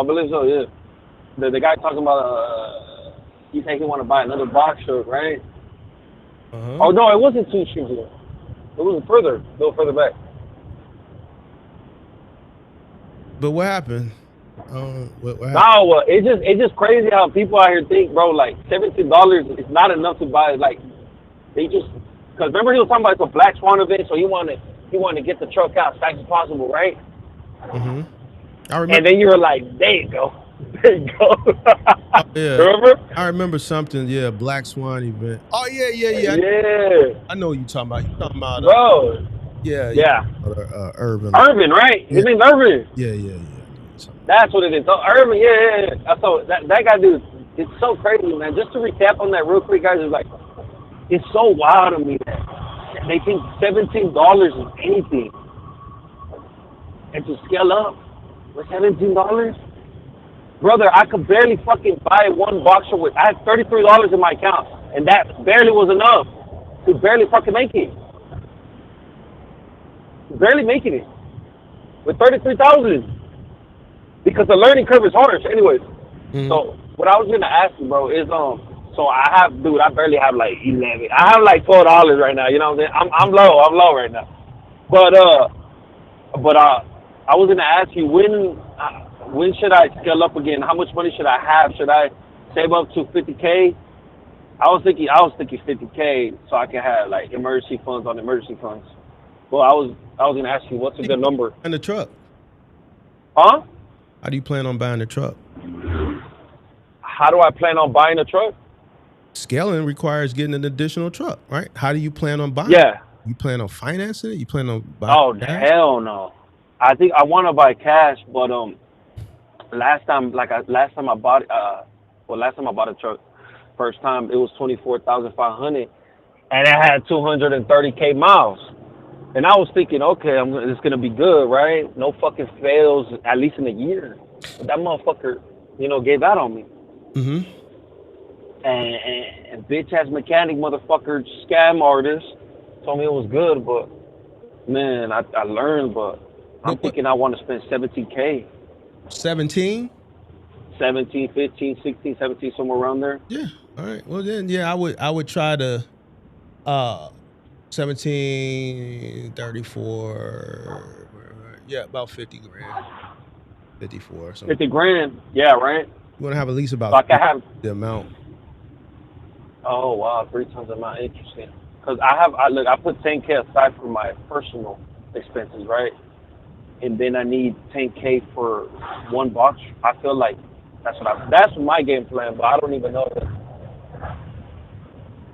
that's a good, because I need 10K for one, because a box truck engine, to replace the engine on this fucking box truck that blew out, bro, it cost me around 10K. Mm. You know what I'm saying? That's why I didn't pay fucking taxes last year. But You didn't pay taxes last year because you didn't file, or you didn't. no, I filed, but I barely scraped off. Like, You lost. So yeah. yeah, I lost. But Yeah, first year though, right? yeah. Yeah, you can do that for at least up to 3 years. You know what I'm saying? Yeah, that's right. Yeah. Mhm. They did say that right before I filed. They said, so it's your first 3 years, this Yeah. and that, you can write off this. But yeah, bro, I was gonna ask you. I just want to appreciate your partnership, bro. Like, fuck that ass. And yeah, bro, OTR people, they're like, bro, they don't. Oh man, OTR people. But the first, that movie shit, I want to do it because that's where the money's at, right? Because I'm doing curbside and shit. I'm doing curbside. Mm-hmm. But the first, bro, there's so many difficulties. So many fucking hurdles I have to jump over. First of all, I gotta find somebody that want to be a helper. Right? Finding somebody that want to be a helper is already a challenge in itself. And then I got to learn how to wrap. I got to learn how to wrap furniture and carry it up properly without breaking your back. And you know, it's a whole lot of shit with furniture, bro. That shit ain't a joke, bro. Like, I feel like I have to go work for a company for like a couple months. You know what I mean? You go work on the weekend, bro. You can literally get a moving company job just on the weekend. You can easily just say, yo, I could give you weekends, and they'll hire you. I should, bro. I mean, with making more money comes more challenges, but it'd be different if the money, you know, you got to go through all these challenges just to make a little bit more money. Like, the money is night and day, bro. The money is night and day, bro. It's not even close. So it's all up to you. I'm gonna be honest with you. You in Texas, and you speak Spanish? Yeah. I'm gonna be honest with you, bro. It shouldn't be hard for you to find help. yeah, for sure. So. Yeah, but damn, bro, like, the thing that worries me, I know you said, I've seen all your videos. You said, okay, to get jobs, good idea is to go to storage units, leave a flyer, right? Leave a little note saying, hey, you know, I can give you some bread if you give me some, right, $50. Give me some contact, and you can go on the websites. And I'm like, damn, bro, like, I want to do it on the weekend so fucking bad, bro. I want to do it. Man, it's just... Go work for the moving company on the weekend for the summer. This whole summer, just work. Go work for 2 minutes. Yeah. For college hunks, for all my sons or something. Go for the weekend only? Yeah, because you got your shit going on during the week. Mm-hmm. Monday, Friday, yeah. Yeah, so just work on the weekend, Saturday and Sunday, and learn. What's better, that or Final Mile? Huh? What's better, that or Final Mile? Moving trumps everything, bro, with a truck. Even if you had a semi truck, the guys that do van lines, specialized van line, household goods, cross country, man, they crushing these semi truck owners, bro. That's doing dock to dock. They crushing them, bro. You talking about he's doing $80,000, $90,000, $100,000 moves, bro. For real. For real. They're doing fucking commercials, right? It ain't not even necessary commercial. You could do corporate moves. You could do household goods move. A person, an executive is moving from Seattle, Amazon to the office that they put over in, I don't know, Michigan or Chicago or this. The company is paying for it. You dig what I'm saying? If they got a 5-6 bedroom mansion over in Seattle, bro, like that's thousands of dollars anyway. So now you're moving halfway across country, depending on how you write it up, how much it weighs, the contents, the wrapping, the material, the labor that's associated with it. You got commercial moves. You got office moves cross country. Like here in Chicago, Ken Griffith shut down Citadel. Citadel was based out of Chicago. They moved that shit down to Florida. How much you think it cost to move a fucking Citadel? That's wild. So, no, that's like MLB level. They ain't hire mom and pops. They hired a van line, and that van line, depending on who it gets, dispatched out to, that mom and pop that is franchised through that van line, Mayflower, Atlas, Wheaton. Yeah. 6-figure move. What about JB Hunt? What about him? JB Hunt has flyers on Indeed every fucking day. So they always available, always hiring $750 a day, $750 per Find them out. That's find them out. Is that good too? Is that? And if you want to inquire and see. I mean, I've seen all your videos. And basically you told me, you let me know that the only problem with this is the big learning curve because you can get sued, right? You can get fucking. You can get sued in anything, bro. Like you can get sued in right. what you're doing. You can get sued in household. You can get sued in final amount. You can get sued in OTR. It all depends on what happens. You could somebody could hit you and sue you. Like it's just that's just a risk that comes along with being in business. But that's why you structure your business. That's right. That's why you don't put nothing in your name, and then you separate expenses. So you don't pierce the veil. Yeah, right. Well, it's different structures where it's harder to pierce the corporate veil than others, right? So I mean, but you do the point of you structuring your business is to separate your personal from the business, right? You want to protect you and your personally. So yeah, I mean, any business can get sued, but like, I mean, if you were to ask me what direction, I'm always say household goods moving initially because that's where you're gonna make your most money at. Damn, bro. And the other day, I live in an apartment, right? The other day, I seen a dude pull up with a 16-footer. He had like 3 people in that motherfucker, four people. And they look like they were all cousins or some shit, right? They look like brothers. Mm-hmm. And they were just doing like a little 1 bedroom. And there's probably enough money for all of them, just with that one beddy. I'm like, what the fuck? There's 4 people doing the 1 bedroom. That's how you know household moving is crazy. What the fuck? I mean, they did that shit like probably had other jobs that day that might have required more people, and that was just a move along the building between. But yeah, I mean, so my sister. Huh? My sister, I did her move, right? I did her move for free, right? Mm-hmm. And then she just had a 1 beddy going to 3rd floor.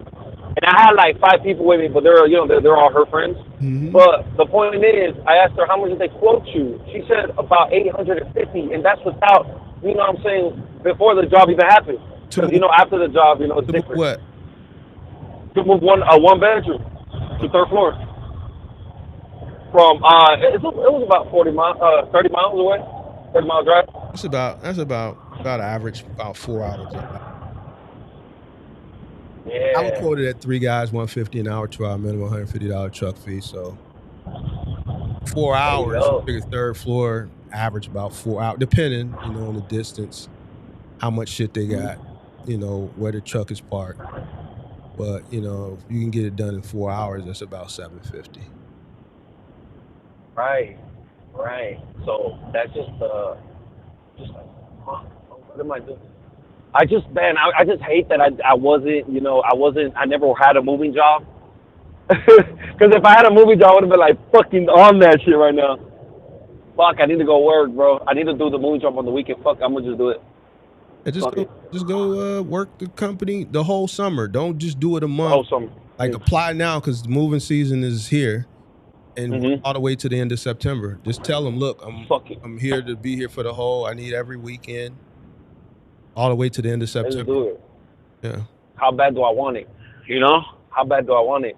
Do I want to be a fucking loser for the rest of my life and be the guy? Oh, everybody knows about a truck. You know, I want to be the guy known as, oh, look, that's the guy who tried. No, and then he went back to a regular job. No, man. It's now or never. You know what I'm saying? Fuck, bro. And let me ask you something. I want to ask you something. How does it feel? How do you feel like knowing you did all this? How do I feel knowing And you I did all accomplished, this? you accomplished everything.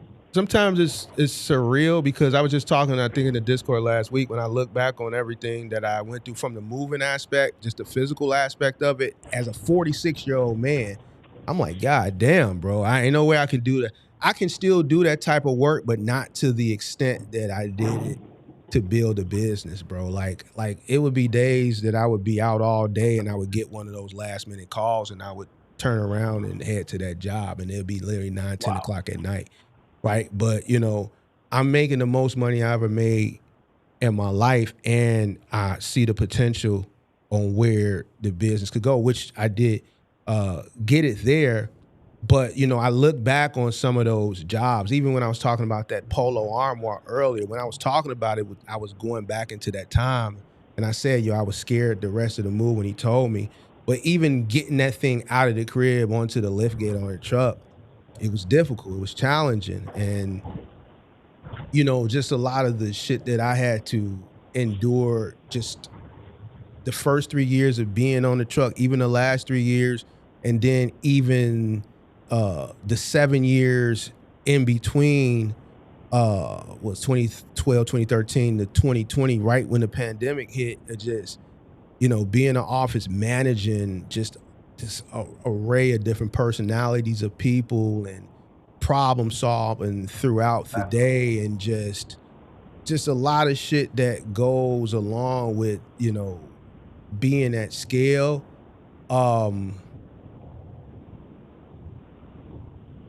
It's just, you know, like, man, could I do all that shit again? A lot of it I could, but I probably wouldn't attempt it. And I just look back and like, yo, you know, that shit was that shit was it's crazy, dog. So I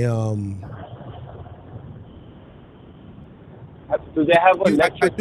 I do sit and just have those surreal moments. You know what I'm saying? I'll go to the yard and I'll sit in my trophies, you know, and just warm them up. I'll sit out there for an hour and I'll just think. You know, but yeah, you know, it's surreal, but sometimes I think like, damn, I really was hungry. You know what I'm saying? So yeah, it feels good, feels surreal. You know what I'm saying? So That is fucking crazy, dude. Like, you're barely 46 years old. Like, holy shit, bro. but then that goes back to, I'm gonna tell you where I really, because not one bad decision, I guess bad decision. Let's say this crucial decision could have changed the trajectory of everything. You dig what I'm saying? So, you know, it just, you know, I'm just thankful. I'm just thankful that I made more good decisions than bad decisions, and that I had the discipline and the patience. And also, I have to give my OG a lot of credit because even though she didn't invest anything financially, big part of the beginning years was being able to stay home still while I built the business. I was able to reinvest all the money back into the business. If I would have had to cover the cost of living expenses initially at the beginning, or would have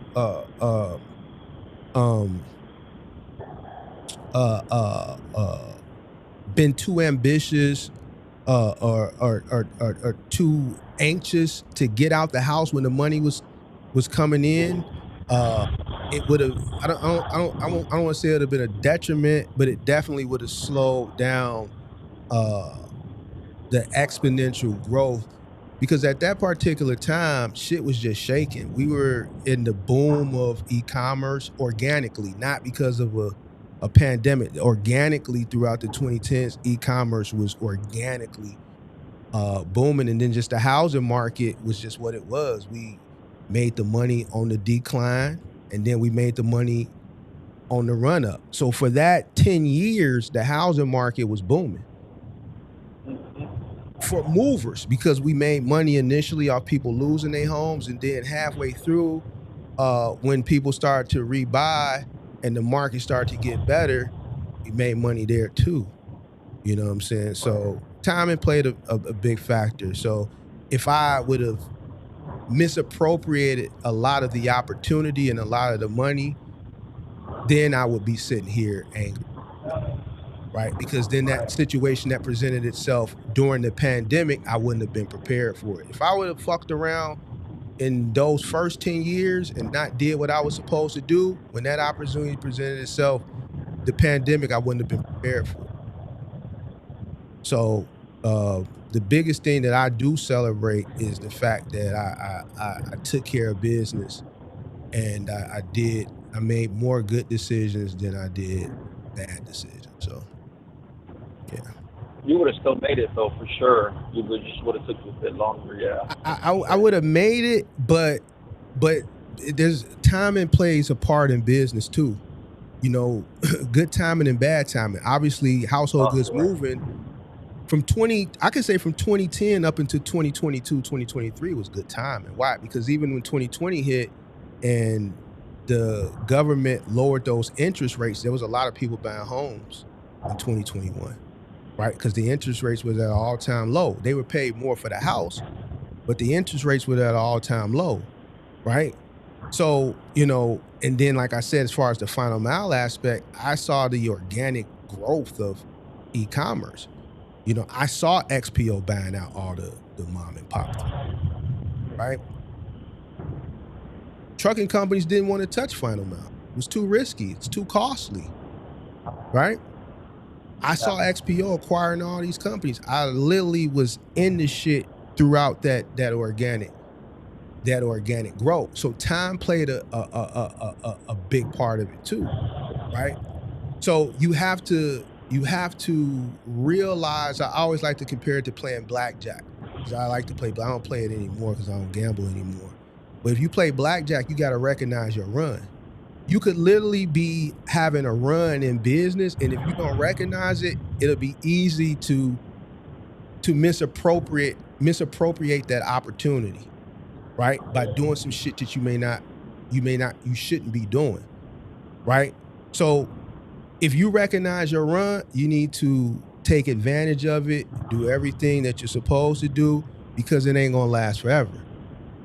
Comparable to 2020 and 2021. Unbeknownst to a lot of people, that was an opportunity that they didn't recognize. So once the rug got snatched from under them, they got left holding the bag. Right? So timing, bro. Timing played a pivotal role too. I can't say it was 100. It was me, but it was also me taking advantage of the opportunity and making right decisions during time periods where time was on my side. I can't say at this moment in this industry, time is. We're not in a situation right now where like this is a golden period. Nothing is going on right now that is beneficial based on the economy or based on timing that benefits an individual in this industry, right? So timing kind of played a big role too. Let me ask one last question. When should I buy a house? Like, should I buy a house? Like, when? When should you buy a house? Yeah, like when should I buy a house? Yeah, like how much money should I have in the account until I get a house for the down payment, or what should I do? What type of house you trying to buy, bro? I mean, I don't know, dude. I feel like I have to eventually, not this year nor next year, but I'm talking about like this. What is your goal for your business? My goal for my business. Well, I listen to you a lot. You just say reinvest, All right, so I'm gonna do that. I'm gonna tell you what I did. Yeah. I was at scale when I bought my spot. Okay. All right, so my mindset was to build a business and then take care of me. All right, build a business so that the business could sustain and then pay me enough that I could start paying myself and take care of me. The business has always been the priority, even still to this day. Right.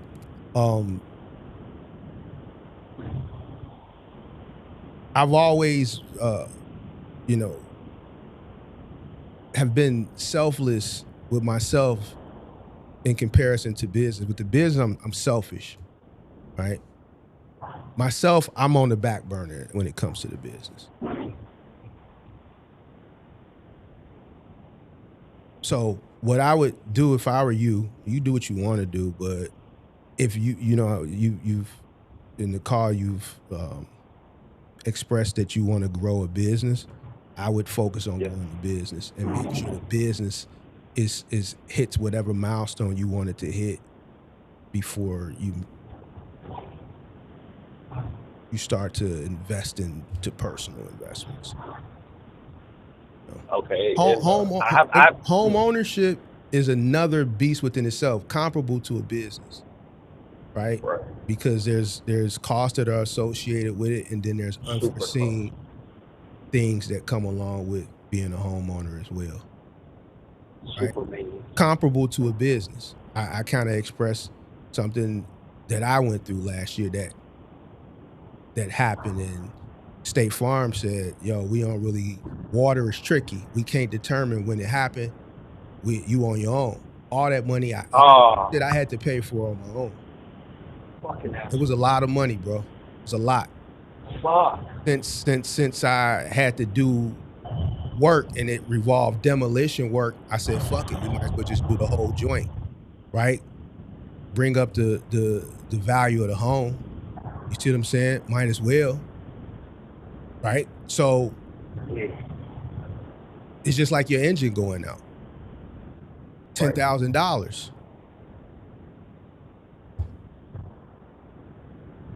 You gotta pay it. Mm-hmm. Right? If there's a home could be a blessing or a fucking. But here's what I'm saying. You don't want to do it too prematurely when you're building the business, because now this is something else that you have a responsibility for. You got a house. What happens if the roof start leaking? You got to replace the roof. That's 15, 20 grand right there. And it will leak. I ain't gonna. But I'm just saying, shit happens, bro. Shit happens. You might have a plumbing issue. They might have to rod. They might not be able to fix it from inside. They might have to dig up the front yard or the backyard and put one of those big ass commercial rodders in the pipe from the yard. Yes, sir. You know, anything can happen. I could tell you just from experience about shit as it pertains to owning property. You dig what I'm saying? So now imagine purchasing a home, I don't want to say, let's say prematurely, while you're still building the business. And then you're met with challenges in the business. Now you're met with challenges in the home. And you got to manage both simultaneously. You need to make sure that the business can sustain and it can pay you enough from a salary perspective to be able to maintain whatever it is you bought personally, right, from your salary, so that you don't have to rob from the sustainability of the business. So that's something that you have to figure out where you want to get your business to, whatever the goal, however many trucks or whatever it is that you want to do. And then once you hit that goal, and then now you hit that peak, that pinnacle. All right, so this is the pinnacle. We reached where I wanted to get to. This is how much the business can pay me comfortably. Now I know how much I can go spend personally. You see what I'm saying? Because you don't want to buy too much. A lot of people put themselves in a situation where they become house poor because they buy too much. a lot of people. So it's still structure there, bro. All right. That makes super sense. I guess I'm gonna just keep renting. The cheap rent I have really cheap rent. I can't really hear you. I have really cheap rent, so I'm just gonna continue renting. Even though some people might think it's throwing away money because you're renting, but like I don't have that much risk, right? It's not. It's just what you got to do. You got to live. It may not be time for you to acquire. You know what I'm saying? But that's what I'm saying. You have to determine, like, and this is just me. I wouldn't, if you were my best friend or you were my little brother that came to me for my wisdom based on both ownership and business ownership and the right way to go about it, I would tell them exact same thing I told you, because I know what the storm looks like from a business perspective, and I know what a fucking unforeseen situation looks like from a property owner perspective, right? And depending on, what could happen at the business, if you jump into this too prematurely and you got things happen simultaneously, can be detrimental. I think you need to be here first, and then based on where you get here to whatever, once you get to that pinnacle, that peak where you're just on cruise control mode, you hit that climax and you know what it is, based on what the salary you have that the business is paying you can help determine what you can acquire from a homeowner's perspective over here. Because if you jump the gun too early, you may do too much over here. And then now you don't realize that, you know what? Your goal might have been unrealistic, or, you might have not, planned it out accordingly, and now you done fucked up. Fucked up. It's just you might have been. Now you're not growing the business, right? You might have not been. Well, you might have been a little bit too anxious, because a lot of people rob from the sustainability of the business. There's a term, house poor. A lot of people buy prematurely, or they buy more than what they need. Just because you got this successful business may not mean you go out and you have to you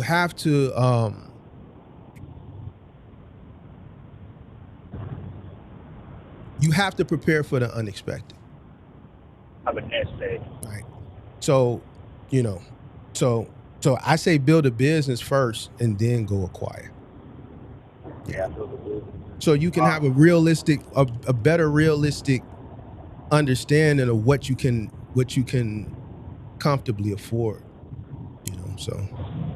Yeah. Oh man, I'm gonna do everything you say. Like install a system in the truck where the motherfucker can't press on it all the goddamn time. You know what I'm saying? That's what I'm gotta take care of the truck, because these motherfuckers, they don't give a shit about your things. Mm-hmm. It's gonna be tough, man. It's gonna be tough, but hey, I'm gonna fuck it. I'm gonna do it. I'm gonna work furniture. Let's go this weekend. Not this weekend, but I'm gonna fly. I'm gonna start applying this shit. I was starting to apply at Final Mile shit, but I'm gonna do furniture. I'm gonna do furniture because you said that's where the money's at, bro. Fuck it. Gotta do it. Hey, I've seen online there's this electric dolly. Is that real? Yeah, it's real. Have you heard about that? Where the motherfucker goes upstairs with the little treadmill? I wouldn't buy that shit. Why not? Why not? It only carries like 400 pounds? $3,000 for something that, like, that shit, bro, like, by the time you get that thing to the thing, set the shit on, wind it up, man, you have been up to like, man, it's been $3,000. Right, that's bad. No, I'm not spending no money on that shit. No, you've been up the stairs and all the way back down by the time. What about if it's a stairway where it's got to hit a landing and turn and then go? Like, ain't nobody, bro. Just pay two guys $25 an hour and be done with it. They'll do it for $25. That's a lot of bread. Yeah. That's $1,000 a week if you do it every day. Yeah, man, just keep grinding, keep working, man, and just make more smart decisions than bad decisions. The curbside guy. That's it. Just make smart decisions, bro. Make more smart decisions. More smart decisions than All bad right. decisions. You eventually things are gonna happen, bro. But that's why you just need to be prepared for them, right? So, Yeah. Right. So I said, hey, yo, great episode today. If I ever call in again, I'm just gonna stay on topic because I'll be going off topic. But yeah, that's the bro, only question I do. the I'm whole gonna point of stay the on topic. call is to talk about what you want. As long as we talking business and it pertains to like the overall basis of the channel, I'm cool with it, bro. All right, then, yo. Hey, nice talking in CPM, bro. I did my CPM, but it seems a little too low. I feel like I didn't do it right. You know what I'm saying? But, yeah. As long as you added everything that it cost you to operate your truck, your fuel, your insurance, maintenance, Phone bill. Yeah. whatever it costs you to operate, as long as you included it and you did it right. You didn't take no shortcuts and your math is right. You did the cost over the miles, right? Yeah, I did. Yeah, I did that. Yeah. You'd be right. As long as you inputted everything that you're supposed to and you know arithmetic, you know how to divide, then it should be right. You shouldn't second guess yourself if you know you did everything correctly. Yeah, man. Well, you give me hope. You give me hope, Mark. Hell yeah, let's go. Let's get it. Man, all right, I'll call later. Watch me. I'm just giving you the information. Let's get it. Yo, the information from the fucking GOAT who did it himself. Let's go. Good shit, Mark. Let's go. See you later, bro. All right, bro. Later. All right.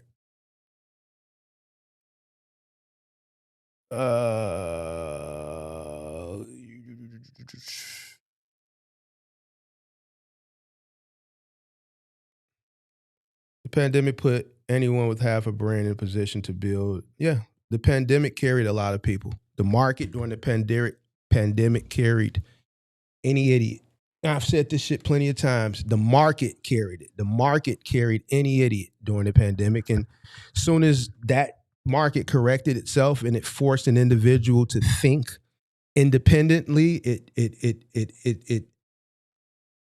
it showed who was who and what was what, and it continues to do that to this very day. Yep, 100%. You're 100% correct. Any idiot. I'm talking about a goddamn illiterate fool during the pandemic was profitable. The market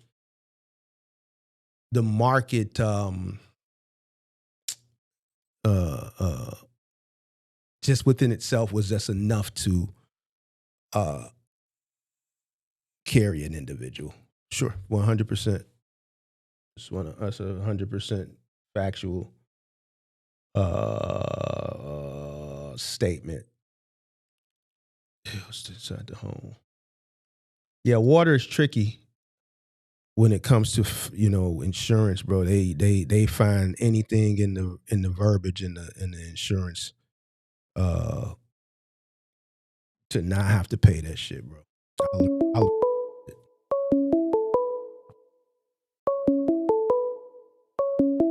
out of here. Hello. Yo. Hello. I can't hear anything. Yeah. Oh yeah, it's Mark the Mentor. Hey, got a question. What's up, man? All right, let's say CDO drivers, they can, go to owner operator route, lease operator. But as a company driver, we can make $100,000 with just a couple of like months experience, like 6 months. But I'm saying even box truck. But I'm saying why do they like go that route if they're not trying to make more than $140,000 a year? Why does who go that route? Like company drivers, they'll want to make $80,000 a year, but you can make that as a company driver. Like if I'm looking to go owner operator route because I'm trying to make $140,000 a year. You saying why would a company driver stop being a company driver to get a box truck to make less money? Yeah, I'm saying like box truck owners, I'm seeing them do it. CDO drivers, I'm seeing them do it. But I'm just like their cost per mile, they could put way more into their cost per mile to make more than what they would as a company driver. They could put way more into their cost per mile to make more? Yeah, like for their revenue, like take home. See what I'm saying? No, I don't. Like, let's say if I want to make 140 grand a year, right? Okay. So 140 grand. Divided by 2. So I need $2,692 a week revenue, like to make, and on top of that with our cost per mile. So just there, let's say I want to do 3,000 miles a week. If I do 3,000 miles a week, that's 89 cents per mile. What are you doing? What do you do right now? You a company driver, right? Me, I'm a CDO. Yeah, I'm a company driver, but I'm like, so the way you're looking I'm at working like things, down there 70 hours a week. so here you're looking at things as a company driver. You're looking at things. You're projecting what you make or what you want to make based on miles because that's how you get paid. As a business owner, as an owner operator, it's not how you go about things. So how do they go about that then? You got to book loads. You got to book profitable loads. No, oh yeah. And because look, and lower your cost of operation. I know I've seen that. You're projecting, booking loads. Man. If you go, you're doing math based on You're doing math based on mileage projection. Well, if you just go 3,000 miles, but that's not how you go about things as an owner operator. That's how you go about things as a company driver. The more miles you go, the more money you make. As a company, when people get as an owner operator, you want to go book higher paying loads and go less miles, if possible. Yeah, because I'll see like I only want to do it part time, like with a paid off truck, you know, like book the low board, go to Arizona back. Because if I do it instead of the miles, I'll have to go by it per day, basically. But I'm gonna see though. I'm gonna look into it more. Okay. That's it. You said I don't know. So instead of per mile, why can't we just do like just divide everything by the cost per mile, or just book the loads and we're already in profit? Do you know what a cost per mile is? Yeah, everything. It could be your fixed cost, then your variable cost. Mm-hmm. I'm saying you could put like your revenue into your cost per mile by like. What revenue are you talking about? Your income that you want to earn as a driver yourself. I'm not just saying just cover like booking loads just to cover your cost per mile, but I'm saying like put in the income you want in that as well. So you know what I'm saying? Your labor? Nah, not labor, because I'm gonna be the driver. The income you want. Yeah, like if I go on a rock, I want to make 140 grand, but I'm saying you got to divide that by how many weeks or in a year. How's 140 grand? Okay, so how is you wanting to make $140,000 a year costing you per mile? Explain that to me. So you get as much as you need, like you divide that by each week in the year, right? Boom. That's $2,692. Hold on. How is what you want to make a year costing you per mile? I put that in my cost per mile when I'm booking loads. If you want to pay yourself 140, if you want the truck to make 140, you want to be able to pay yourself 140. I want to pay myself 140. Okay, well then you need to focus on booking higher paying loads. That has nothing to do like that. That's what you need to focus on. Like, so you saying basically just cover the cost per mile, and then everything after that is just a profit. You need to book. You need to focus on booking higher paying loads and operating, decreasing your operation costs so you can increase your profit margin so that you can pay yourself more.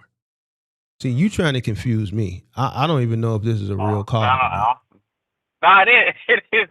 Hey, but hold on. Hey, but you think, like, because I want to do Amazon Relay, but that needs 8 months of authority, right? But you think, because I'm 22, about to be 23, you think I'm going to be paying like at least $30,000? $30,000 for what? Start everything up? The insurance? You know, if I get a truck, depends on bobtail insurance. I'm not going to get a trailer, though. Truck, bro. Huh? Depends on the truck. Mm. Because should I get the VIN number and then just get the insurance quote? Yeah. Is that a smart way to do it? Yeah, you could do that. Yeah, because I be seeing people get the truck first and then get the insurance. But yeah, I'm already expecting to pay $30,000. But I'm gonna go through like an insurance brokerage, like what you be talking about, how they look at everything. Right. All right, yeah. I mean, basically that's everything. That's everything I had to say though. Type shit. Yeah. Type shit. Hey, I'm gonna do it. But hey, I remember there was someone on here. I forgot how much he said he made. He made a lot, but he said he wanted to do it part time too. You think it's still stupid to do it part time? Like I'm just saying, I want to make at least a couple extra, like $4,000 a month with a paid off truck, and I just gotta worry about the insurance, the fuel, the maintenance. Yeah, I don't know about and all that. And yeah, I can't tell. That's stupid. I don't know, bro. I don't know about all that. Yeah, I can do it. All I know about. I'm also on Amazon. Yeah, I never did Amazon, pimp. I don't know. Can't tell you. All right, yeah, they do blocks though. They do blocks and they got the low board. Yeah, I ain't never did it. All right, then I'll let you go. Type shit. I'll be calling in. But I'm telling you though. Type shit. You'll see. Yeah. But yeah, hey, but whoever listening, don't want to rob if you're still trying to make $80,000 a year. It has to be more than that to make it worth it. But all right, hey, I'm gonna let you go though. All right, peace. All right. Let me close it.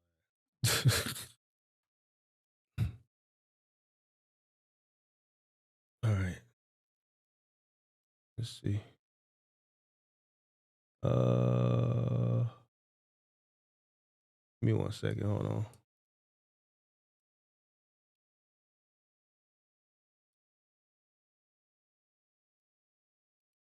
Give me 1 second. Hold on a second. Give me a second. Hold on. 5, 4, 3, 2, 1. See how easy that was? If you know, you know. See how easy that was? All right, I'm out of here.